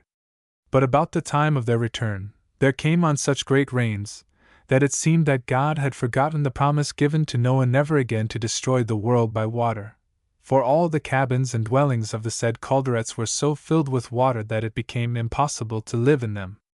The French lords and ladies, thinking to return to Tarbes as easily as they had come, found the little brooks so swollen that they could scarcely ford them. But when they came to pass the Bernese Gave, which was not 2 feet deep when they first saw it, they found it so large and impetuous, that they made a circuit to look for the bridges, which, being nothing but wood, were swept away by the vehemence of the water. And some, thinking to break the violence of the course by assembling several together, were so promptly swept away, that those who would follow them lost the power and the desire of going after. Whereupon they separated, each one seeking a way for himself. 2 poor ladies, half a league beyond Pierrefitte, found a bear coming down the mountain, before which they galloped away in such great haste that their horses fell dead under them at the entrance of their dwelling. 2 of their women, who came a long time after, told them that the bear had killed all their serving men. So while they are all at Mass, there comes into the church a man with nothing on but his shirt, fleeing as if someone were chasing and following him up. It was one of their companions by the name of Gibran, who recounted to them how, as he was in a hut near Pierrefitte, 3 men came while he was in bed, but he, all in his shirt as he was, with only his sword, wounded one of them so that he remained on the spot, and while the other 2 amused themselves in gathering up their companion, thought that he could not escape if not by flight, as he was the least burdened by clothing. The Abbé of Saint Savon furnished them with the best horses to be had in Lavardin, good bairn cloaks, a quantity of provisions, and pretty companions to lead them safely in the mountains. But it was necessary to busy themselves somewhat, while waiting for the gave to go down. In the morning they went to find Madame Oisille, the oldest of the ladies. They devoutly listened to the Mass with her, after which she did not fail to administer the salutary food which she drew from the reading of the Acts of the Saints and glorious Apostles of Jesus Christ. The afternoon was employed in a very different fashion. They went into a beautiful meadow along the river Gave, where the foliage of the trees is so dense that the sun could neither pierce the shade nor warm the coolness, and seated themselves upon the green grass, which is so soft and delicate that they needed neither cushions nor carpets. And each in turn related some gallant adventure with details infinitely artless and singularly precise. There were some relating to husbands and yet more about monks. The lovely theologian is the granddaughter of Boccaccio, and the grandmother of La Fontaine. This shocks us, and yet is not shocking. Each age has its degree of decency, which is prudery for this and blackguardism for another. The Chinese find our trousers and close-fitting coat sleeves horribly immodest. I know a lady, an Englishwoman in fact, who allows only 2 parts in the body, the foot and the stomach. Every other word is indecent, so that when her little boy has a fall, the governess must say, "Master Henry has fallen, madam, on the place where the top of his feet rejoins the bottom of his stomach." The habitual ways of the 16th century were very different. The lords lived a little like men of the people. That is why they talked somewhat like men of the people. Bonnevet and Henri too amused themselves in jumping like schoolboys, and leaping over ditches 23 feet wide.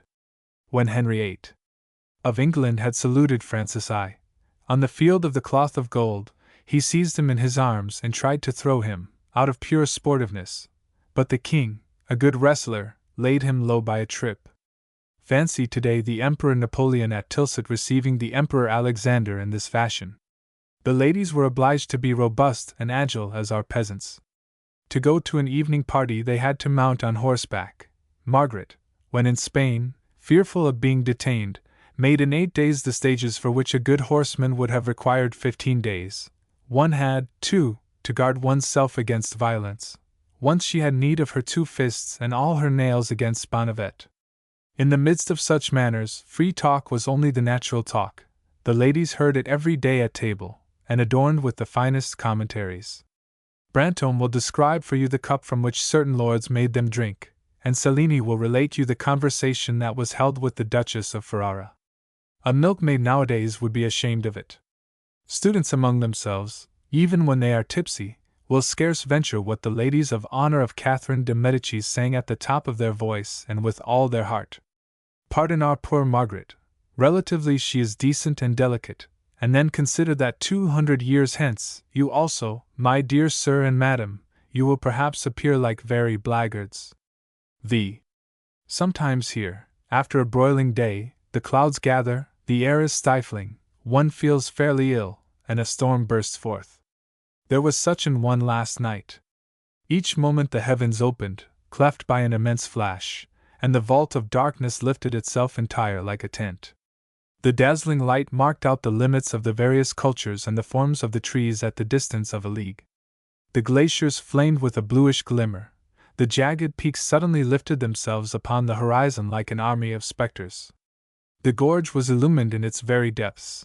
Its heaped-up blocks, its trees hooked on to the rocks, its torn ravines, its foaming gave, were seen under a livid whiteness, and vanish like the fleeting visions of an unknown and tortured world.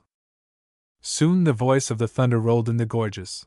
The clouds that bore it crept midway along the mountain's side, and came into collision among the rocks. The report burst out like a discharge of artillery. The wind rose and the rain came on. The inclined plane of the summits opened up under its squalls. The funeral drapery of the pines clung to the sides of the mountain. A creeping plain came out from the rocks and trees. The long streaks of rain thickened the air. Under the flashes you saw the water streaming, flooding the summits, descending the two slopes, sliding in sheets over the rocks, and from all sides in hurried waves running to the cave. In the morning the roads were cut up with sloughs, the trees hung by their bleeding roots, great patches of earth had fallen away, and the torrent was a river. Chapter 5. Saint Savon. Upon a hill, at the end of a road, are the remains of the Abbey of Saint Savon. The old church was, they say, built by Charlemagne. The stones, eaten and burned, are crumbling, the disjointed flags are encrusted with moss. From the garden the eye takes in the valley, brown in the evening light. The winding cave already lifts into the air its trail of pale smoke. It was sweet here to be a monk. It is in such places that the Imitation should be read. In such places was it written. For a sensitive and noble nature, a convent was then the sole refuge. All around wounded and repelled it. Around what a horrible world! Brigand lords who plunder travelers and butcher each other, artisans and soldiers who stuff themselves with meat and yoke themselves together like brutes, peasants whose huts they burn, whose wives they violate, who out of despair and hunger slip away to tumult. No remembrance of good, nor hope of better.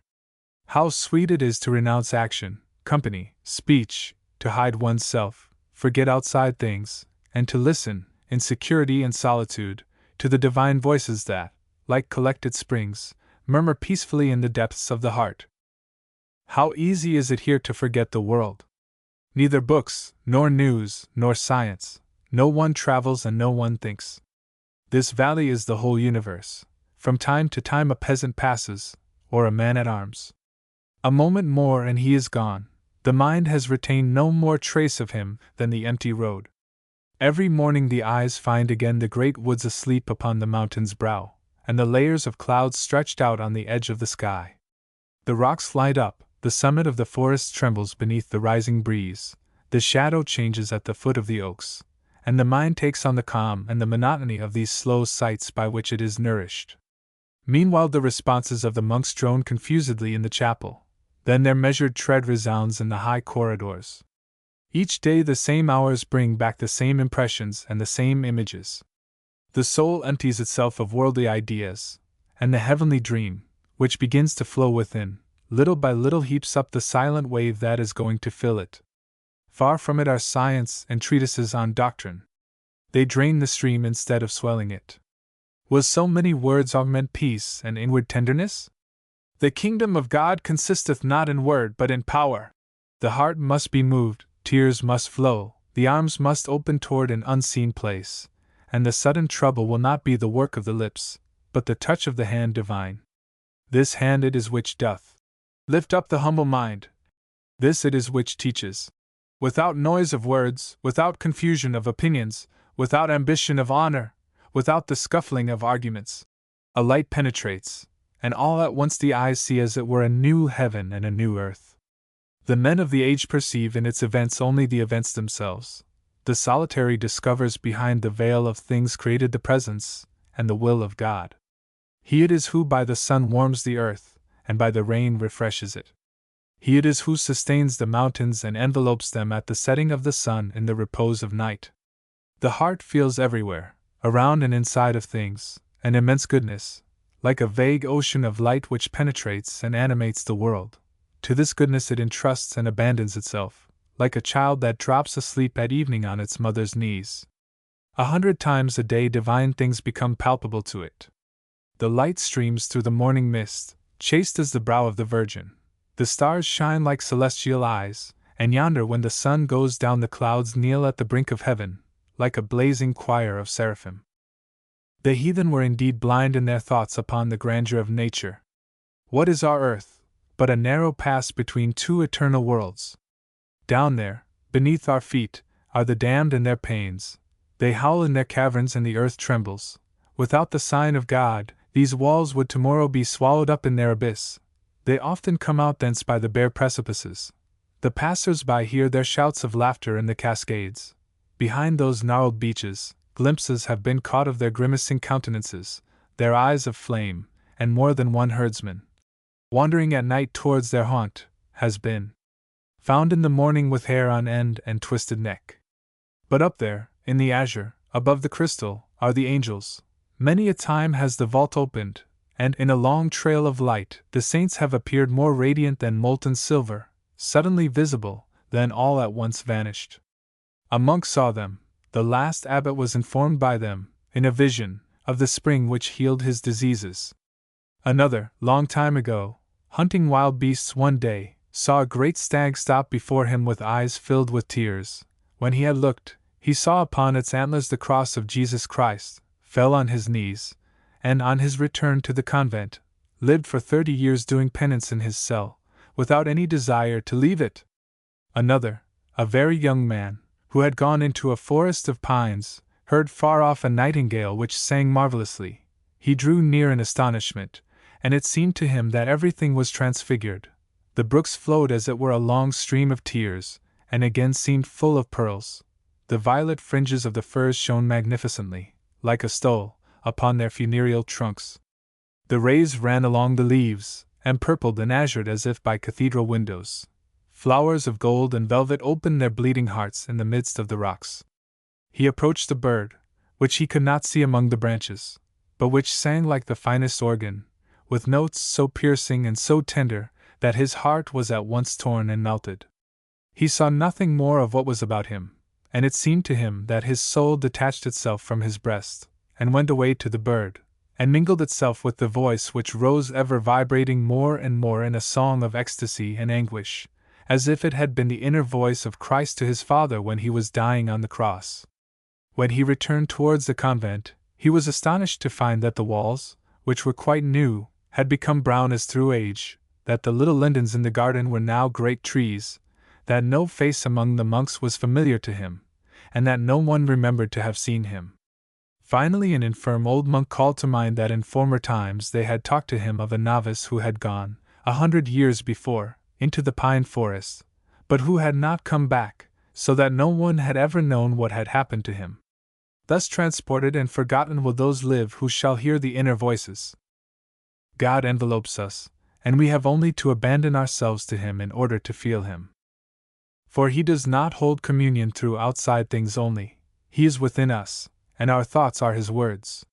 He who retires within himself, who listens no more to the news of this world, who effaces from his mind its reasonings and imaginations, and who holds himself in expectancy, in silence and solitude, sees little by little a thought rise in him which is not his own, which comes and goes without his will, and whatever he may will, which fills and enchants him, like those words, heard in a dream, which make tranquil the soul with their mysterious song. The soul listens and no longer perceives the flight of the hours.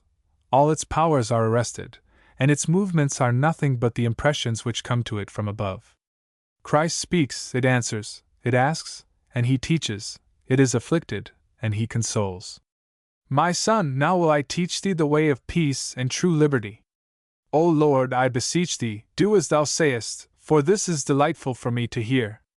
Be desirous, my son, to do the will of another rather than thine own, choose always to have less rather than more. Seek always the lowest place, and to be inferior to every one. Wish always, and pray, that the will of God may be wholly fulfilled in thee. Behold, such a man entereth within the borders of peace and rest. O Lord, this short discourse of thine containeth within itself much perfection. It is little to be spoken, but full of meaning, and abundant in fruit. How languid is everything alongside of this divine company! How all which departs from it is unsightly! When Jesus is present, all is well, and nothing seems difficult, but when Jesus is absent, everything is hard. When Jesus speaks not inwardly to us, all other comfort is nothing worth. But if Jesus speak but one word, we feel great consolation. How dry and hard art thou without Jesus! How foolish and vain, if thou desire anything out of Jesus. Is not this a greater loss than if thou shouldest lose the whole world? He that findeth Jesus, findeth a good treasure, yea, a good above all good. And he that loseth Jesus, loseth much indeed, yea, more than the whole world. Most poor is he who liveth without Jesus, and he most rich who is well with Jesus. It is matter of great skill to know how to hold converse with Jesus, and to know how to keep Jesus, a point of great wisdom. Be thou humble and peaceable, and Jesus will be with thee. Be devout and quiet, and Jesus will stay with thee. Thou mayest soon drive away Jesus and lose his favor if thou wilt turn aside to outward things. And if thou shouldest drive him from thee, and lose him, unto whom wilt thou flee, and whom wilt thou seek for thy friend? Without a friend thou canst not well live, and if Jesus be not above all a friend to thee, thou shalt be sad and desolate. Behold, my God, and all things, what can I wish more, and what happier thing can I long for? My God, and all things. To him that understandeth, enough is said, and to repeat it often is delightful to him that loveth. Some died of this love, lost in ecstasies or drowned in a divine languor. These are the great poets of the Middle Ages. Chapter 6. Gavarnie. From Luz to Gavarnie is 18 miles. It is enjoined upon every living creature able to mount a horse, a mule, or any quadruped whatever, to visit Gavarnie. In default of other beasts, he should, putting aside all shame, bestride an ass. Ladies and convalescents are taken there in sedan chairs. Otherwise, think what a figure you will make on your return. You come from the Pyrenees, you've seen Gavarnie? No. What then did you go to the Pyrenees for? You hang your head, and your friend triumphs, especially if he was bored at Gavarnie. You undergo a description of Gavarnie after the last edition of the guidebook. Gavarnie is a sublime sight. Tourists go 60 miles out of their way to see it. The Duchess d'Angoulême had herself carried to the furthest rocks. Lord Bute, when he saw it for the first time, cried, "If I were now at the extremity of India, and suspected the existence of what I see at this moment, I should immediately leave in order to enjoy and admire it." You are overwhelmed with quotations and supercilious smiles. You are convicted of laziness, of dullness of mind, and, as certain English travelers say, of unaesthetic insensibility. There are but two resources: to learn a description by heart, or to make the journey. I have made the journey, and am going to give the description. 2. We leave at 6 o'clock in the morning, by the road to Saya, in the fog, without seeing at first anything beyond great confused forms of trees and rocks. At the end of a quarter of an hour, we hear along the pathway a noise of sharp cries drawing near. It was a funeral procession coming from Saya. 2 men bore a small coffin under a white shroud. Behind came 4 herdsmen in long cloaks and brown capuchons, silent, with bent heads. 4 women followed in black mantles. It was they who uttered those monotonous and piercing lamentations. One knew not if they were wailing or praying. They walked with long steps through the cold mist, without stopping or looking at anyone, and were going to bury the poor body in the cemetery at Luz. At Saya the road passes over a small bridge very high up, which commands another bridge, grey and abandoned. The double tier of arches bends gracefully over the blue torrent. Meanwhile a pale light already floats in the diaphanous mist. A golden gauze undulates above the gave. The aerial veil grows thin and will soon vanish. Nothing can convey the idea of this light, so youthful, timid and smiling, which glitters like the bluish wings of a dragonfly that is pursued and is taken captive in a net of fog. Beneath, the boiling water is engulfed in a narrow conduit, and leaps like a mill race. The column of foam, 30 feet high, falls with a furious din, and its glaucous waves, heaped together in the deep ravine, dash against each other and are broken upon a line of fallen rocks. Other enormous rocks, debris of the same mountain, hang above the road, their squared heads crowned with brambles for hair. Ranged in impregnable line, they seem to watch the torments of the gave, which their brothers hold beneath themselves crushed and subdued. 3. We turn a second bridge and enter the plain of Gedres, verdant and cultivated, where the hay is in cocks. They are harvesting. Our horses walk between 2 hedges of hazel. We go along by orchards, but the mountain is ever near. The guide shows us a rock 3 times the height of a man, which, 2 years ago, rolled down and demolished a house.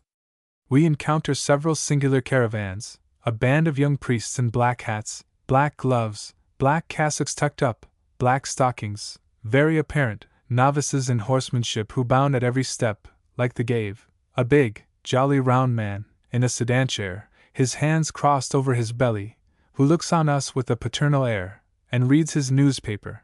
3 ladies of sufficiently ripe age, very slender, very lean, very stiff, who, for dignity's sake, set their beasts on a trot as we draw near them. The cicisbeo is a bony cartilaginous gentleman, fixed perpendicularly on his saddle like a telegraph pole. We hear a harsh clucking, as of a choked hen, and we recognize the English tongue. As for the French nation, it is but poorly represented at Gedres. First appears a long, moldy custom-house officer, who endorses the permission to pass of the horses. With his once green coat, the poor man had the air of having sojourned a week in the river. No sooner has he let us go, than a blackguard band, boys and girls, pounces upon us. Some stretch out their hands, others wish to sell stones to us. They motion to the guide to stop. They claim the travelers. 2 or 3 hold the bridle of each horse, and all cry in chorus, "The grotto! The grotto!" There is nothing for it but to resign ourselves and see the grotto. A servant opens a door, makes us descend 2 staircases, throws a lump of earth and passing into a lagoon, to awaken the sleeping fish, takes 6 steps over a couple of planks. Well, the grotto? Behold it, monsieur. We see a streamlet of water between 2 rocks overhung with ash trees. Is that all? She does not understand, opens her eyes wide and goes away. We ascend again and read this inscription: the charge for seeing the grotto is 10 cents. The matter is all explained. The peasants of the Pyrenees are not wanting in brains. 4. Beyond Gedres is a wild valley called Chaos, which is well named. After 1/4 of an hour's journey there, the trees disappear, then the juniper and the box, and finally the moss. The Gave is no longer seen, all noises are hushed. It is a dead solitude peopled with wrecks. 3 avalanches of rocks and crushed flint have come down from the summit to the very bottom. The horrid tide, high and 1/4 of a league in length, spreads out like waves its myriads of sterile stones, and the inclined sheet seems still to glide towards inundating the gorge.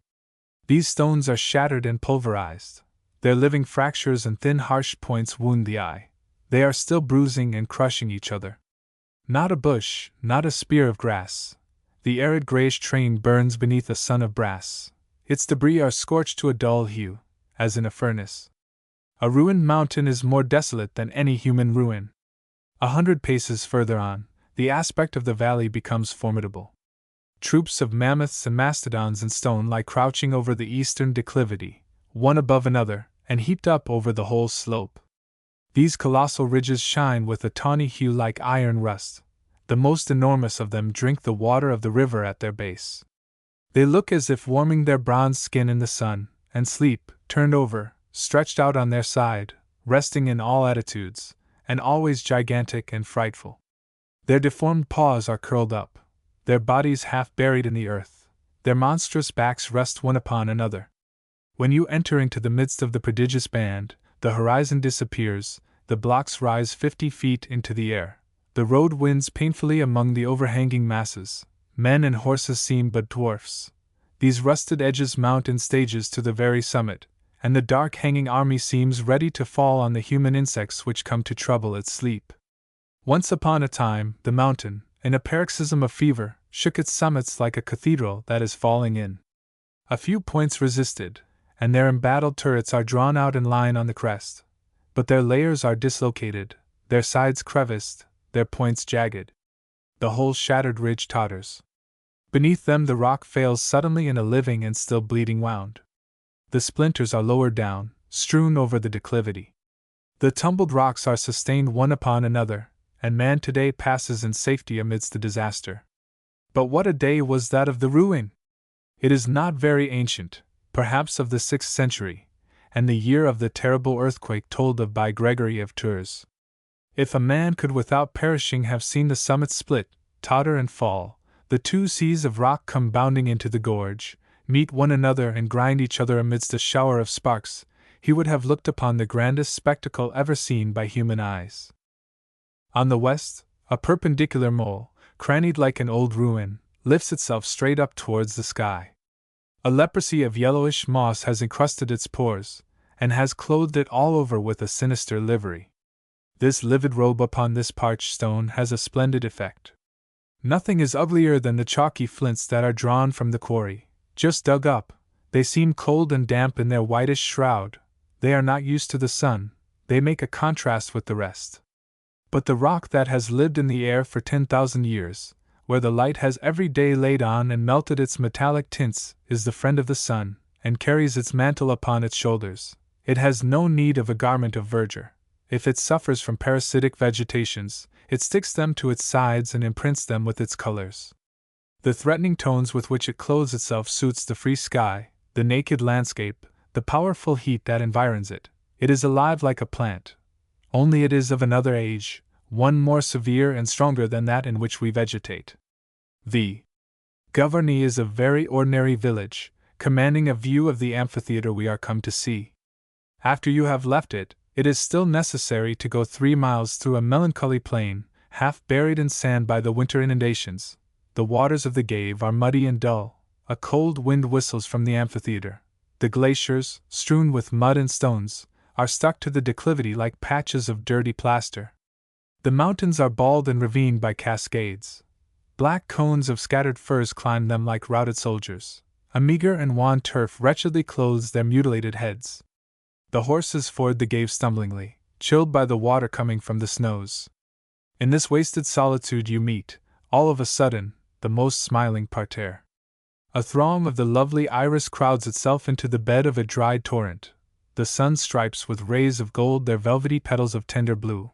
The harvest of plumes winds with the sinuosities of the bank, and the eye follows over the whole plain the folds of the rivulet of flowers. We climb a last eminence, sown with iris and with stones. There is a hut where you breakfast and leave the horses. You arm yourself with a stout stick, and descend upon the glaciers of the amphitheater. These glaciers are very ugly, very dirty, very uneven, very slippery. At every step you run the risk of falling, and if you fall it is on sharp stones or into deep holes. They look like heaps of old plaster work, and those who have admired them have a stock of admiration for sale. The water has pierced them so that you walk upon bridges of snow. These bridges have the appearance of kitchen air holes. The water is swallowed up in a very low archway, and when you look closely, you get a distinct sight of a black hole. An Englishman who wished to enjoy the view allowed himself to fall, and came out half dead, with the rapidity of a trout. We left such experiments to the trout and the English. 6. After the glaciers we find a sloping esplanade. We climb for 10 minutes, bruising our feet upon fragments of sharp rock. Since leaving the hut we have not lifted our eyes, in order to reserve for ourselves an unbroken sensation. Here at last we look. A wall of granite crowned with snow hollows itself before us in a gigantic amphitheater. This amphitheater is 1,200 feet high, nearly 3 miles in circumference, 3 tiers of perpendicular walls, and in each tier thousands of steps. The valley ends there. The wall is a single block, and impregnable. The other summits might fall, but its massive layers would not be moved. The mind is overwhelmed by the idea of a stability that cannot be shaken and an assured eternity. There is the boundary of 2 countries and 2 races. This it is that Roland wanted to break, when with a sword stroke he opened a breach in the summit. But the immense wound disappeared in the immensity of the conquered wall. 3 sheets of snow are spread out over the 3 tiers of layers. The sun falls with all its force upon this virginal robe without being able to make it shine. It will preserve its dead whiteness. All this grandeur is austere. The air is chilled beneath the noonday rays. Great, damp shadows creep along the foot of the walls. It is the everlasting winter and the nakedness of the desert. The sole inhabitants are the cascades assembled to form the Gave. The streamlets of water come by thousands from the highest layer, leap from step to step, cross their stripes of foam, wind, unite and fall by a dozen brooks that slide from the last layer in flaky streaks to lose themselves in the glaciers of the bottom. The 13th cascade on the left is 1,266 feet high. It falls slowly, like a dropping cloud, or the unfolding of a muslin veil. The air softens its fall. The eye follows complacently the graceful undulation of the beautiful airy veil. It glides the length of the rock, and seems to float rather than to fall. The sun shines through its plume with the softest and loveliest splendor. It reaches the bottom like a bouquet of slender waving feathers, and springs backward in a silver dust. The fresh and transparent mist swings about the rock it bathes, and its rebounding train mounts lightly along the courses. No stir in the air, no noise, no living creature in this solitude. You hear only the monotonous murmur of the cascades, resembling the rustle of the leaves that the wind stirs in the forest. On our return, we seated ourselves at the door of the hut. It is a poor, squat little house, heavily supported upon thick walls. The knotty joists of the ceiling retain their bark. It is indeed necessary that it should be able to stand out alone against the snows of winter. You find everywhere the imprint of the terrible months it has gone through. 2 dead fir trees stand erect at the door. The garden, 3 feet square, is defended by enormous walls of piled-up slates. The low and black stable leaves neither foothold nor entry for the winds. A lean colt was seeking a little grass among the stones. A small bull, with surly air, looked at us out of the sides of his eyes. The animals, the trees and the sight, wore a threatening or melancholy aspect. But in the clefts of a rock were growing some admirable buttercups, lustrous and splendid, which looked as if painted by a ray of sunshine. At the village we met our companions of the journey who had sat down there. The good tourists get fatigued, stop ordinarily at the inn, take a substantial dinner, have a chair brought to the door, and digest while looking at the amphitheater, which from there appears about as high as a house. After this they return, praising the sublime sight, and very glad that they have come to the Pyrenees. Chapter 7. The Bargans. The Pic du Midi. We ought to be useful to our fellow mortals. I have climbed the Bargans in order to have at least one ascent to tell about. A stony, zigzag pathway excoriates the green mountain with its whitish track. The view changes with every turn. Above and below us are meadows with girls making hay, and little houses stuck to the declivity like swallows' nests. Lower down, an immense pit of black rock, to which from all sides hasten streams of silver. The higher up we are, the more the valleys are contracted and fade from sight, the more the grey mountains enlarge and spread themselves in all their hugeness. Suddenly, beneath the burning sun, the perspective becomes confused. We feel the cold and damp touch of some unknown and invisible being. A moment after, the air clears up, and we perceive behind us the white, rounded back of a beautiful cloud fleeing into the distance, and whose shadow glides lightly over the slope.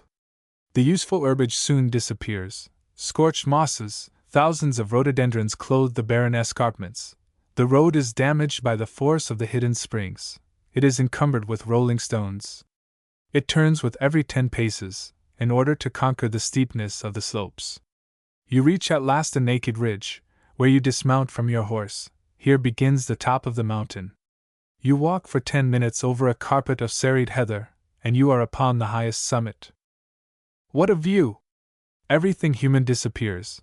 Villages, enclosures, cultivations, all seem like the work of ants. I have 2 valleys under my eyes, which seem 2 little bands of earth lost in a blue funnel. Nothing exists here but the mountains. Our roads and our works have scratched upon them an imperceptible point.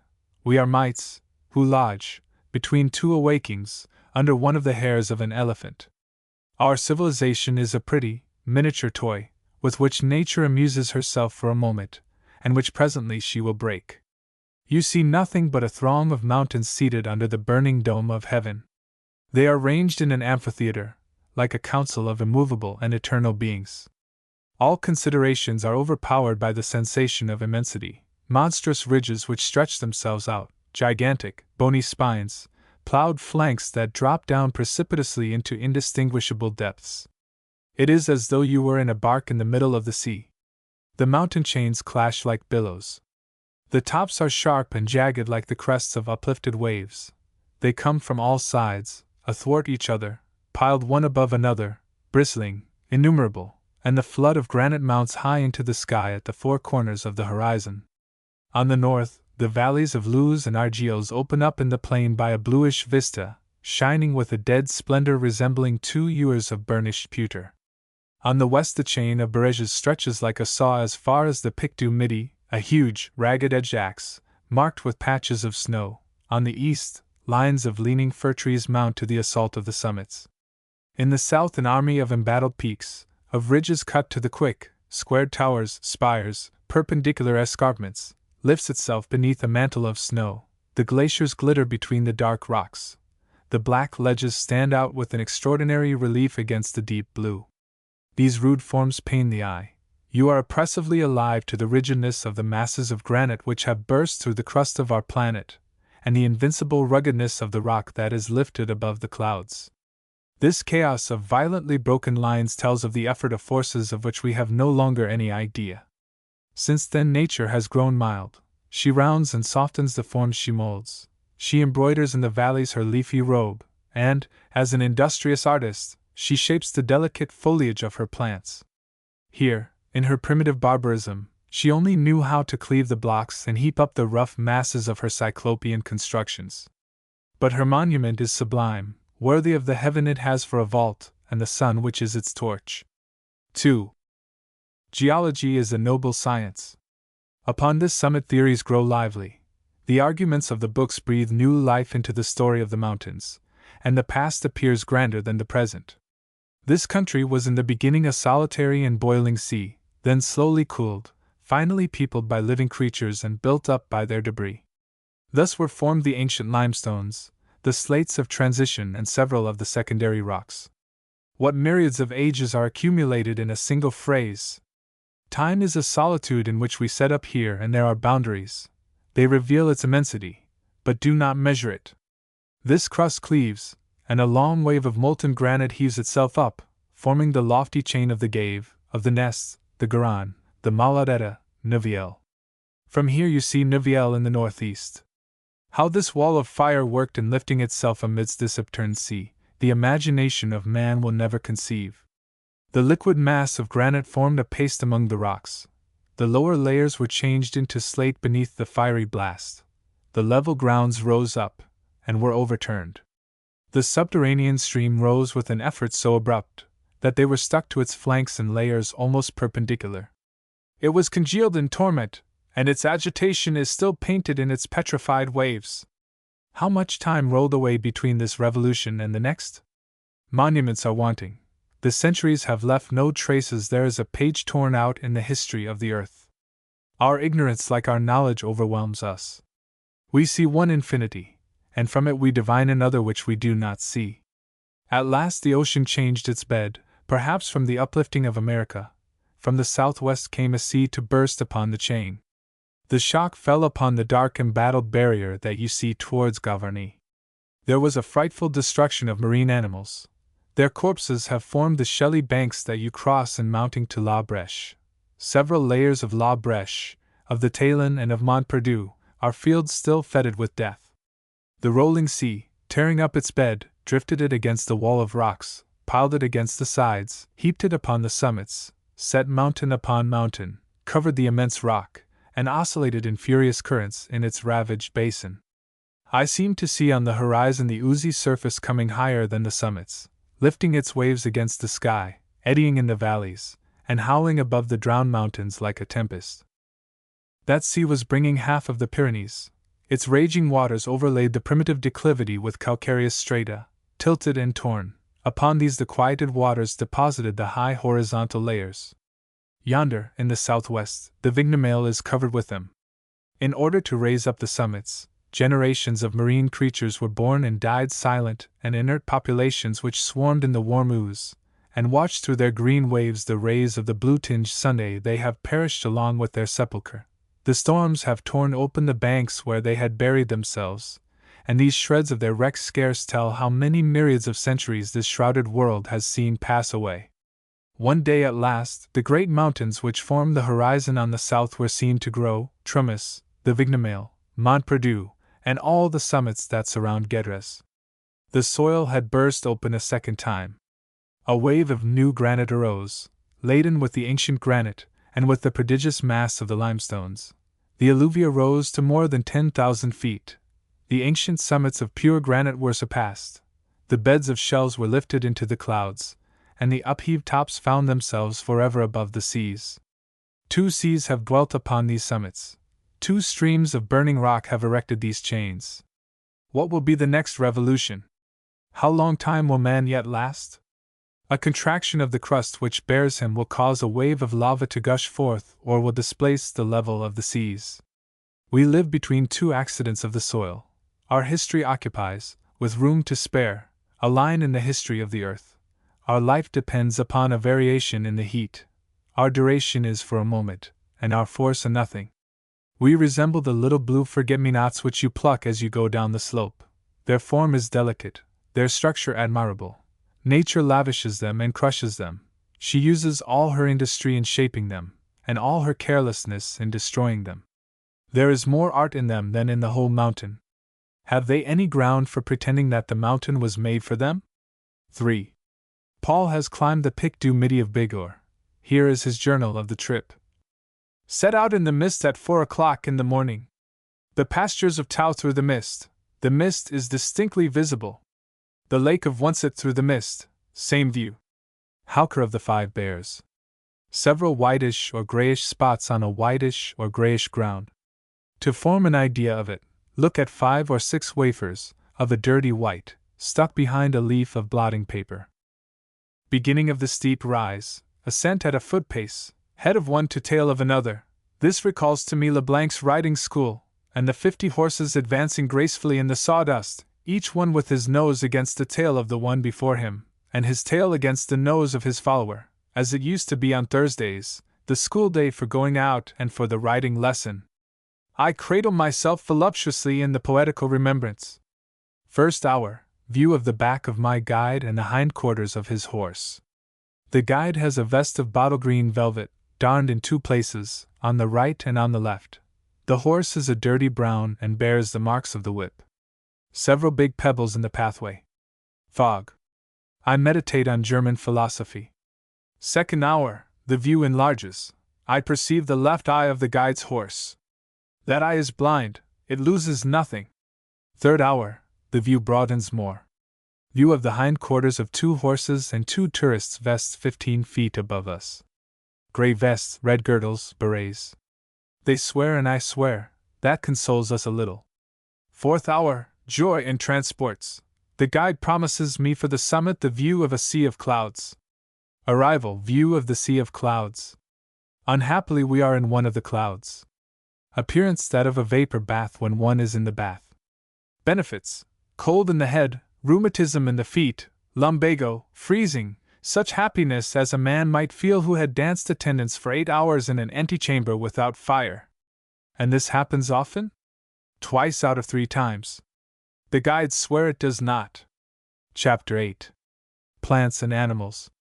Tehe beaches push high upon the declivities, even beyond 3,000 feet. Their huge pillars strike down into the hollows where earth is gathered. Their roots enter into the clefts of the rock, lift it, and come creeping to the surface like a family of snakes. Their skin, white and tender in the plains, is changed into a grayish and solid bark. Their tenacious leaves shine with a vigorous green, beneath the sun which cannot penetrate them. They live isolated, because they need space, and range themselves at intervals one above another like lines of towers. From afar, between the dull heather, their mound rises splendid with light, and sounds with its 100,000 leaves as with so many little bells of horn. 2. But the real inhabitants of the mountains are the pines, geometrical trees, akin to the ferruginous blocks hewn by the primitive eruptions. The vegetation of the plains unfolds itself in undulating forms with all the graceful caprices of liberty and wealth. The pines, on the other hand, seem scarcely alive. Their shaft rises in a perpendicular line along the rocks. Their horizontal branches part from the trunk at right angles, equal as the radii of a circle, and the entire tree is a cone terminated by a naked spike. The dull little blades that answer for leaves have a melancholy hue, without transparency or luster. They seem hostile to the light.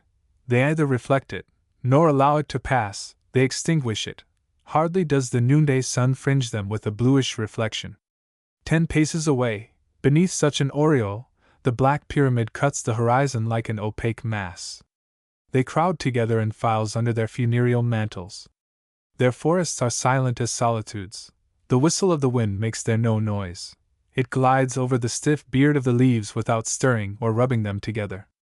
One hears no sound save the whispering of the tops and the shriveling of the little yellowish lamels which fall in showers as soon as you touch a branch. The turf is dead, the soil naked. You walk in the shade beneath an inanimate verdure, among pale shafts which rise like tapers. A strong odor fills the air, resembling the perfume of aromatics.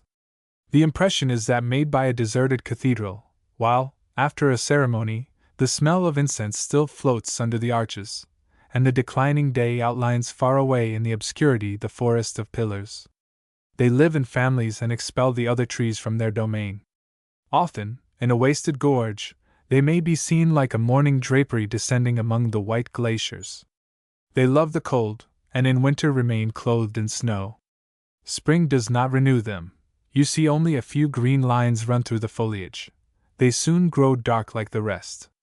But when the tree springs from a spot of deep earth, and rises to a height of 100 feet, smooth and straight as the mast of a ship, the mind with buoyancy follows to the very summit the flight of its inflexible form, and the vegetable column seems as grand as the mountain which nurtures it. 3. Higher up, on the barren steeps, the yellowish box twists its knotty feet beneath the stones. It is a melancholy and tenacious creature, stunted and thrust back upon itself, overborne amidst the rocks. It dares not shoot upward nor spread.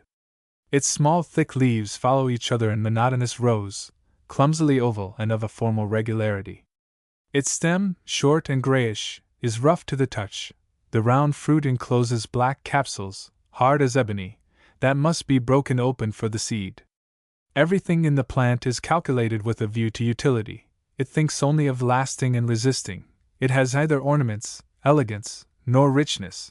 It expends its sap only in solid tissues, in dull colors, in durable fibers. It is an economical and active housewife, the only thing capable of vegetating in the quagmires that it fills. If you continue to ascend, the trees begin to fail. The brush fir creeps in a carpet of turf. The rhododendrons grow in tufts and crown the mountain with rosy clusters.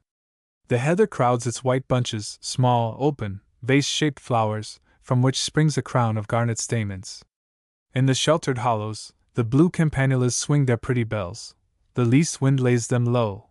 They live for all that, and smile, trembling and graceful. But, among all these flowers nourished with light and pure air, the most precious is the thornless rose. Never did petals form a frielier and lovelier corolla. Never did a vermilion so vivid color a more delicate tissue. 4. At the summit grow the mosses. Battered by the wind, dried by the sun, they lose the fresh green tint they wear in the valleys and on the brink of the springs. They are reddened with tawny hues, and their smooth filaments have the reflexes of a wolf's fur. Others, yellowed and pale, cover with their sickly colors the bleeding crevices. Then there are gray ones, almost white, which grow like remnants of hair upon the bald rocks.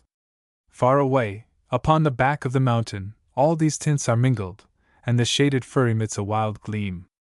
The last growths are reddish crusts, stuck to the walls of rock, seeming to form part of the stone, and which you might take, not for a plant, but for a scurf.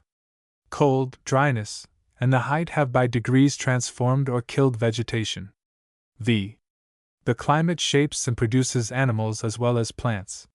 The bear is a serious beast, a thorough mountaineer, curious to behold in his great coat of felted hair, yellowish or grayish in color. It seems formed for its domicile, and its domicile for it. Its heavy fur is an excellent mantle against the snow. The mountaineers think it so good that they borrow it from him as often as they can, and he thinks it so good that he defends it against them to the best of his ability. He likes to live alone, and the gorges of the heights are as solitary as he wishes. The hollow trees afford him a ready-made house. As these are for the most part beeches and oaks, he finds in them at once food and shelter. For the rest, brave, prudent, and robust, he is an estimable animal. His only faults are that he eats his little ones when he runs across them, and that he is a poor dancer. In hunting him, they go into ambush and fire on him as he passes. Lately, in a battue, a superb female was tracked.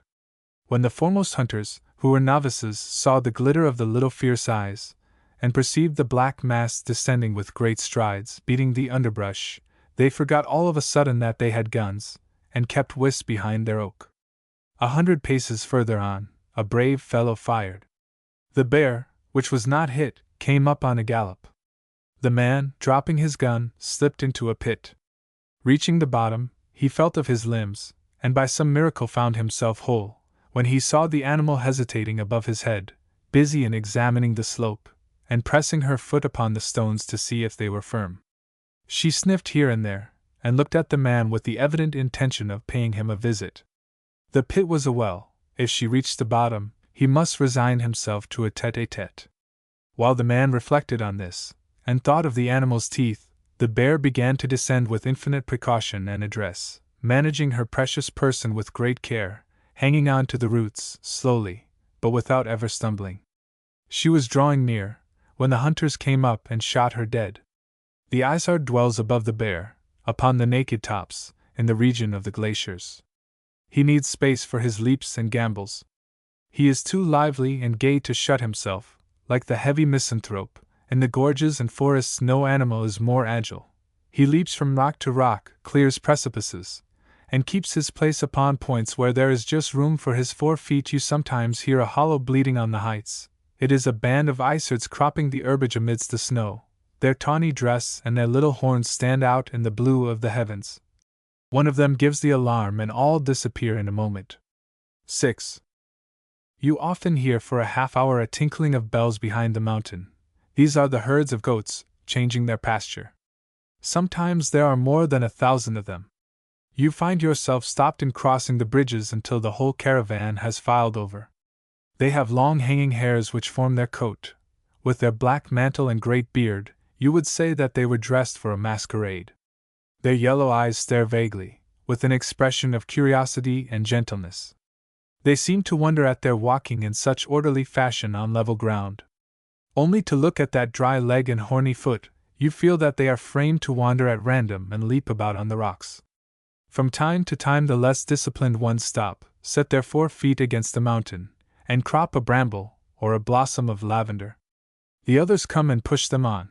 They start off again with a mouthful of herbage, and eat as they walk. All their physiognomies are intelligent, resigned and melancholy, with flashes of caprice and originality. You see the forest of horns waving above the black mass, and their smooth hair shining in the sun. Enormous dogs, with woolly coat, spotted with white, walk gravely along the sides, growling when you draw near. The herdsman comes behind in his brown cloak, with an eye fixed, glittering, void of thought, like that of the animals, and the whole band disappears in a cloud of dust, out of which comes a sound of shrill bleating. 7. Why should not I speak of the happiest animal in creation? A great painter, Carrel Dujardin, has taken a liking for it. He has drawn it in all its attitudes, and has shown all its pleasures and all its tastes.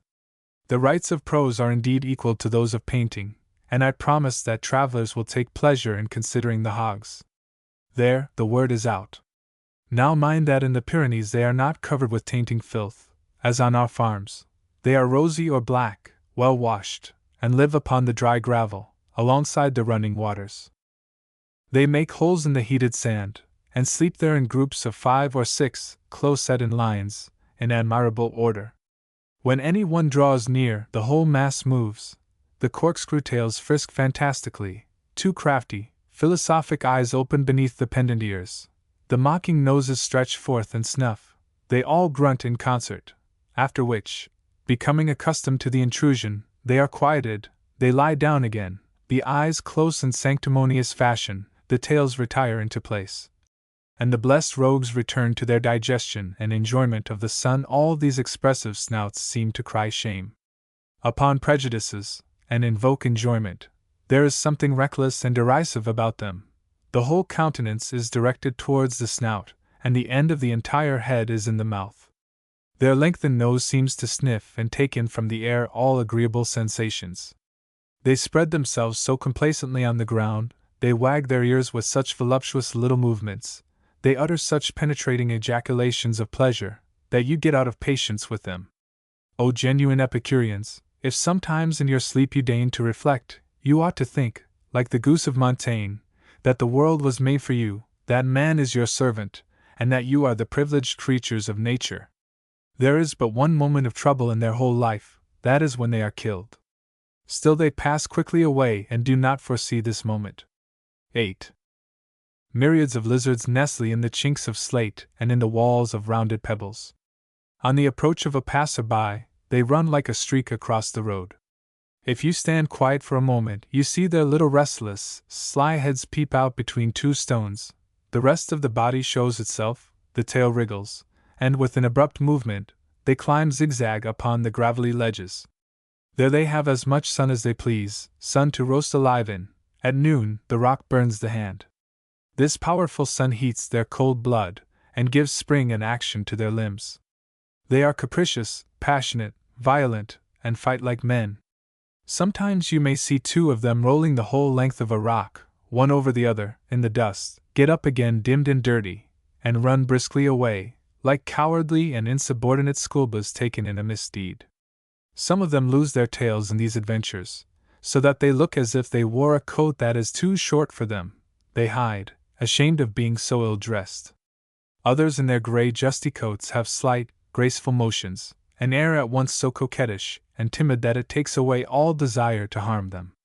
When they are asleep on a slab of stone, you can see their whitish throat and their small, intelligent mouth. But they scarcely ever sleep, they are always on the lookout.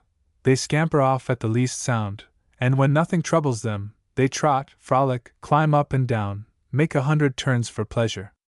They love company, and live near or with one another. No animal is prettier or has more innocent ways. With the charming white and yellow sedum, it enlivens the long walls of stone, and both live on dryness, as other things on moisture. The sun, the light, the vegetation, animals, man, are so many books wherein nature has, in different characters, written the same thought. If the hogs have a clean and rosy skin, it is because the boiling granite and the seas swarming with fish have during millions of years accumulated and uplifted 10,000 feet of rock. Book 4. Bon Residential and Luchen. Chapter 1. From Lewes to Bagner's de Biggar. One must submit to long, stifling ascents. The horses trudge on at a foot pace or pant. The travelers sleep or sweat. The conductor grumbles or drinks. The dust whirls, and if you go out, your throat is parched or your eyes smart. There is only one way of passing the evil hour. It is to tell over some old story of the country, as, for example, the following. Bas de Benec was a good knight, a great friend of the king's St. Louis. He went on a crusade into the land of Egypt, and killed many Saracens for the salvation of his soul. But finally the French were beaten in a great battle, and Bas de Benec left for dead. He was taken away prisoner along the river, towards the south, into a country where the skin of the men was quite burned by the heat, and there he remained 10 years. They made him herdsman of their flocks, and often beat him because he was a Frank and a Christian. One day when he was afflicted and lamenting his lot in a solitary place, he saw appear before him a little black man, who had 2 horns to his forehead, a goat's foot, and a more wicked air than the most wicked of Saracens. Bas was so used to seeing black men, that he did not make the sign of the cross.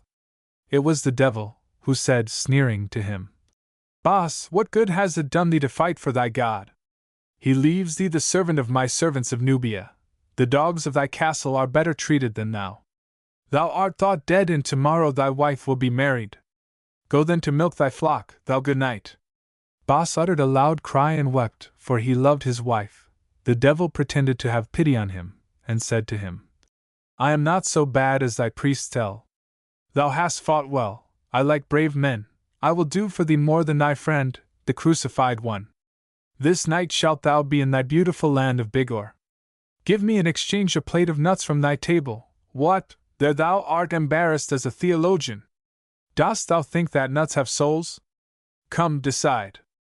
Bas forgot that it is a mortal sin to give anything to the devil, and stretched out to him his hand. Immediately he was borne away as in a whirlwind. He saw beneath him a great yellow river, the Nile, which stretched out, like a snake, between two bands of sand. A moment afterward, a city spread on the strand like a cuirass. Then innumerable waves ranged from one end of the horizon to the other, and on them black vessels like unto swallows. Further on, a triple-coasted island, with a hollow mountain full of fire and a plume of tawny smoke. Then again the sea. Night fell, when a range of mountains lifted itself into the red bands of the sunset. Bas recognized the serrate tops of the Pyrenees and was filled with joy. The devil said to him, "Bas, come first to my servants of the mountain. In all conscience, since you returned to the country, you owe them a visit. They are more beautiful than thy angels, and will love thee, since thou art my friend." The good knight was horrified to think that he was the friend of the devil, and followed him reluctantly. The hand of the devil was as a vice. He went swifter than the wind. Bas traversed at a bound the valley of Pierrefitte, and found himself at the foot of the Bregons, before a door of stone which he had never seen. The door opened of itself with a sound softer than a bird's song, and they entered a hall 1,000 feet high, all of crystal, flaming as if the sun were inside it.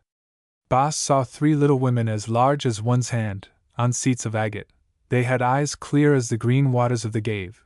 Their cheeks had the vermilion of the thornless rose. Their snowy robe was as light as the airy mist of the Cascades.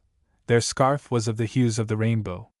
Bas believed he had seen it formerly floating on the brink of the precipices, when the morning fog evaporated with the sun's first rays. They were spinning, and their wheels turned so fast that they were invisible. They rose all together, and sang with their little silvery voices. "Bas is returned. Bas is the friend of our master. Bas, we will spin thee a cloak of silk in exchange for thy crusader's mantle." A moment later he was before another mountain, which he recognized by the light of the stars. It was that of Campana, which rings when misfortune comes upon the country. Bas found himself inside without knowing how it happened, and saw that it was hollow to the very summit. An enormous bell of burnished silver descended from the uppermost vault. A troop of black goats was attached to the clapper. Bas perceived that these goats were devils. Their short tails wriggled convulsively. Their eyes were like burning coals. Their hair trembled and shriveled like green branches on live coals. Their horns were pointed and crooked like Syrian swords. When they saw Bas and the demon, they came leaping around them with such abrupt bounds and such strange eyes that the good knight felt his heart fail within him. Those eyes formed cabalistic figures, and danced after the manner of the will-o'-the-wisp in the graveyard. Then they ranged themselves in single file and ran forward. The steel clapper flew against the sounding wall. An immense voice came rolling forth from the vibrant silver. Bas seemed to hear it in the depths of his brain. The palpitations of the sound ran through his whole body. He shuddered with anguish like a man in delirium, and distinctly heard the bell chanting, "Bas has returned.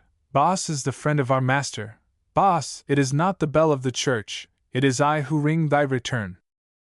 He felt himself once more lifted into the air. The trees rooted in the rock bent before his companion and himself as beneath a storm. The bears howled mournfully. Troops of wolves fled shivering over the snow. Great reddish clouds flew across the sky, jagged and quivering like the wings of bats. The evil spirits of the valley rose up and eddied through the night. The heads of the rocks seemed alive. The army of the mountains appeared to shake themselves and follow him. They traversed a wall of clouds and stopped upon the peak of Any. At that very moment, a flash cleft the vapory mass.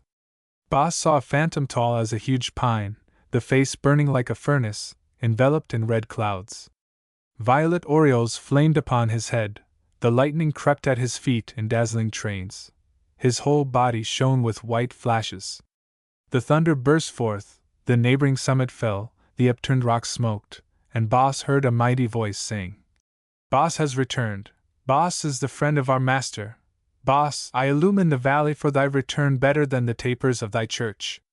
The poor Bas, bathed in a cold sweat, was suddenly borne to the foot of the chateau of Benwick, and the devil said to him, "Good night, go now, find again thy wife." Then he began to laugh with a noise like the cracking of a tree, and disappeared, leaving behind a smell of sulphur. Morning dawned, the air was cold, the earth damp, and Bas shivered under his tatters, when he saw a superb cavalcade draw near. Ladies in robes of brocade seamed with silver and pearls, lords in armor of polished steel, with chains of gold, noble palfreys beneath scarlet housings, conducted by pages in doublets of black velvet, then an escort of men-at-arms, whose cuirasses glittered in the sun. It was the Sire d'Angles coming to marry the Lady of Benwick. They filed slowly along the ascent and were buried beneath the darkness of the porch. Bos ran to the gate, but they repelled him, saying, "Come back at noon, my good man, thou shalt have alms like the rest." Bos sat down upon a rock, tormented with grief and rage. Inside the castle he heard the flourish of trumpets and the sounds of rejoicing. Another was going to take his wife and his goods. He clenched his fists and revolved thoughts of murder. But he had no weapons. He determined to be patient, as he had so often been among the Saracens, and waited. All the poor of the neighborhood were gathered together, and Bos placed himself among them. He was not humble as the good King St. Louis, who washed the feet of the beggars. He was heartily ashamed of walking among these pouch-bearers, these maimed and halt, with crooked legs and bent backs, ill-clad and poor, torn and patched cloaks, and in rags and tatters. But he was still more ashamed when, in passing over the moat filled with clear water, he saw his burnt face, his locks bristling like the hair of a wild beast, his haggard eyes, his whole body wasted and bruised. Then he remembered that his only garment was a torn sack and the skin of a great goat, and that he was more hideous than the most hideous beggar. These cried aloud the praises of the wedded ones, while Bos ground his teeth with rage. They followed the lofty corridor, and Bos saw through the door the old banqueting hall. His arms still hung there. He recognized the antlers of stags that he had shot with his bow, the heads of bears that he had slain with his bare spear. The hall was full. The joy of the banquet rose high beneath the vault. The wine of Languedoc flowed generously in the cups. The guests were drinking the health of the betrothed. The Lord of Angles was talking very low to the beautiful lady, who smiled and turned towards him her gentle eyes. When Bos saw those rosy lips smiling and the black eyes beaming beneath the scarlet capulet, he felt his heart nod with jealousy, bounded into the hall, and cried out with a terrible voice, "Out of this, ye traitors! I am master here, Bos de Benwick." "Beggar and liar!" said the Lord of Angles. "We saw Bos fall dead on the banks of the Egyptian stream. Who art thou, old leper? Thy face is black like those of the damned Saracens. You are all in league with the devil. It is the evil spirit who has led thee hither. Drive him out, and loose the dogs upon him." But the tender-hearted lady begged them to have mercy on the unhappy man. Bos, pricked by his conscience, believing that everybody knew his sin, fled with his face in his hands, in horror of himself, and stayed not until he had reached a solitary bog. Night came, and the bell of Mount Campana began to toll. He heard the wheels of the Fairies of the Burgondes humming. The giant clad in fire appeared on the peak of Any. Strange images, like the dreams of a sick man, rose in his brain. The breath of the demon was on him. A legion of fantastic visages galloped through his head to the rustle of infernal wings, and the ravishing smile of the lovely lady pricked him to the heart like the point of a poniard. The little black man appeared near him, and said to him, "How, Bos, art thou not invited to the wedding of thy wife? The Lord of Angles espouses her at this very hour. Friend Bos, he is not courteous. Accursed of God, what art thou here to do? Thou art scarcely grateful. I have led thee out of Egypt, as Moses did his loafing Israelites, and I have transported thee, not in 40 years but in a day, into the promised land. Poor fool, whose amusement is tears! Dost thou wish thy wife? Give me thy faith, nothing more. Indeed, thou art right. Tomorrow, if thou art not frozen, and if thou pleadest humbly with the Lord of Angles, he will make thee keeper of his kennels. It is a fine situation. Tonight sleep on the snow, good night. Yonder, where the lights are, the Lord of Angles embraces thy wife." Bos was stifling, and thought he was going to die. "O Lord my God," said he, falling on his knees, "deliver me from the tempter," and he burst into tears. The devil fled, driven by this ardent prayer. The hands of Bos clasped over his breast touched his marriage ring which he carried in his scapulary. He trembled with joy. "Thanks, O Lord, and bring me there in time." He ran as if he had wings, crossed the threshold at a bound, and hid himself behind a pillar of the gallery. The procession advanced with torches. When the lady was near him, Boss rose, took her hand and showed her the ring. She recognized it and threw herself into his arms. He turned towards those who were present and said, "I have suffered like our Savior, and like him been denied. Men of Bigorre, who have maltreated and denied me, I pray that you will be my friends as of old." On the morrow Boss went to pour a dish of nuts into a black gulf, where often was heard the voice of the devil. After that he left to confess himself to the Pope. On his return he became a hermit in a cavern of the mountain, and his wife a nun in a convent at Tarbes. Both piously did penance, and were worthy after their death to behold God. 2. A little beyond Lourdes begins the plain, and the sky opens out over an immense space. The azure dome grows pale toward the edges, and its tender blue, graded down by insensible shades, loses itself on the horizon in an exquisite whiteness. These colors, so pure, so rich, so sweetly blended, are like a great concert where one finds himself enveloped in harmony. The light comes from all sides. The air is penetrated with it. The blue vault sparkles from the dome to the very horizon. Other objects are forgotten. You are absorbed in a single sensation. You cannot help enjoying this unchangeable serenity, this profusion of brightness, this overflowing of golden, gushing light playing in limitless space. This sky of the south corresponds to but one state of the soul, joy. It has but one thought, one beauty, but it gives rise to the conception of full and durable happiness. It sets in the heart a spring of gaiety ever ready to flow. Man in this country ought to wear life lightly. Our northern skies have a deeper and more varied expression. The metallic reflections of their changing clouds accord with the troubled souls. Their broken light and strange shadings express the sad joy of melancholy passions. They touch the heart more deeply and with a keener stroke. But blue and white are such lovely hues. From here the north seems in exile. You would never have thought that two colors could give so much pleasure. They vanish into each other, like pleasant sounds that grow into harmony, and are blended together. The distant white softens the garish light, and imprisons it in a haze of thickened air. The azure of the dome deadens the rays under its dark tint, reflects them, breaks them, and seems strewn with spangles of gold. This glitter in the sky, these horizons drowned in a misty zone, this transparence of the infinite air, this depth of a heaven without clouds, is worth as much as the sight of the mountains. 3. Tarbes is a good-sized city that looks like a market town, paved with small stones, mediocre in appearance. You alight in a place where great dusty elms make a shade. At noon the streets are empty. It is evident that you are near the sun of Spain. A few women merely, with red foullards on the head, were selling peaches at the corners. A little further on some cavalry soldiers stretched their great awkward legs in the narrow shadow of their wall. You run across a square of 4 buildings, in the midst of which rises a bell tower flaring at the base. It is the church. It has but a single aisle, very high, very broad, very cool, painted in dark colors, which contrast with the stifling heat outside and the glare of the white walls. Above the altar, 6 columns of mottled marble, surmounted with a baldachin, make a pretty effect.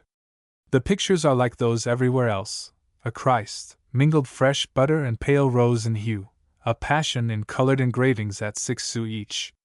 A few, hung very high in dark corners, seem better because you can make nothing out of them. A little further on they have just built a courthouse, clean and new as a judge's robe. The ashlar work is well dressed, and the walls perfectly scraped. The front is adorned with 2 statues, Justice, who looks like a fool, and Force, who looks like a girl. Force has on low boots and the skin of an animal. Instead of fine statues we have ugly riddles. Since they had a fancy for symbols, could they not have dressed Force as a policeman? To compensate ourselves for the statues, we went to visit the horses. In this place, the homely city becomes an elegant city. The buildings of the stud are simple and in good taste. Turf, rosebushes, stairways filled with flowers, a beautiful meadow of high grass. In the distance are poplars ranged as a screen to the limpid horizon. The habitation of the horses is a pleasure house. There are 50 beasts in a long stable that might serve at need for a ballroom. They are superb creatures with shining coats, firm croup, gentle eye, calm front. They feed peaceably in their stalls, having a double mat under their litter. Everything is brushed, wiped, rubbed. Grooms in red vests come and go incessantly to clean them, and see that nothing is wanting. Man in the earthly paradise was less happy. For poor mankind has no city which is not full of lamentable memories. The Protestants took this one in 1570 and butchered all the inhabitants. One of them had taken refuge in a tower whose only ascent was by a narrow staircase. They sent one of his friends, who called to him under pretext of a parley. No sooner had he put his head at the window than he was killed by an arquebusade. The peasants who came to give burial to the dead interred 2,000 of them in the ditches. 5 years after, the country was almost a desert. Patience.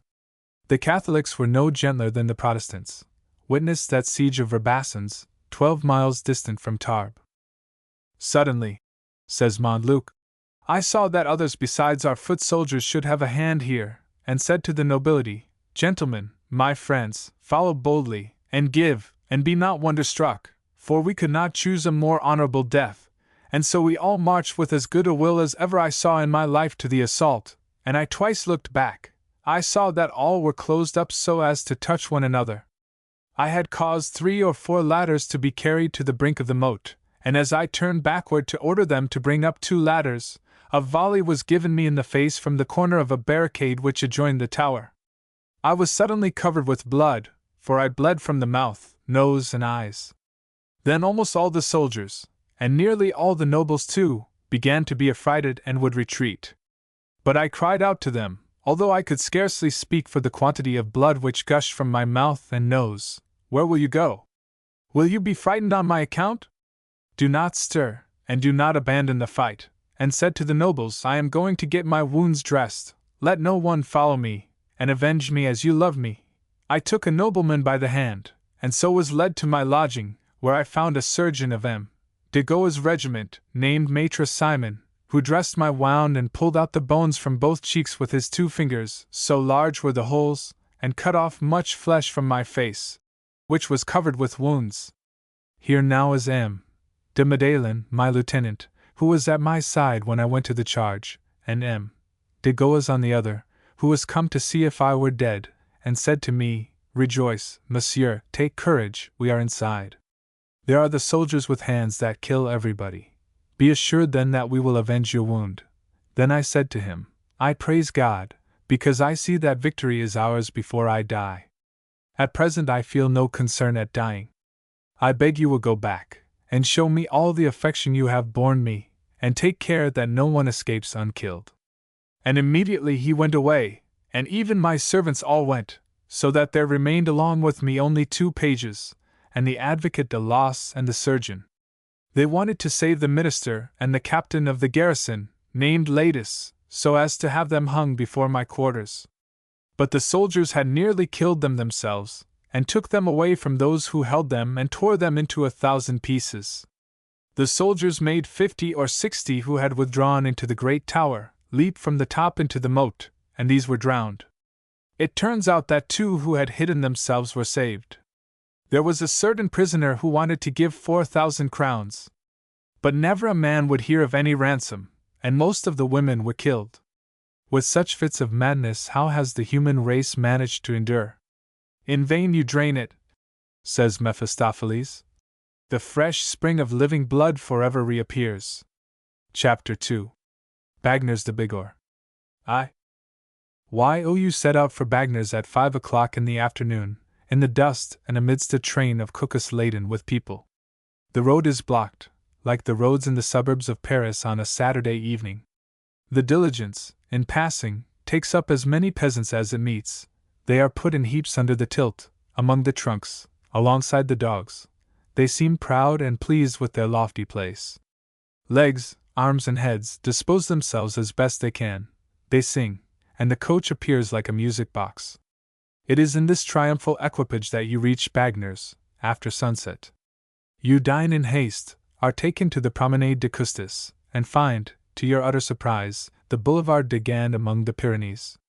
4 rows of dusty trees, regular benches at equal intervals, on both sides, hotels of modern aspect, one of which is occupied by M.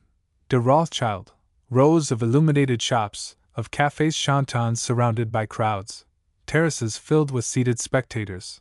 Upon the roadway, a black throng streaming under the lights. Such is the spectacle beneath your eyes. The groups form, dissolve, close up.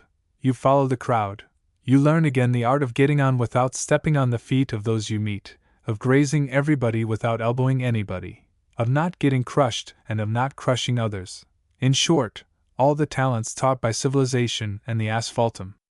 You meet again with the rustle of dresses, the confused hum of conversations and steps, the offensive splendor of artificial lights, the obsequious and wearied faces of traffic, the skillful display of the shops, and all the sensations you wanted to leave behind. Bagnères de Bigorre and Luchan are in the Pyrenees the capitals of polite life, the meeting place of the pleasures of the world and of fashion. Paris, 600 miles away from Paris. Why? The next morning, in the sunlight, the aspect of the city is charming. Great alleys of old trees cross it in every direction. Little gardens bloom upon the terraces. The Adour rolls along by the houses. 2 streets are islands connected with the highway by bridges laden with oleanders, and their green windows are mirrored in the clear wave. Streamlets of limpid water run from all the open places and all the streets. They cross, dive underground, reappear, and the city is filled with their murmurs, their coolness, and their gaiety. A little girl, seated upon a slab of slate, bathes her feet in the current. The cold water reddens them, and the poor little thing tucks up her worn gown with great care, for fear of wetting it. A woman on her knees is washing linen at her door. Another bends over and draws water for her saucepan. The 2 black and shining trenches hedge in the white road, like 2 bands of jet. In the inner court or in the vestibule of each house the assembled women sew and spin, some on the steps of the stairway, others at the feet of a vill. They are in the shade, but on the crest of the wall the beautiful green leaves are traversed by a ray of sunlight. In the neighboring place, some men ranged in 2 lines were threshing wheat with long poles and heaping up masses of golden grain. Under its borrowed luxury the city preserves some rustic customs, but the rich light blends the contrasts, and the threshing of the wheat has the splendor of a ball. Further on are some buildings where the stream works the marbles. Slabs, blocks, piles of chips, shapeless material, fill the court for a length of 300 paces, among clusters of rose bushes, flowery borders, statues, and kiosks. In the workshops, heavy gearings, troughs of muddy water, rusty saws, huge wheels, these are the workmen. In the storerooms, columns, capitals of an admirable polish, white chimney pieces bordered with leaves in relief, carved vases, sculptured basins, trinkets of agate, that is the work. The quarries of the Pyrenees have, all of them, given a specimen to panel the walls. It is a library of marbles.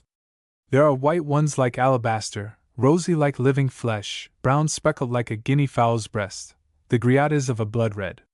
The black baudian, veined with white threads, emits a greenish reflection. The Rance de Bice furrows its fawn-colored dress with dark bands. The grayish Sarancolin has a peculiar glitter, is marked all over with scales, striped with pale tints, and stained with a broad blood-red spot.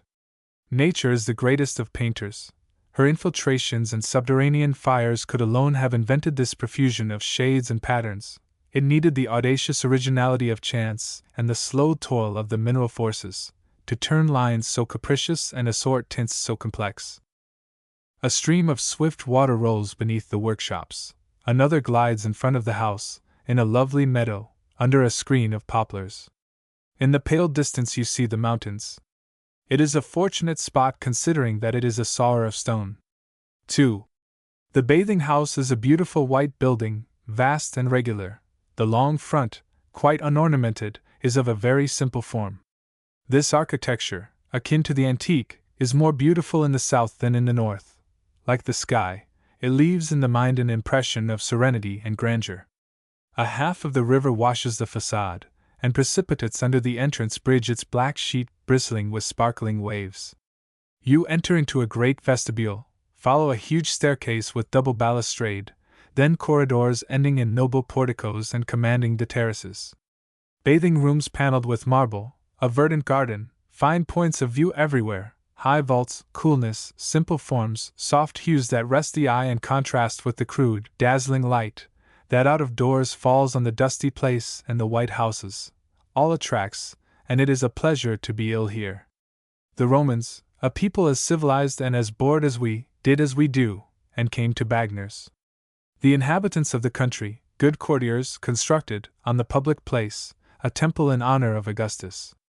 The temple became a church that was dedicated to St. Martin, but retained the pagan inscription. In 1641, they removed the inscription to above the fountain of the southern entrance, where it still is. In 1823, they discovered on the site of the bathhouse columns, capitals, for Piscini cased with marbles and adorned with moldings, and a large number of medals with effigies of the first Roman emperors.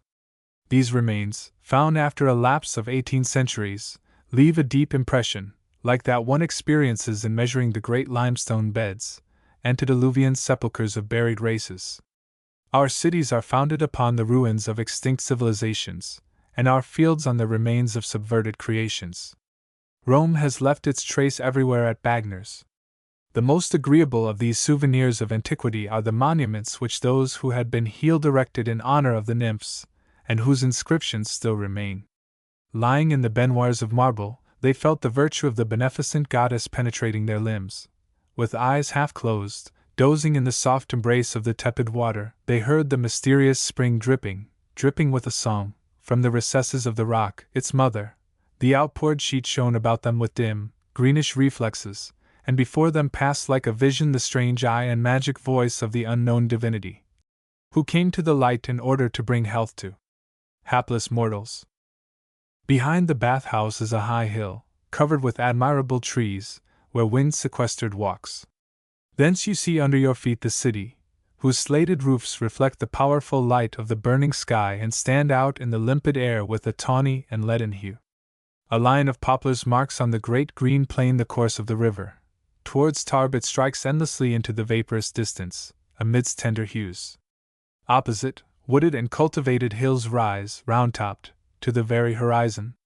On the right, the mountains, like so many pyramids, descend in long regular coins. These hills and mountains cut out a sinuous line on the radiant border of the sky. From the white and smiling horizon, the eye mounts by insensible shades to the deep, burning blue of the dome. This whiteness imparts a tender and delicious sensation, mingling of reverie and pleasure. It touches, troubles, and delights, like the song of Cherubino and Mozart. A fresh wind comes from the valley. The body is as comfortable as the mind. One finds in his nature a harmony hitherto unknown. He no longer bears the weight of his thought or of his mechanism. He does nothing but feel. He becomes thoroughly animal, that is to say, perfectly happy. In the evening we walk in the plain. There are in the fields of maize retired paths where one is alone. The tops, 7 feet high, form, as it were, a copse of trees. The great sheaf of green leaves ends in slender little columns of rosy grains, and the slanting sun slips its arrows of gold among the stalks. You find meadows cut by streams which the peasants dam up, and which, for several hours, overflow to refresh the fields. The day declines, the huge shadow of the mountains darkens the verdure. Clouds of insects hum in the heavy air.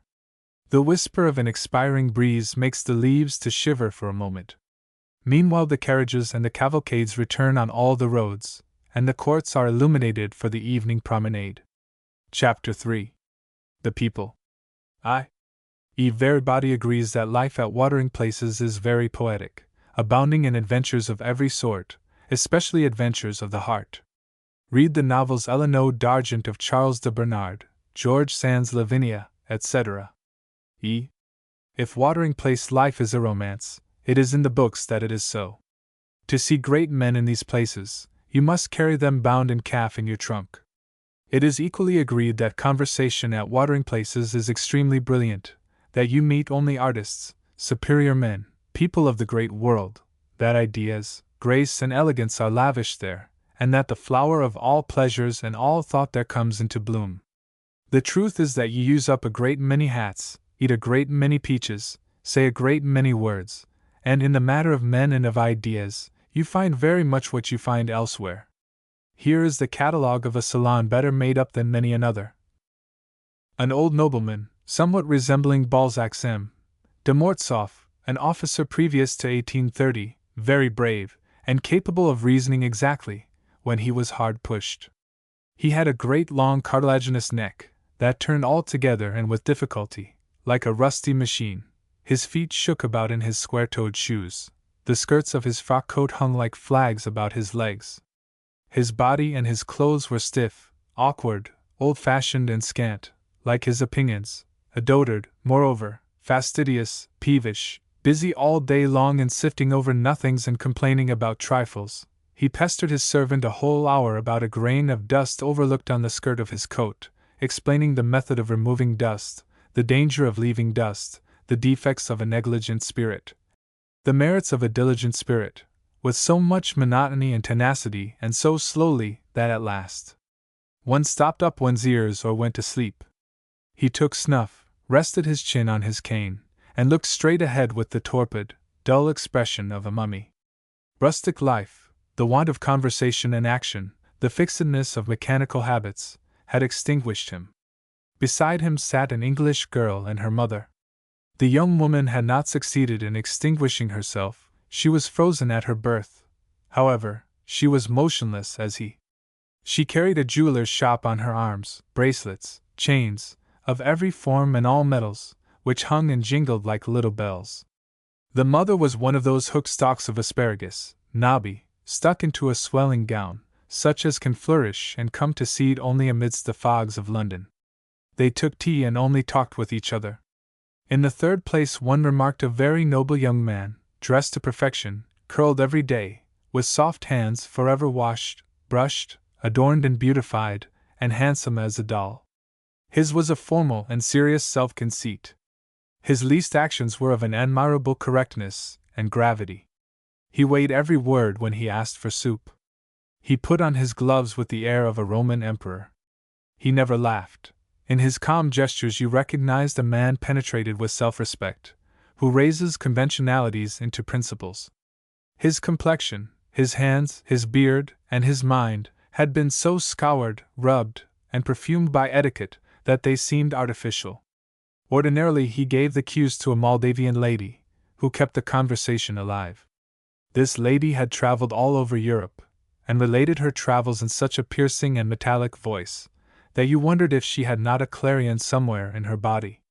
She held forth unassisted, sometimes for a quarter of an hour together, principally about rice and the degree of civilization among the Turks, on the barbarism of the Russian generals, and on the baths of Constantinople. Her well-filled memory only overflowed in tirades. It was almost as amusing as a gazetteer. Near her was a pale, slender, meager Spaniard, with a face like a knife blade.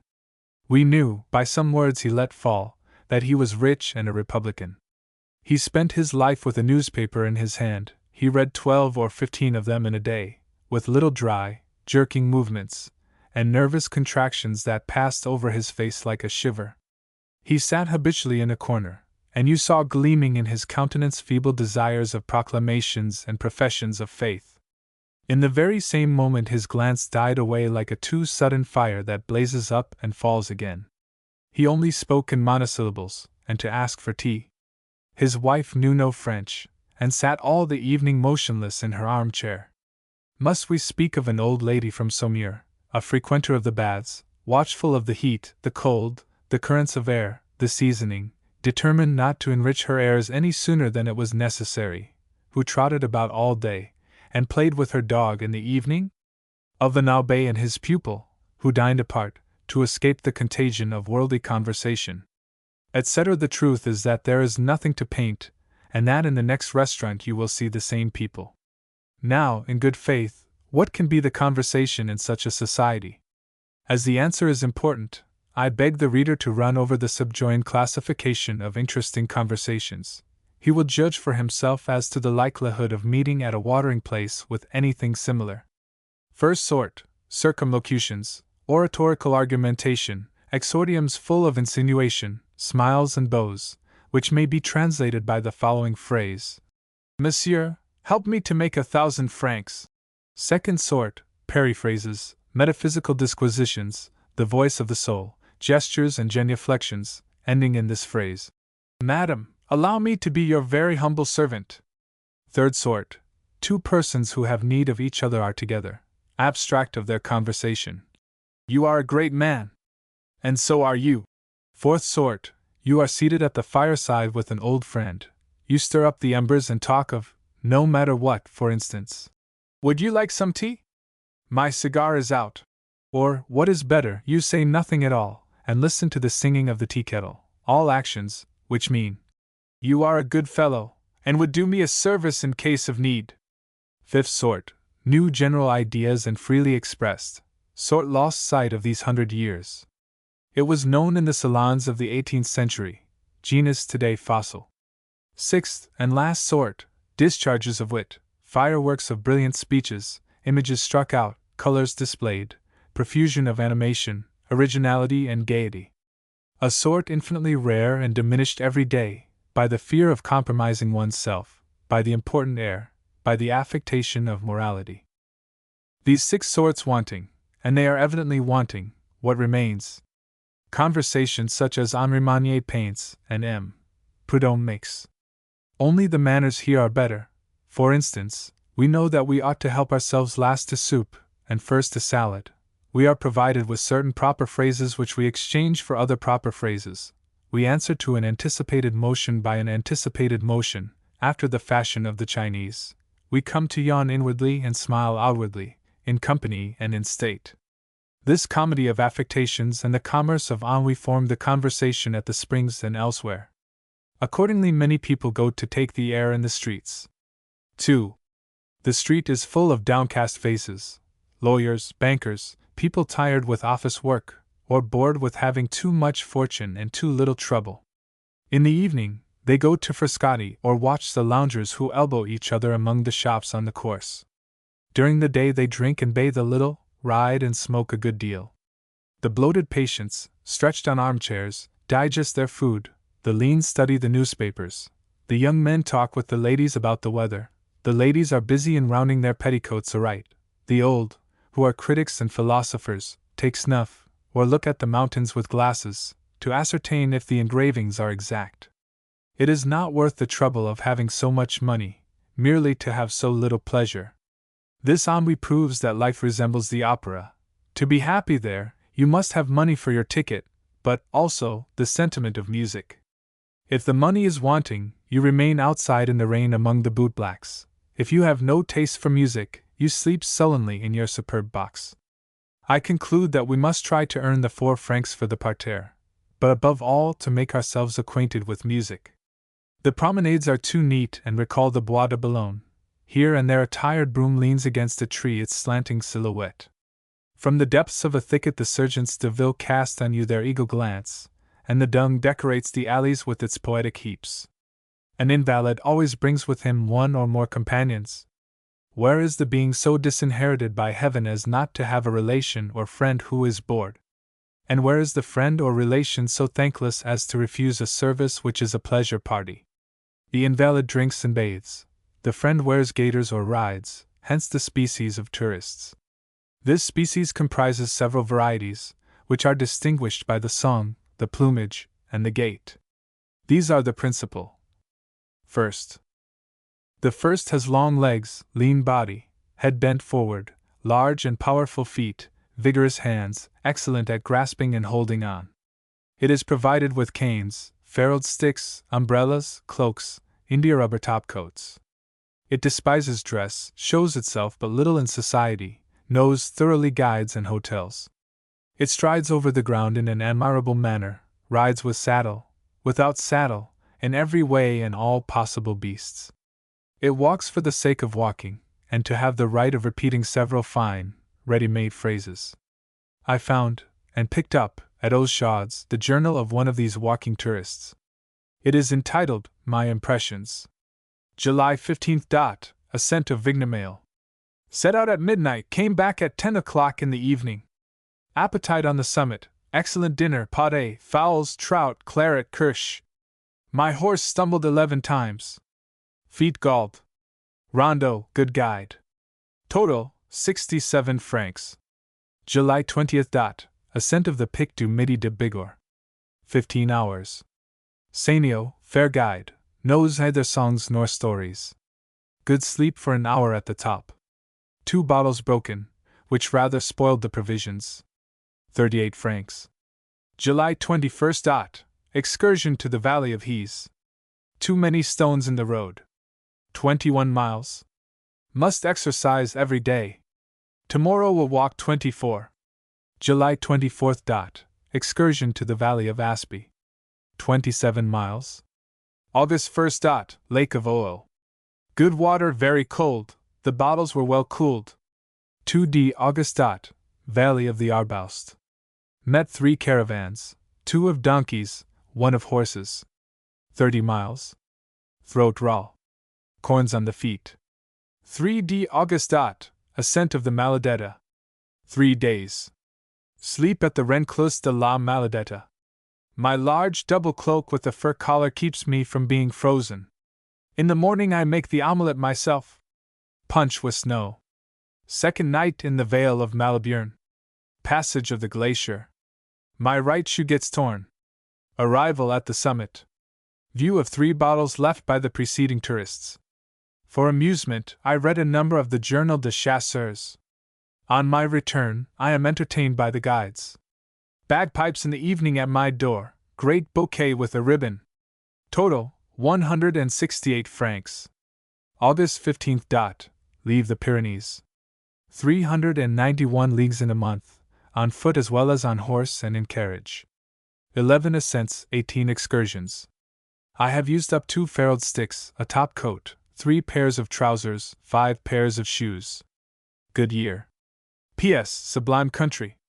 My spirit bows beneath these great emotions. Second. The second variety comprises thoughtful, methodical people, generally wearing spectacles, endowed with a passionate confidence in the printed letter. You know them by the guidebook, which they always carry in their hand. This book is to them the law and the prophets. They eat trout at the place named in the book, make all the stops advised by the book, dispute with the innkeeper when he asks more than is marked in the book. You see them at the remarkable points with their eyes fixed on the book, filling themselves with the description, and informing themselves exactly of the sort of emotion which it is proper to feel. On the eve of an excursion, they study the book and learn in advance the order and connection of the sensations they ought to experience. First, surprise. A little further on, a tender impression. 3 miles beyond, chilled with horror. Finally, a calm sensibility. They do and feel nothing but with documents in hand and on good authority.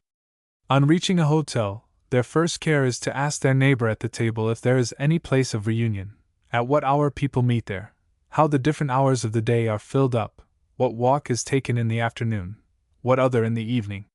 The next day they follow all these directions conscientiously. They are clad in watering-place fashion. They change their dress as many times as the custom of the places deems proper. They make all the excursions they ought to make at the necessary hour, in the proper equipage. Have they any taste? It is impossible to say. The book and public opinion have thought and decided for them. They have the consolation of thinking that they have walked in the broad road and are imitators of the human kind. These are the docile tourists. Third.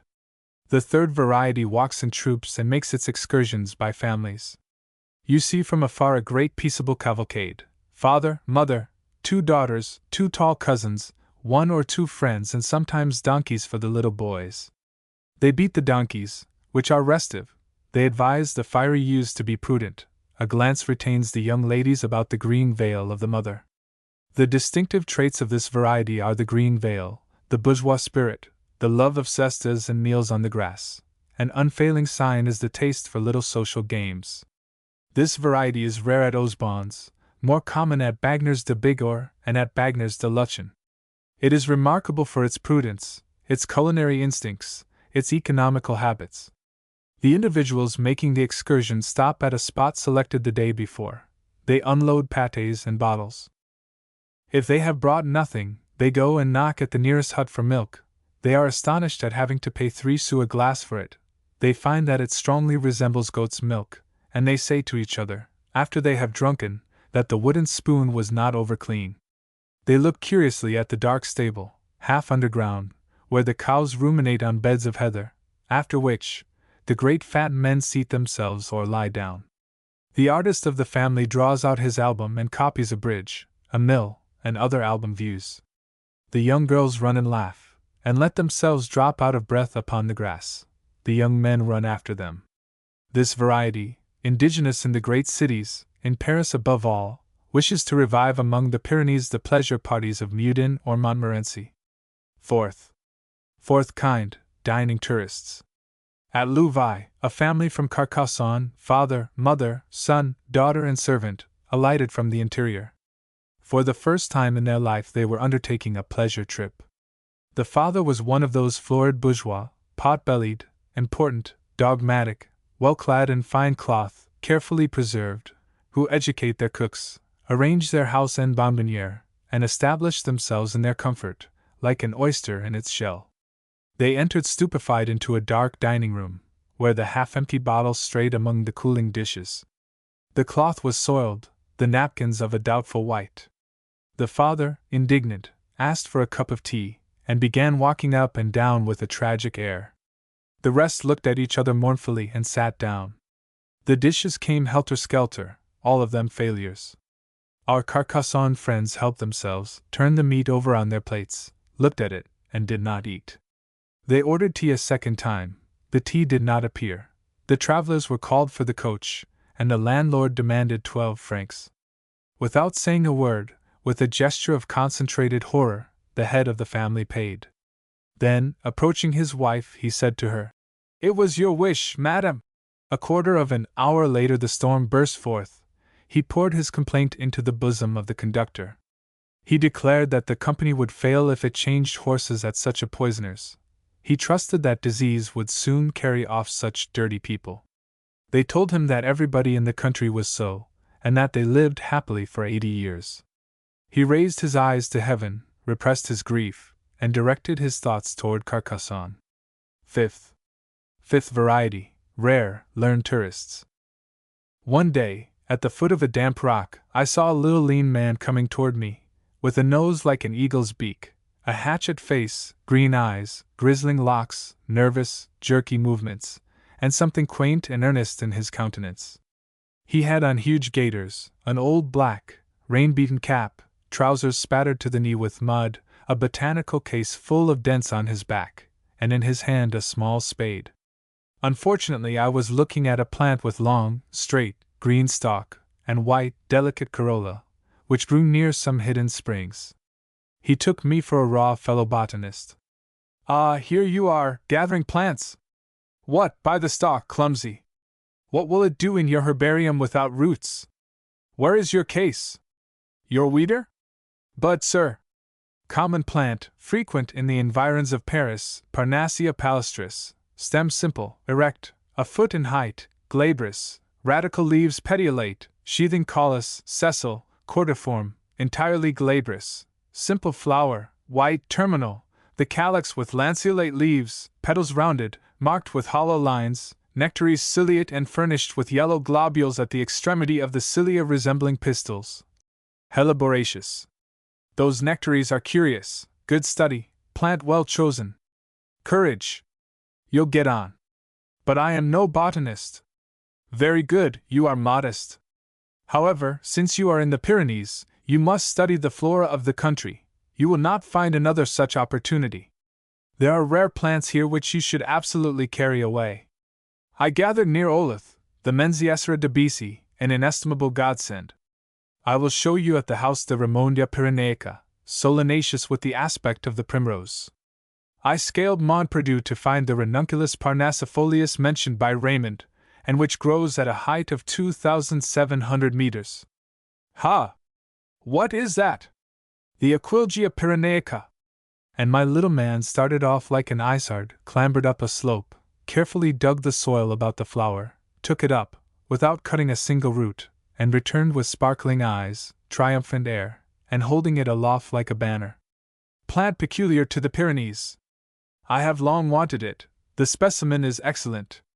Come, my young friend, a slight examination. You don't know the species, but you recognize the family? Alas! I don't know a word of botany. He looked at me stupefied. And why do you gather plants? To see them, because they are pretty. He put his flower into his case, adjusted his cap, and went off without adding another word. Sixth variety, very numerous, sedentary tourists. They gaze on the mountains from their windows. Their excursions consist in going from their room to the English garden, from the English garden to the promenade. They take a siesta upon the heath, and read the journal stretched on a chair, after which they have seen the Pyrenees. 7th. There was a grand ball yesterday. Paul presented there a young Creole from Venezuela in America. The young man has as yet seen nothing. He has just left ship at Bordeaux, whence he comes here. A very fine fellow, however, of a fine, olive complexion, great hunter, and better fitted for frequenting mountains than drawing-rooms. He comes to France to form himself, as they say.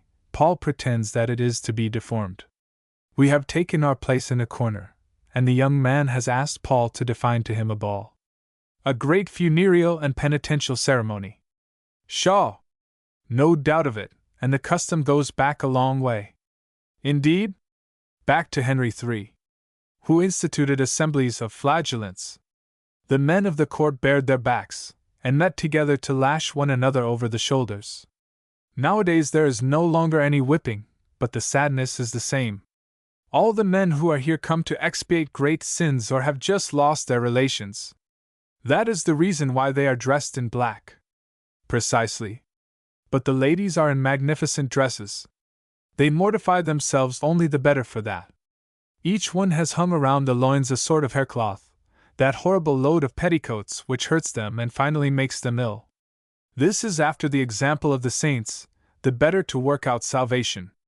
But all the men are smiling. That is the finest thing about it, cramped as they are, shut up in their winding sheet of black cloth. They impose restraint on themselves, and give proof of virtue. Go forward 6 steps, you will see. The young man advanced. Not yet used to the movements of a drawing-room, he stepped on the feet of a dancer and smashed the hat of a melancholy gentleman. He returned, covered with confusion, to hide himself beside us. What did your 2 poor devils say to you? I don't at all understand. The first, after an involuntary wry face, looked at me amiably. The other put his hat under his other arm and bowed. Humility, resignation, a wish to suffer in order to enhance their merits. Under Henry III. They thanked him who had strapped them the best. I will make a musician talk. Listen. Monsieur Steuben, what quadrille are you playing there? A Lenfer, a fantastic quadrille. It is the legend of a young girl carried off alive in the clutches of the devil.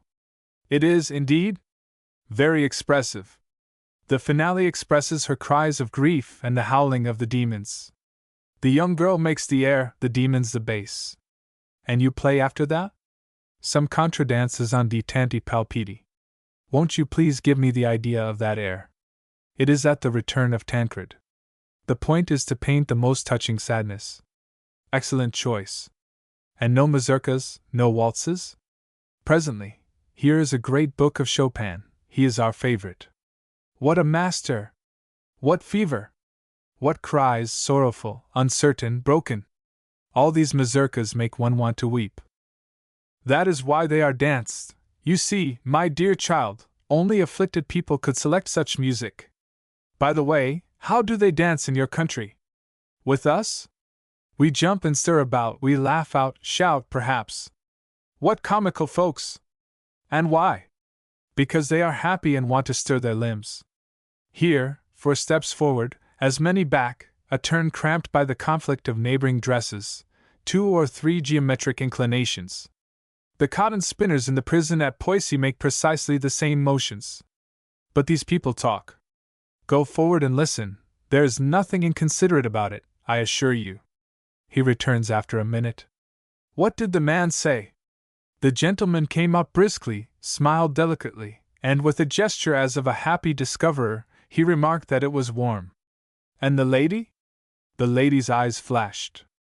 With an enchanting smile of approval, she answered that it was indeed. Judge what constraint they must have imposed on themselves.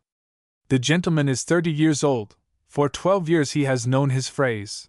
The lady is 22, she has known hers for 7 years. Each has made and heard the question and answer 3,000 or 4,000 times, and yet they appear to be interested, surprised. What empire over self! What force of nature! You see clearly that these French who are called light are stoics on occasion. My eyes smart, my feet are swollen, I have been swallowing dust. It is 1 o'clock in the morning, the air smells bad, I should like to go. Will they remain much longer?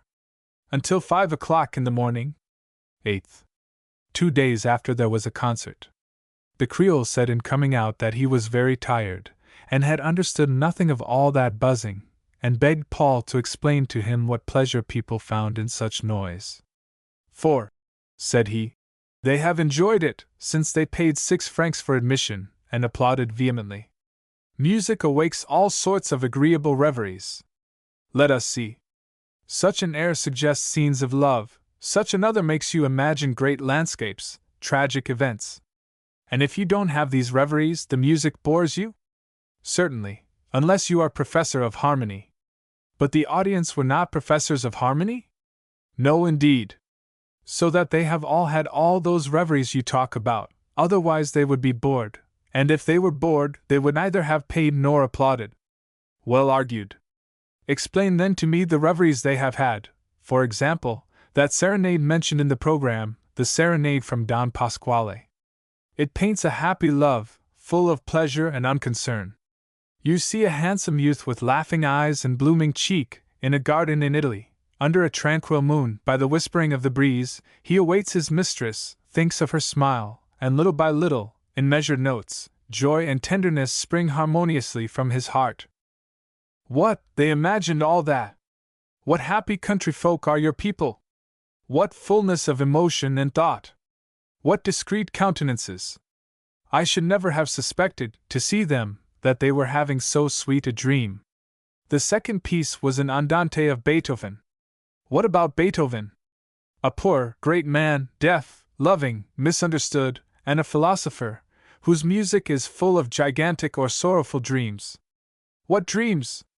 Eternity is a great eyrie, whence all the centuries, like young eaglets, have flown in turn to cross the heavens and disappear. Ours is in its turn come to the brink of the nest, but they have clipped its wings, and it awaits death while gazing upon space, into which it cannot take flight. What is that you are reciting to me? A sentence of de Musset, which translates your andante. What? In 3 minutes they passed from the first idea to this. What men! What flexibility of spirit! I should never have believed in such readiness. Without tripping, as a matter of course, they entered this reverie on leaving a serenade? What hearts! What artists! You make me thoroughly ashamed of myself. I shall never again dare to say a word to them. The third piece, a duo of Mozart's, expresses quite German sentiments, an artless candor, melancholy, contemplative tenderness, the half-defined smile, the timidity of love. So that their imagination, which was still in a perfect state of distraction, is in a moment so transformed as to represent the confidence, the innocence, the touching agitation of a young girl? Certainly. And there are 7 or 8 pieces in a concert? At least. Moreover, these pieces being taken from 3 or 4 countries and 2 or 3 centuries, the audience must suddenly assume the sentiments, opposite as they are and varied, of all these centuries and of all these countries. And they were crowded on benches, under a glaring light. And in the pauses the men talked railroads, the ladies dresses. I am getting confused. I, when I dream, want to be alone, at my ease, or at most with a friend. If music touches me, it is in a little dark room, when someone plays airs of one sort, that suit my state of mind. It is not necessary that anyone should talk to me about positive things. Dreams do not come to me at will, they fly away in spite of me. I see clearly that I am on another continent, with an entirely different race. One learns in traveling. A suspicion seized him. Perhaps they had come there for penance? When they came out, I saw them yawning, and dejected in countenance. Don't believe anything of it. It is because they restrain themselves.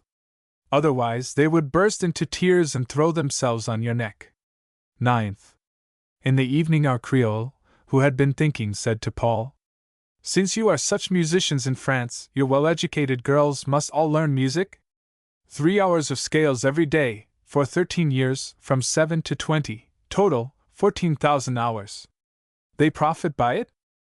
1 out of 8, of the other 7, 3 become good hand organs, for poor hand organs. I suppose for a compensation they are made to read?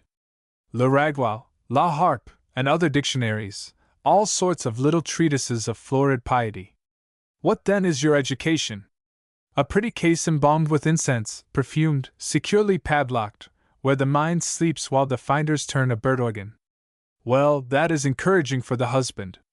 And what does he do? He receives the key of the case, opens it. A little devil in a white dress jumps at his nose, eager to dance and get out. Very well, the husband serves as guide. Has he other cares? Perhaps so. For instance? An apartment, 3rd floor, costs 2,000 francs, the dress of the wife 1,500, the education of a child, 1,000, the husband earns 6,000. I understand. While dancing, they think of all sorts of melancholy things. Of economizing, keeping up appearances, flattering, calculating. What then is marriage with you? An act of society between a minister of foreign relations and a minister of the interior. And for preparation they have learned to roll off scales, to shine in trills, to shift their wrists. Prestidigitation instructs in housekeeping. Decidedly, you Europeans have a fine logic. And the 8th girl, the one who does not become a hand organ? The piano forms her too. It answers for everything, everywhere. Beneficent machine! How is that? It exalts and refines. Mendelssohn surrounds them with ardent, delicate, morbid imaginings. Rossini fills their nerves with an expansive and voluptuous joy.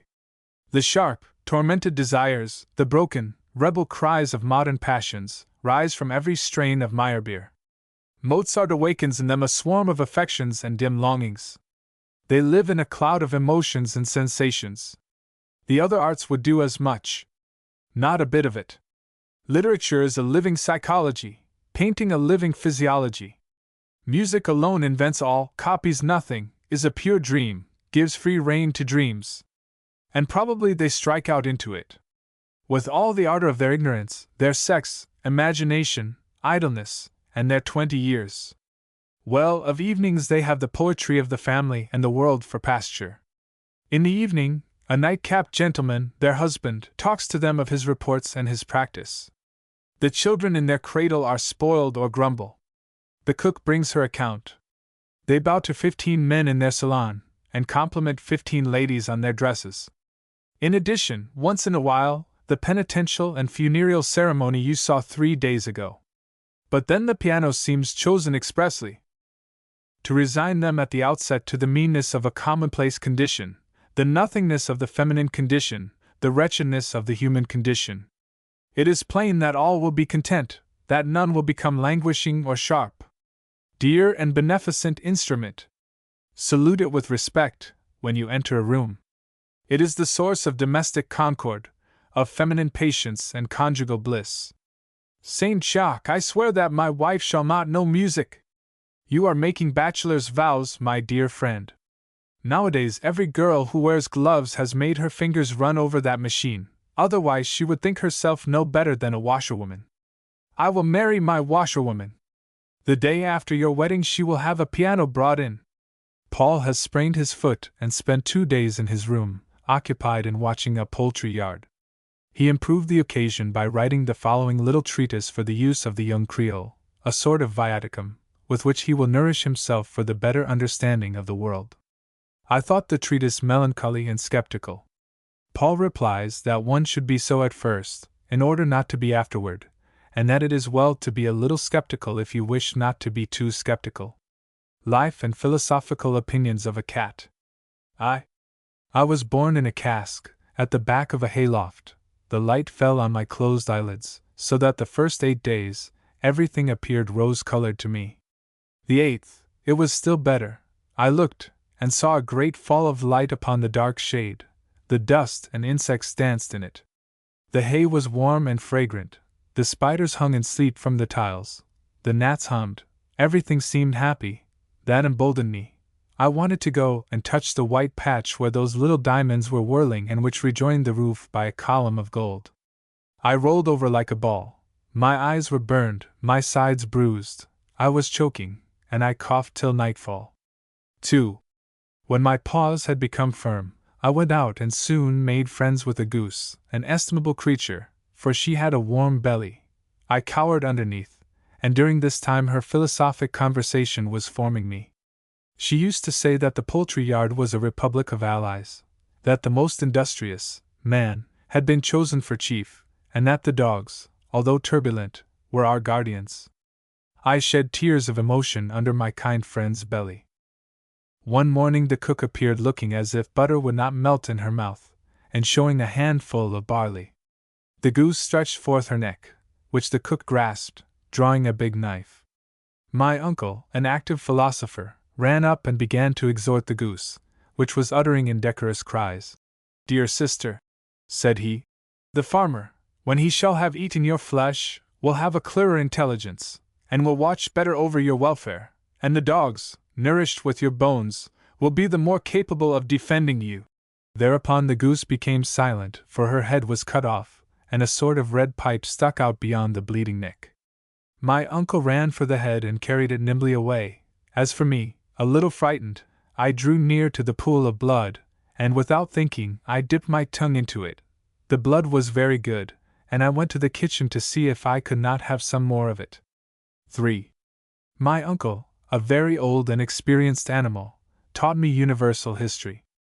At the beginning of things, when he was born, the master being dead, the children at the funeral and the servants at a dance, all the animals found themselves free. It was a frightful hubbub. A turkey, whose feathers were too fine, was stripped by his comrades. In the evening, a ferret, which had slipped in, sucked the jugular vein of 3/4 of the combatants, who, naturally, made no further outcry. The spectacle in the farmyard was fine. Here and there was a dog swallowing a duck. The horses in pure sportiveness were breaking the backs of the dogs. My uncle himself crunched a half-dozen little chickens. That was the golden age, said he. In the evening, when the people came home, the whipping began. Uncle received a lash which took off a strip of his fur. The dogs, well flogged and tied up, howled with repentance, and licked the hands of their new master. The horses resumed their burden with administrative zeal. The fowls, protected, clucked their benedictions. Only 6 months after, when the dealer passed, they killed 50 at once. The geese, among whose number was my late kind friend, flapped their wings, saying that everything was in good order, and praising the farmer, the public benefactor. 4. My uncle, although surly, acknowledges that things are better than they used to be. He says that at first our race was savage, and that there are still in the woods cats who are like our first ancestors, which, at long intervals, catch a mole or dormouse, but oftener the contents of a shotgun. Others, lean, short-haired, run over the roofs and think that mice are very rare. As for us, brought up on the summit of earthly felicity, we whisk a flattering tale in the kitchen, we utter tender little mewings, we lick the empty plates, and at the utmost we put up with a dozen cuffs in the course of the day. The music is a heavenly art, and it is certain that our race has the privilege of it. It springs from the depths of our entrails. Men know this so well that they borrow them from us when they want to imitate us with their violins. 2 things inspire in us these heavenly songs: the view of the stars and love. Men, clumsy copyists, cram themselves ridiculously into a low hall, and skip about thinking to equal us. It is on the summit of the roofs, in the splendor of the night, when all the skin shivers, that the divine melody can find vent. Out of jealousy they curse us and fling stones at us. Let them burst with rage. Never will their expressionless voice attain to those serious rumblings, those piercing notes, mad arabesques, inspired and unexpected fancies, which soften the soul of the most stubborn she, and give her over to us, all trembling, while up above the voluptuous stars twinkle and the moon grows pale with love. How happy is youth, and how hard it is to lose its holy illusions! And I too, I have loved and have haunted the roofs, modulating the while the roll of my bass. One of my cousins was touched thereby, and 2 months after brought into the world 6 pink and white kittens. I ran to them and wanted to eat them. I certainly had a right, since I was their father. Who would believe it? My cousin, my spouse, to whom I was willing to give her share of the banquet, flew at my eyes. This brutality roused my indignation, and I strangled her on the spot. after which I swallowed the entire litter.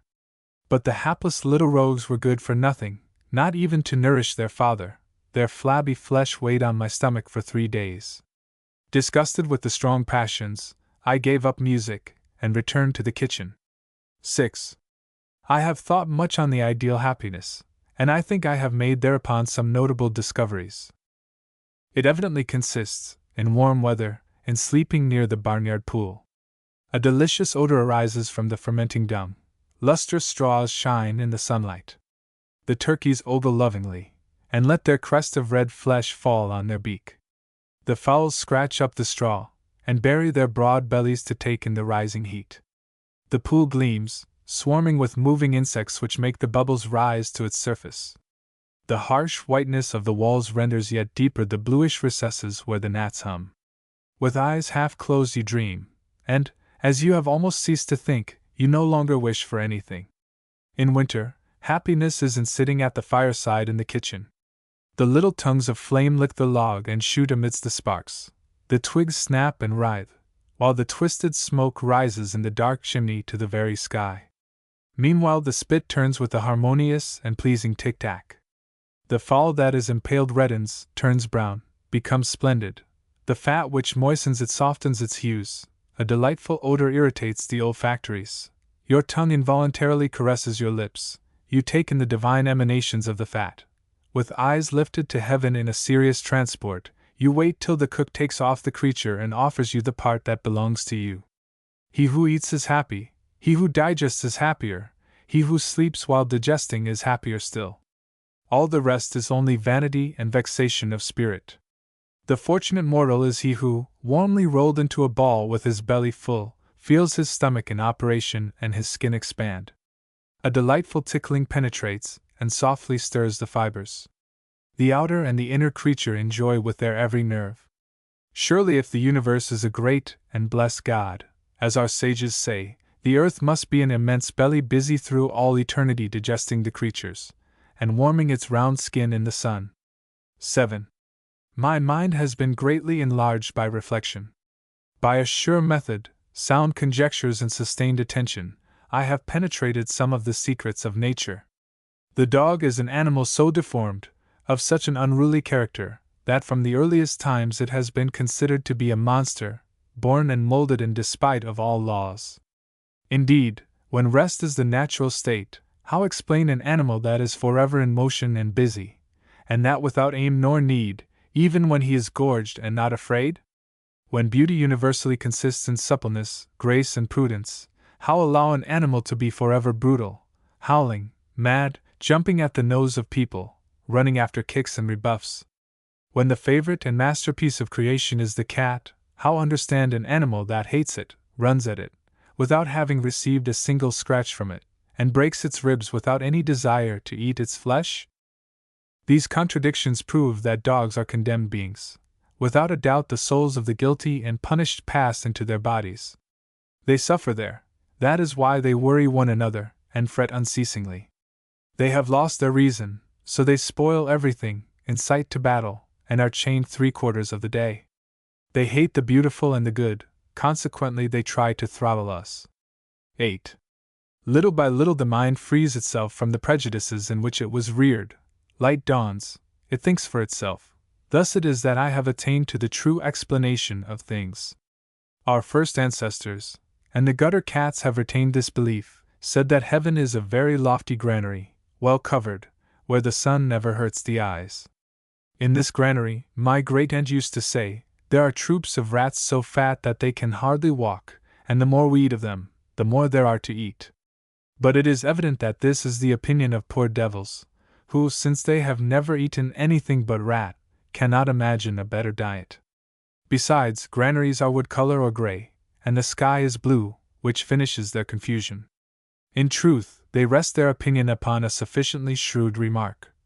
It is evident, they say, that the sky is a granary of straw or flour, for there come out of it very often clouds light, as when the wheat is winnowed, or white, as when bread is sprinkled in the kneading trough. But I reply to them that the clouds are not formed by the chaff of grain or the dust of flour, for when they fall, it is water that we receive. Others, more refined, have maintained that the Dutch oven was God, saying that it is the fount of every blessing, turns unceasingly, goes to the fire without being burned, and that the sight of it is enough to throw one into ecstasy. In my opinion, they have erred here only because they saw it through the window, from a distance, in a poetic, colored, sparkling smoke, beautiful as the sun at evening.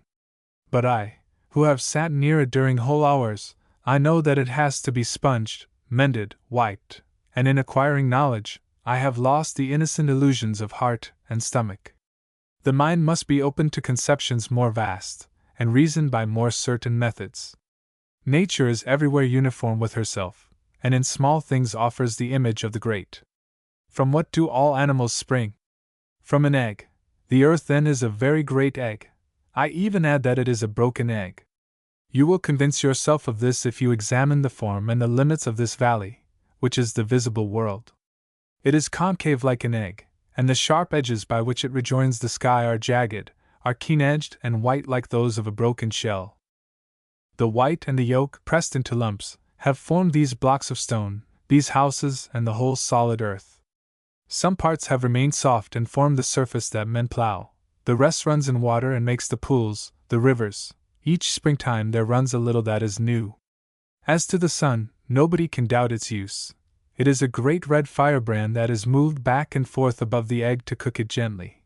The egg has been broken on purpose, in order that it may be the better impregnated with the heat. The cook always does so. The world is a great beaten egg. Now that I have reached this stage of wisdom, I have nothing more to ask of nature, nor of men, nor of anyone, except, perhaps, some little tidbits from the roaster. In future I have only to cradle myself to rest in my wisdom, for my perfection is sublime, and no thinking cat has penetrated into the secret of the world so far as I. Chapter 4. The Road to Ba nears the Luchen. Ye very man who has the use of his eyes and ears ought, in traveling, to climb up to the imperial. The highest places are the most beautiful. Ask those who occupy them. You break your neck if you fall from them. Consult the same people about this. But you enjoy yourself while you are there. In the first place, you see the landscape, which produces descriptions that you offer to the public. In the coupe, your only spectacle is the harness of the horses. In the interior, you see through a tiny window the trees trooping by like soldiers carrying arms. In the rotunda, you are in a cloud of dust that dims the landscape and strangles the traveler. In the second place, at the top you will have comedy. In the lower places, the people preserve decorum and are silent. The peasants here perched aloft, who are your companions, the postilion and the conductor, make open-hearted confidences. They talk of their wives, their children, their property, trade, neighbors, and above all of themselves, so that at the end of an hour you imagine their housekeeping and their life as clearly as if you were at home with them. It is a novel of manners that you skim through on the road. Not one of them gives ideas so vivid and so truthful. You get to know the people only by living with them, and the people from 3/4 of the nation. These bits of conversation teach you the number of their ideas and the hue of their passions. Now, on these ideas and passions depend all the great events. Besides their rude manners, their loud bursts of laughter, their frank respect for bodily strength, their acknowledged inclination for the pleasure of eating and drinking, offer a contrast to the humbug of our politeness and our affectation of refinement. The conductor told the postilion how the evening before they had eaten the half of a sheep among 3 of them. It was good, fat mutton. They served up no better at the Hotel of the Great Sun. There were sirloins, cutlets, a neat leg of mutton. They had emptied 6 bottles. The other made him tell it over, and seemed to eat in imagination, by the reaction, by recall, as it were. After the banquet, he had made the horses gallop. He had passed by Ribet's. Ribet's had swallowed dust for a whole hour. Ribet's wanted to get ahead again, but wasn't able. Ribet's grew very angry. They had dared Ribet's. The story of Ribet's and the mutton was told 8 times in an hour, and seemed the last time as delightful and as new as the first. They laugh like the blessed. In the third place, that is the only spot where you can breathe. The other divisions are sweating rooms whose partitions and black cushions hold and concentrate the heat. Now, there is no man, no matter how he may love colors and lines, who can enjoy a landscape shut up in a box without air? When the creature is cramped, the soul is cramped. Admiration presupposes comfort, and when you're broiled by the sun, you curse the sun. 2. The coach starts very early in the morning and climbs a long ascent under the grey brightness of the dawn. The peasants come in troops. The women have 5 or 6 bottles of milk on the head, in a basket. Oxen, with lowered brows, drag carts as primitive and Gallic as Atpal. The children, in brown berets, run in the dust, alongside their mothers. The village is coming to nourish the city. Escalade shows at the wayside the remains of an ancient abbey. The chapel is still standing and preserves fragments of Gothic sculpture. A bridge is at the side, shaded by tall trees. The pretty river Eros runs, with moire reflexes and guipures of silver, over a bed of dark pebbles. No one could choose a situation better than the monks. They were the artists of the time. Malvoisin, an ancient stronghold of robber knights, lifts its ruined tower above the valley. Froissart relates how they besieged these honest folk. Of a truth, in those times, they were as good as their neighbors, and the Duke of Anjou, their enemy, had done more harm than they. A Gascon squire, an able man-at-arms, named Raymond de l'Épée, was at that time governor of Malvoisin. There were daily skirmishes at the barriers, where many gallant feats were done by those who wished to advance themselves. The castle of Malvoisin held out about 6 weeks. There were daily skirmishes between the 2 armies at the barriers, and the place would have made a longer resistance, for the castle was so strong it could have held a long siege. But the well that supplied the castle with water being without the walls, they cut off the communication. The weather was very hot, and the cisterns within quite dry, for it had not rained 1 drop for 6 weeks. And the besiegers were at their ease, on the banks of this clear and fine river, which they made use of for themselves and horses. The garrison of Malvoisin were alarmed at their situation, for they could not hold out longer. They had a sufficiency of wine, but not 1 drop of sweet water. They determined to open a treaty, and Raymond de l'Épée requested a passport to wait on the Duke, which, having easily obtained, he said, "My lord, if you will act courteously to me and my companions, I will surrender the castle of Malvoisin." "What courtesy is it you ask?" replied the Duke of Anjou. "Get about your business each of you to his own country, without entering any fort that holds out against us, for if you do so, and I get hold of you, I will deliver you up to Jocelyn, who will shave you without a razor." "My lord," answered Raymond, "if we thus depart we must carry away what belongs to us, and what we have gained by arms and with great risk." The Duke paused a while, and then said, "I consent that you take with you whatever you can carry before you in trunks and on sumpter horses, but not otherwise, and if you have any prisoners, they must be given up to us." "I agree," said Raymond. Such was the treaty, as you hear me relate it, and all who were in the castle departed, after surrendering it to the Duke of Anjou, and carrying all they could with them. They returned to their own country, or elsewhere, in search of adventures. These good folk who wished to keep the fruits of their labor, had spent their time in fleecing the merchants of Catalonia, as well as of France, and in making war on and harrying them of Bagners and Bigorre. Bagners was then a good big closed city. People fortified everywhere, because there was fighting everywhere. They went out only with a safe conduct and an escort. Instead of gendarmes they met plunderers. Instead of umbrellas they carried off lances. A secure house was a fine house. When a man had immured himself in a thick tower built like a well, he breathed freely, he felt at his ease. Those were the good old times, as every one knows. 3. Incausse is very near here, at the turn of the road.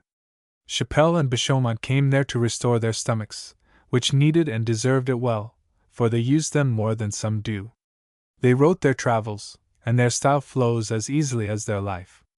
They go by short stages, drink, chat, feast among the friends they have everywhere, court the ladies, make game very pleasantly of the provincial folk. They drink the health of the absent, enjoy the muscatel as much as possible, and trifle in prose and verse. They are the Epicureans of their time, easy poets who are troubled about nothing, not even about glory, graze all that they touch, and write only for their own amusement. Incausse, say they, is far from all commerce, and a man can have no other diversion in it than that of watching the return of his health. A small stream that, a score of paces away from the village, winds among willows and the greenest fields imaginable, was our only consolation. We used to go every morning to take our water in this pretty spot, and after dinner to walk there. One day when we were on the brink, seated on the grass, there came suddenly from the midst of the reeds that were nearest a man who had apparently been listening to us. It was an old man, all white, pale and lean, whose beard and locks hung below his girdle, such, an one, as Melchizedek is painted, or rather the figure is that of a certain old Greek bishop, who, with many a salaam, tells everybody's fortune. For he wore a top piece like a cauldron lid, but of exceeding size, which answered him for a hat. And this hat, whose broad brim went drooping upon his shoulders, was made of branches of willow, and covered nearly all his body. His coat of greenish hue was woven of rushes, the whole covered with great bits of a thick and bluish crystal. At sight of this apparition, fear caused us to make the sign of the cross twice over, and go 3 paces backward. But curiosity prevailed over fear, and we resolved, although with some little palpitation of heart, to await the extraordinary old man, whose approach was thoroughly courteous, and who spoke to us very civilly as follows.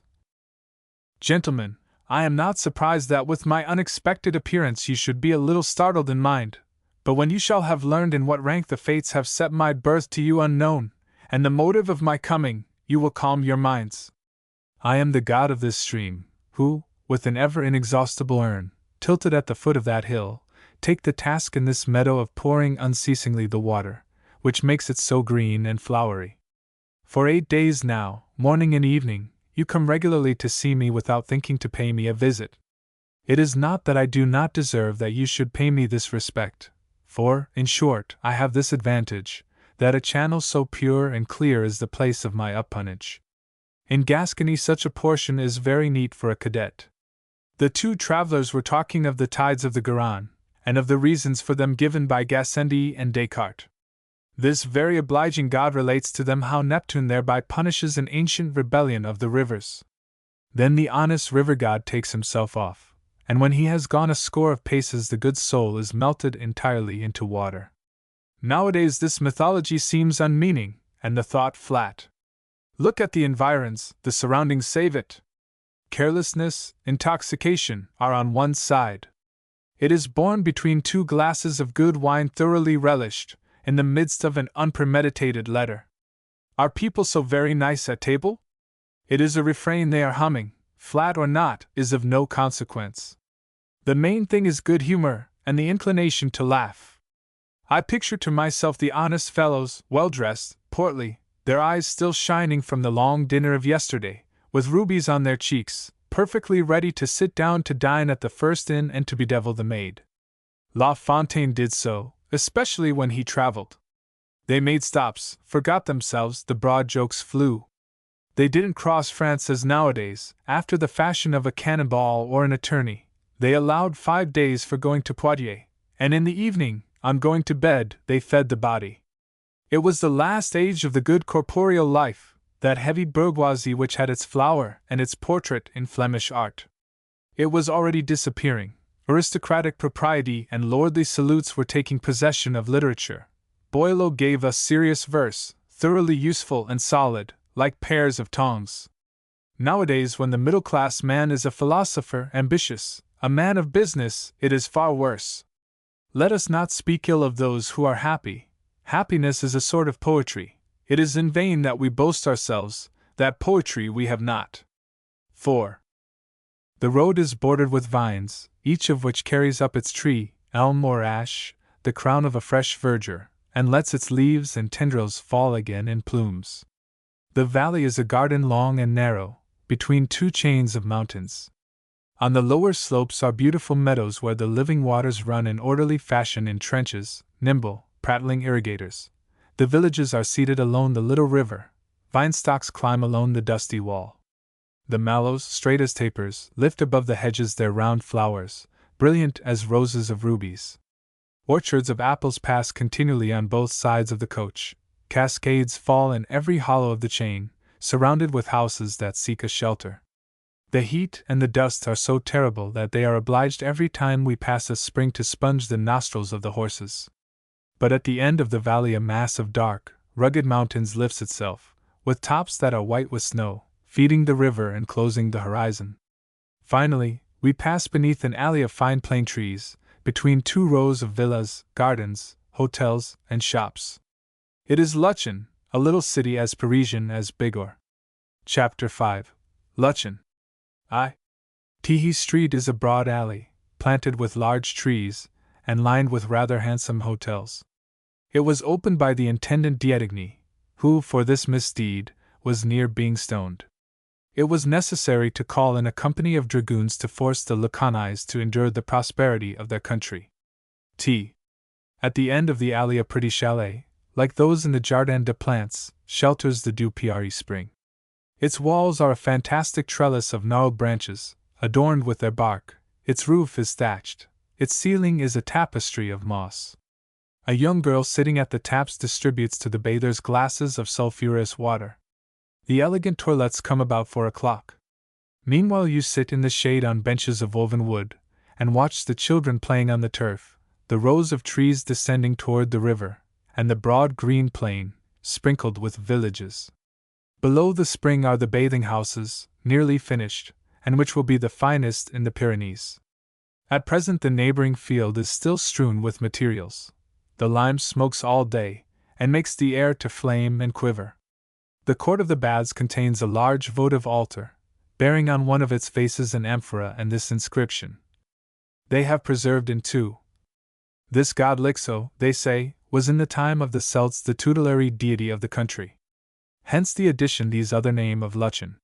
He is maimed and not destroyed. The gods are tenacious of life. There are several balls, and orchestras in certain cafes. These orchestras are strolling families, hired at so much a week, to make the house uninhabitable. One of these, composed of a flute, male, and 4 violins, female, used fearlessly to play the same overture every evening. The privileged beings who had paid were in the hall among the music stands. A throng of peasants always crowded at the door, with open mouths. They formed in a circle and mounted on the benches to see. The tradespeople of every sort turn their shops into a lottery of plate, of books, of little objects of ornament, etc. The tradesman and his wife distribute cards, price 1 so, to the servant maids, soldiers, and children, who compose the crowd. Somebody draws. The gallery and those interested stretch their necks eagerly forward. The man reads the number. A cry is heard, the unguarded sign of an overflowing joy.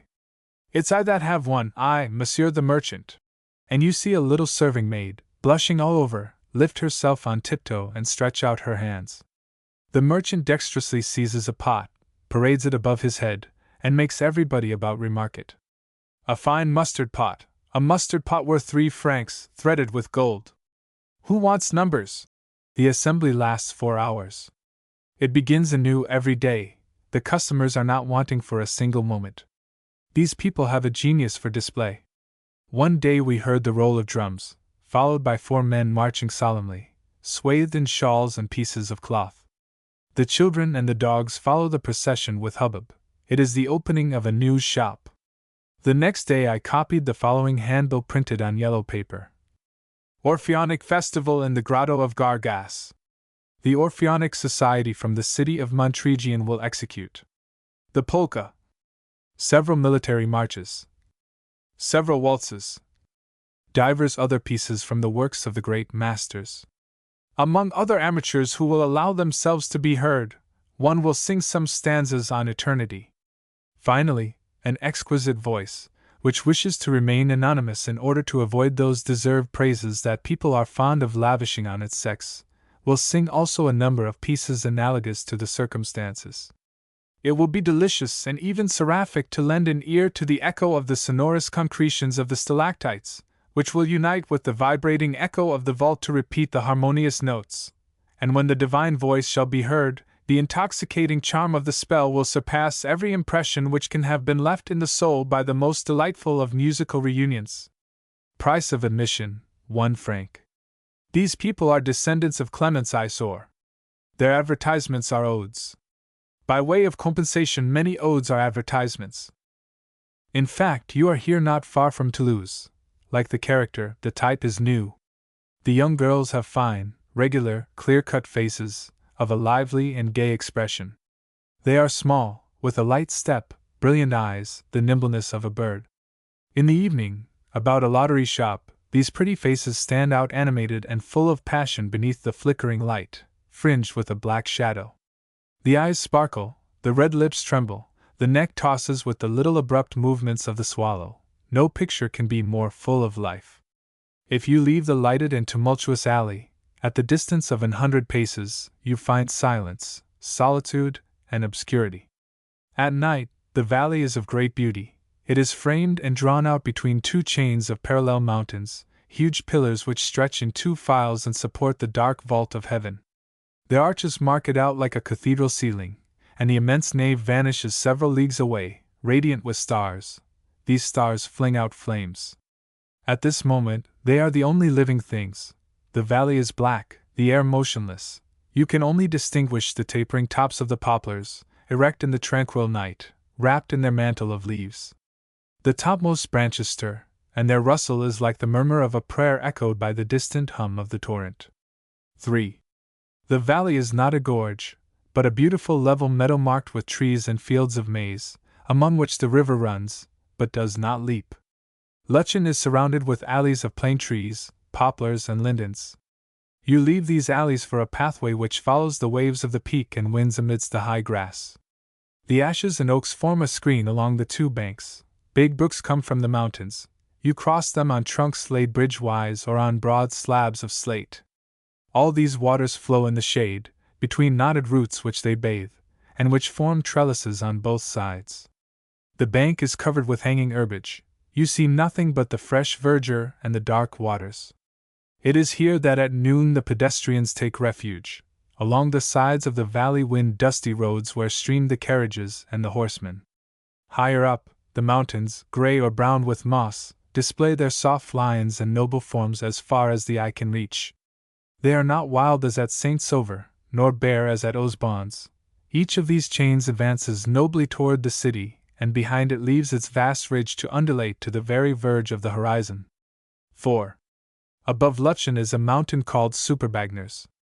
At the outset I run across the Fountain of Love. It is a hut of planks where beer is sold. A winding staircase, crossed by springs, then steep pathways in a black forest of firs lead you in 2 hours to the pastures on the summit. The mountain is about 5,000 feet high. These pastures are great undulating hills, ranged in rows, carpeted with short turf and thickset, fragrant thyme. Here and there in crowds are broad tufts of a sort of wild iris, the flower of which fades in the month of August. You reach there fatigued, and on the grass of the highest point you may sleep in the sunlight with the utmost pleasure and life. Clouds of winged ants eddied in the warm rays. In a hollow beneath us we heard the bleating of sheep and of goats. A quarter of a league off, on the back of the mountain, a pool of water was glittering like burnished steel. Here, as on Mount Bergans and the Pic du Midi, you look on an amphitheater of mountains. These have not the heroic severity of the primal granite, black rocks clothed with luminous air and white snow. On one side alone, toward the Crabiles Mountains, the naked and jagged rocks were silvered with a girdle of glaciers. Everywhere else, the slopes were without escarpment, the forms softened, the angles dulled and rounded. But, although less wild, the amphitheater of the mountains was imposing. The idea of the simple and imperishable entered with an entire dominion into the subdued mind. Peaceful sensations cradled the soul in their mighty undulations.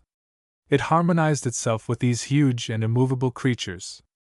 It was like a concert of 3 or 4 notes, indefinitely prolonged, and sung by deep voices. The day was declining, clouds dimmed the chilled sky. The woods, the fields, the mossy moors, the rocks of the slopes, took various hues in the waning light. But this opposition of hues, obliterated by distance and the greatness of the masses, melted into a green and grayish shade, of a melancholy and tender effect, like that of a vast wilderness half stocked with verdure. The shadows of the clouds traveled slowly, darkening the tawny summits. All was in harmony, the monotonous sound of the wind, the calm march of the clouds, the waning of the day, the tempered colors, the softened lines. Here it is the second age of nature. The earth conceals the rocks, the mosses clothe the earth, the rounded undulations of the upheaved soil resemble the tired waves an hour after the tempest. Luchin is not far from the plains. Its mountains are the last billows of the subterranean storm which lifted the Pyrenees. Distance has diminished their violence, tempered their grandeur, and softened their steeps. Toward evening we descended into the hollow where the goats were passing. A spring was running there, caught in the hollow trunks of trees which answered for watering troughs to the herds. It is a delicious pleasure after a day's tramp to bathe hands and lips in the cold fountain. Its sound on this solitary plateau was charming. The water trickled through the wood, among the stones, and everywhere that it glided over the blackened earth the sun covered it with splendor. Lines of reeds marked its track to the brink of the pool. Herdsmen and animals had gone down. It was the sole inhabitant of this abandoned field. Was it not singular to meet with a marsh at the height of 5,000 feet? Toward the south the river becomes a torrent. Half a league from Luchin it is swallowed up in a deep defile of red rocks, many of which have fallen.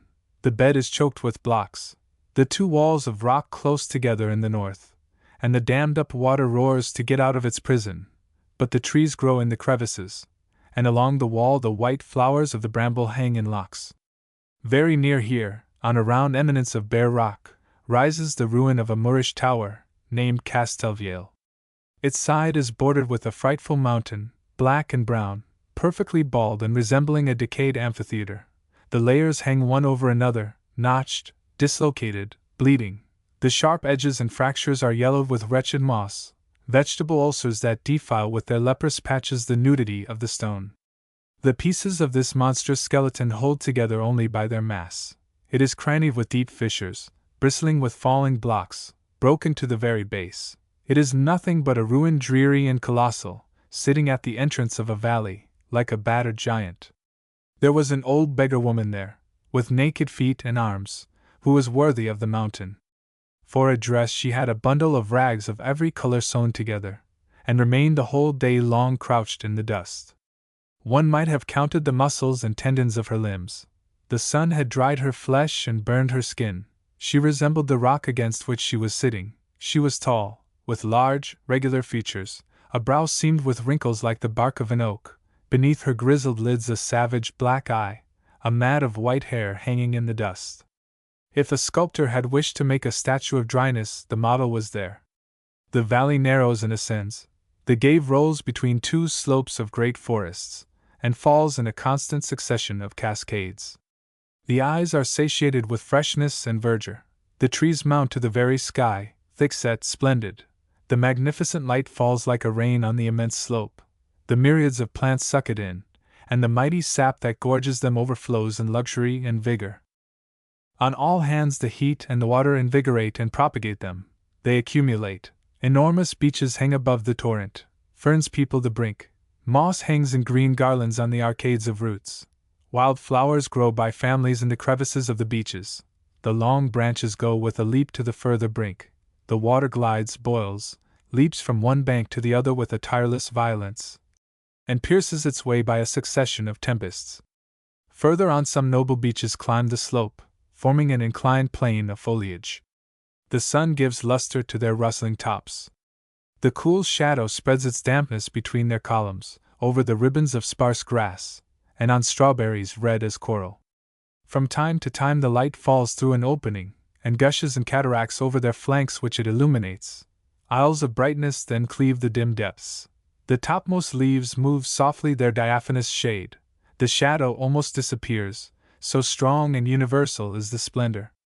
Meanwhile a small hidden spring beads its necklace of crystal among the roots, and great velvet butterflies wheel in the air in broken starts, like falling chestnut leaves. At the bottom of a hollow filled with plants, appears the hospice of Bagners, a heavy house of stone, which serves as a refuge. The mountains open opposite it their amphitheater of rock, a huge and blasted pit. To crown the whole the clouds have gathered, and dull the rent enclosure which fences off the horizon, enclosure that winds with dreary air, perfectly barren, with the grinning army of its pinnacles, its raw cuts, its murderous steeps. Beneath the dome of clouds, wheels a band of screaming crows. This well seems their eyrie. Wings are needed to escape the hostility of all those bristling points, and of so many yawning gulfs which draw on the passer in order to dash him to atoms. Soon the road seems brought to an end. Wall after wall, the serried rocks obstruct every outlet. Still you advance, zigzag, among rounded blocks, along a falling stairway. The wind sweeps down these, howling. No sign of life, no herbage. Everywhere the horrible nakedness and the chill of winter. Squat rocks lean beetling over the precipice. Others project their heads to meet one another. Between them the eye plunges into dark gulfs whose bottom it cannot reach. The violent jettings of all parts advance and rise, piercing the air. Down there, at the bottom, they spring forward in lines, climbing over one another, in heaps, bristling against the sky their hedge of pikes. Suddenly in this terrible battalion a cleft is opened. The Maladetta springs up like a great spectre. Forests of shivered pines wind about its foot. A girdle of black rocks embosses its arid breast, and the glaciers make it a crown. Nothing is dead, and in respect to this our feeble organs deceive us. Those mountain skeletons seem to us inert because our eyes are used to the mobile vegetation of the plains. But nature is eternally alive, and its forces struggle together in these sepulchres of granite and snow, as well as in the human hives or the most flourishing forests. Each particle of rock presses or supports its neighbors. Their apparent immobility is an equilibrium of forces. Everything works and struggles. Nothing is calm and nothing uniform. Those blocks that the eye takes to be massive are networks of atoms infinitely removed from each other, drawn by innumerable and contrary attractions, invisible labyrinths where unceasing transformations are wrought out, where ferments the mineral life, as active as other lives, but grander. And ours, what is it, confined within the experience of a few years and the memory of a few centuries? What are we, but a transitory excrescence, formed of a little thickened air, grown by chance in a cleft of the eternal rock? What is our thought, so high in dignity, so little in power? The mineral substance and its forces are the real possessors and the only masters of the world. Pierce below this crust which sustains us as far as that crucible of lava which tolerates us.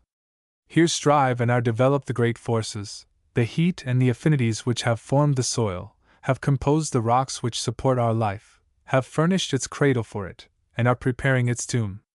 Everything here is transformed and stirs as in the heart of a tree, and our race, nested on a point of the bark, perceives not that silent vegetation which has lifted the trunk, spread the branches, and whose invincible progress brings in turns flowers, fruits, and death. Meanwhile a vaster movement bears the planet with its companions around the sun, borne itself toward an unknown goal, in the infinite space wherein eddies the infinite people of the worlds. Who will say that they are not there merely to decorate and fill it? These great rolling masses are the first thought and the broader development of nature. They live by the same right with ourselves, they are sons of the same mother, and we recognize in them our kin and elders. But in this family there are ranks. I know I am but an atom. To annihilate me, the least of these stones would suffice. A bone half as thick as my thumb is the wretched cuirass that defends my thought from delirium and death. My entire action and that of all the machines invented within 60 centuries would not avail to scrape one of the leaves of the mineral crust that supports and nurtures me. And yet in this all-powerful nature I count for something. If among her works I am the most fragile, I am also the last. If she confines me within a corner of her expanse, it is in me that she ends. It is in me that she attains the indivisible point where she is concentred and perfected.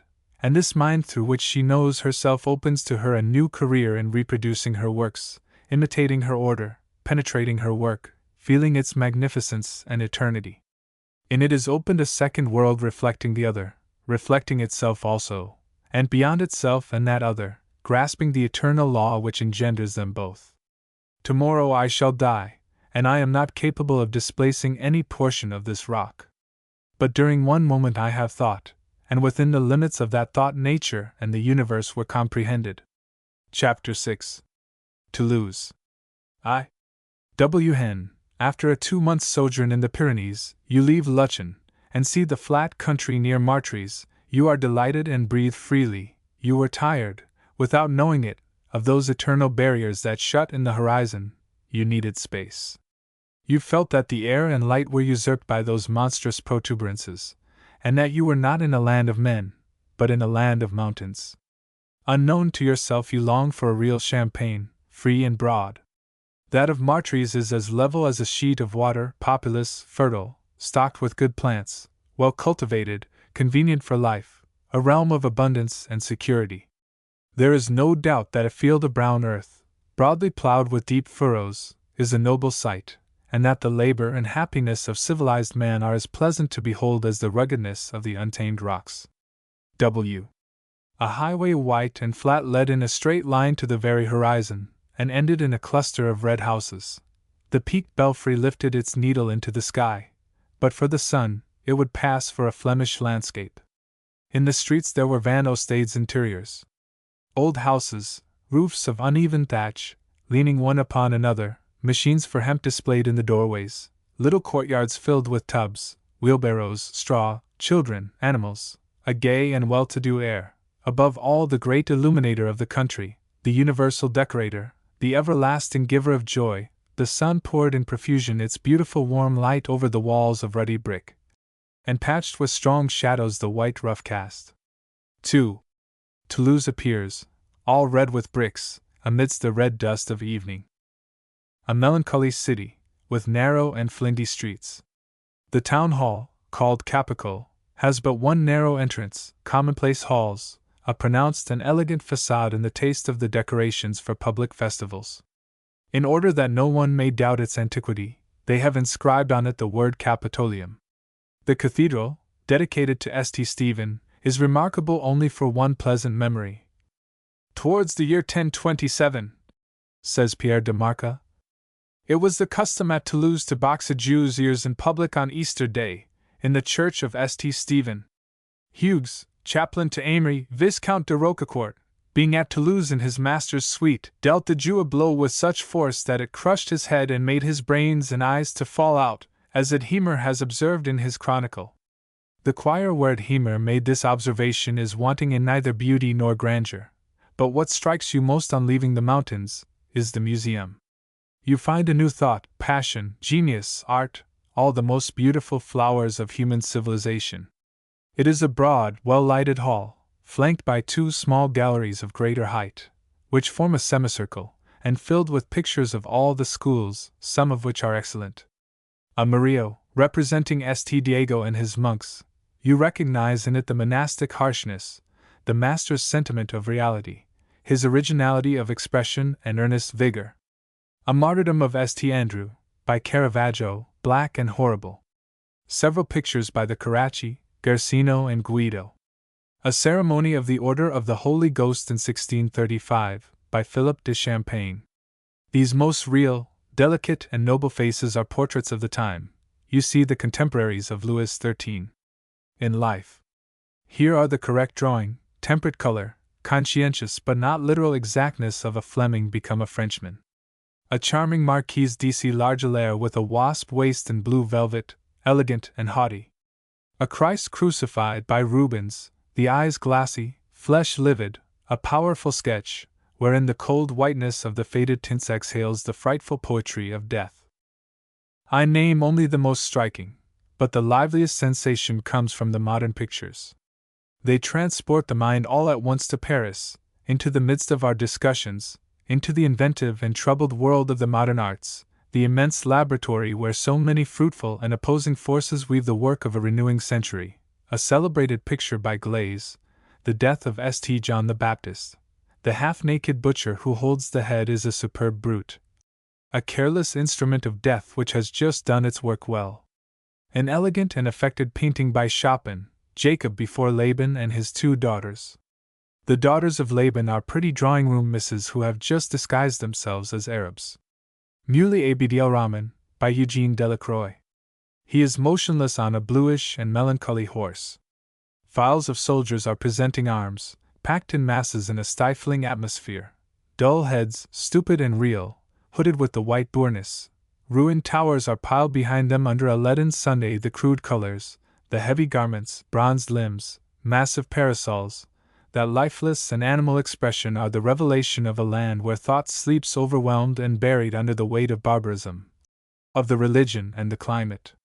In a corner of the small gallery is the first brilliant stroke of couture, the thirst of gold. All misery and every temptation come to solicit the miser, a mother and her starving child, an artist reduced to beggary, two half-nude courtesans. He gazes at them with sorrowful ardor, but the hooked fingers cannot let go the gold. His lips shrivel, his cheeks glow, his burning eyes are fastened to their wanton bosoms. It is the torture of the heart torn by the rebellion of the senses, the concentrated despair of repressed desire, the bitter tyranny of the ruling passion. Never did face better express the soul. The drawing is bold, the color superb, more daring than in the romans of the decadence, so lively that you forget to notice a few crude tones, hazarded in the transport of composition. It is perhaps too much praise. All these moderns are poets who have determined to be painters. One has sought out dramas in history, another scenes of manners, one translates religions, another a philosophy. Such an one imitates Raphael, such another the early Italian masters. The landscapist employs trees and clouds to compose odes or elegies. No one is simply a painter, they are all archaeologists, psychologists, giving setting to some memory or theory. They please our learning, our philosophy. Like ourselves, they are full and overflowing with general ideas, Parisians uneasy and curious. They live too much by the brain, and too little by the senses. They have too much wit and too little artlessness. They do not love a form for its own sake, but for what it expresses, and if they chance to love it, it is voluntarily, with an acquired taste, from an antiquary's superstition.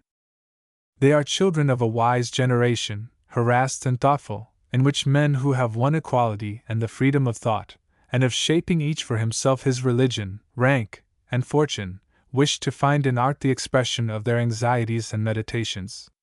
They are 1,000 leagues away from the first masters, workmen or cavaliers, who lived out of doors, scarcely read at all, and thought only of giving a feast for their eyes. It is for that I love them. I feel like them because I am of their century. Sympathy is the best source of admiration and pleasure. 3. Below the museum is a square tower enclosed by a gallery of slender columns, which towards the top bend and are cut into trefoils, forming a border of arcades. They have gathered under this gallery all the antiquities of the country, fragments of Roman statues, severe busts of emperors, ascetic virgins of the Middle Ages, bas-reliefs from churches and temples, knights of stone lying all armed upon their tombs. The court was deserted and silent. Tall slender trees, tufted shrubbery, were bright with the loveliest green. A dazzling sunlight fell on the red tiles of the gallery. An old fountain, loaded with little columns and heads of animals, murmured near to a bench of rose-veined marble. A statue of a young man was seen amidst the branches. Stems of green hops climbed up around broken columns. This mixture of rustic objects and objects of art, these wrecks of two dead civilizations and the youth of flowery plants, the joyous rays on the old tiles, united in their contrasts all that I had seen for 2 months. The end.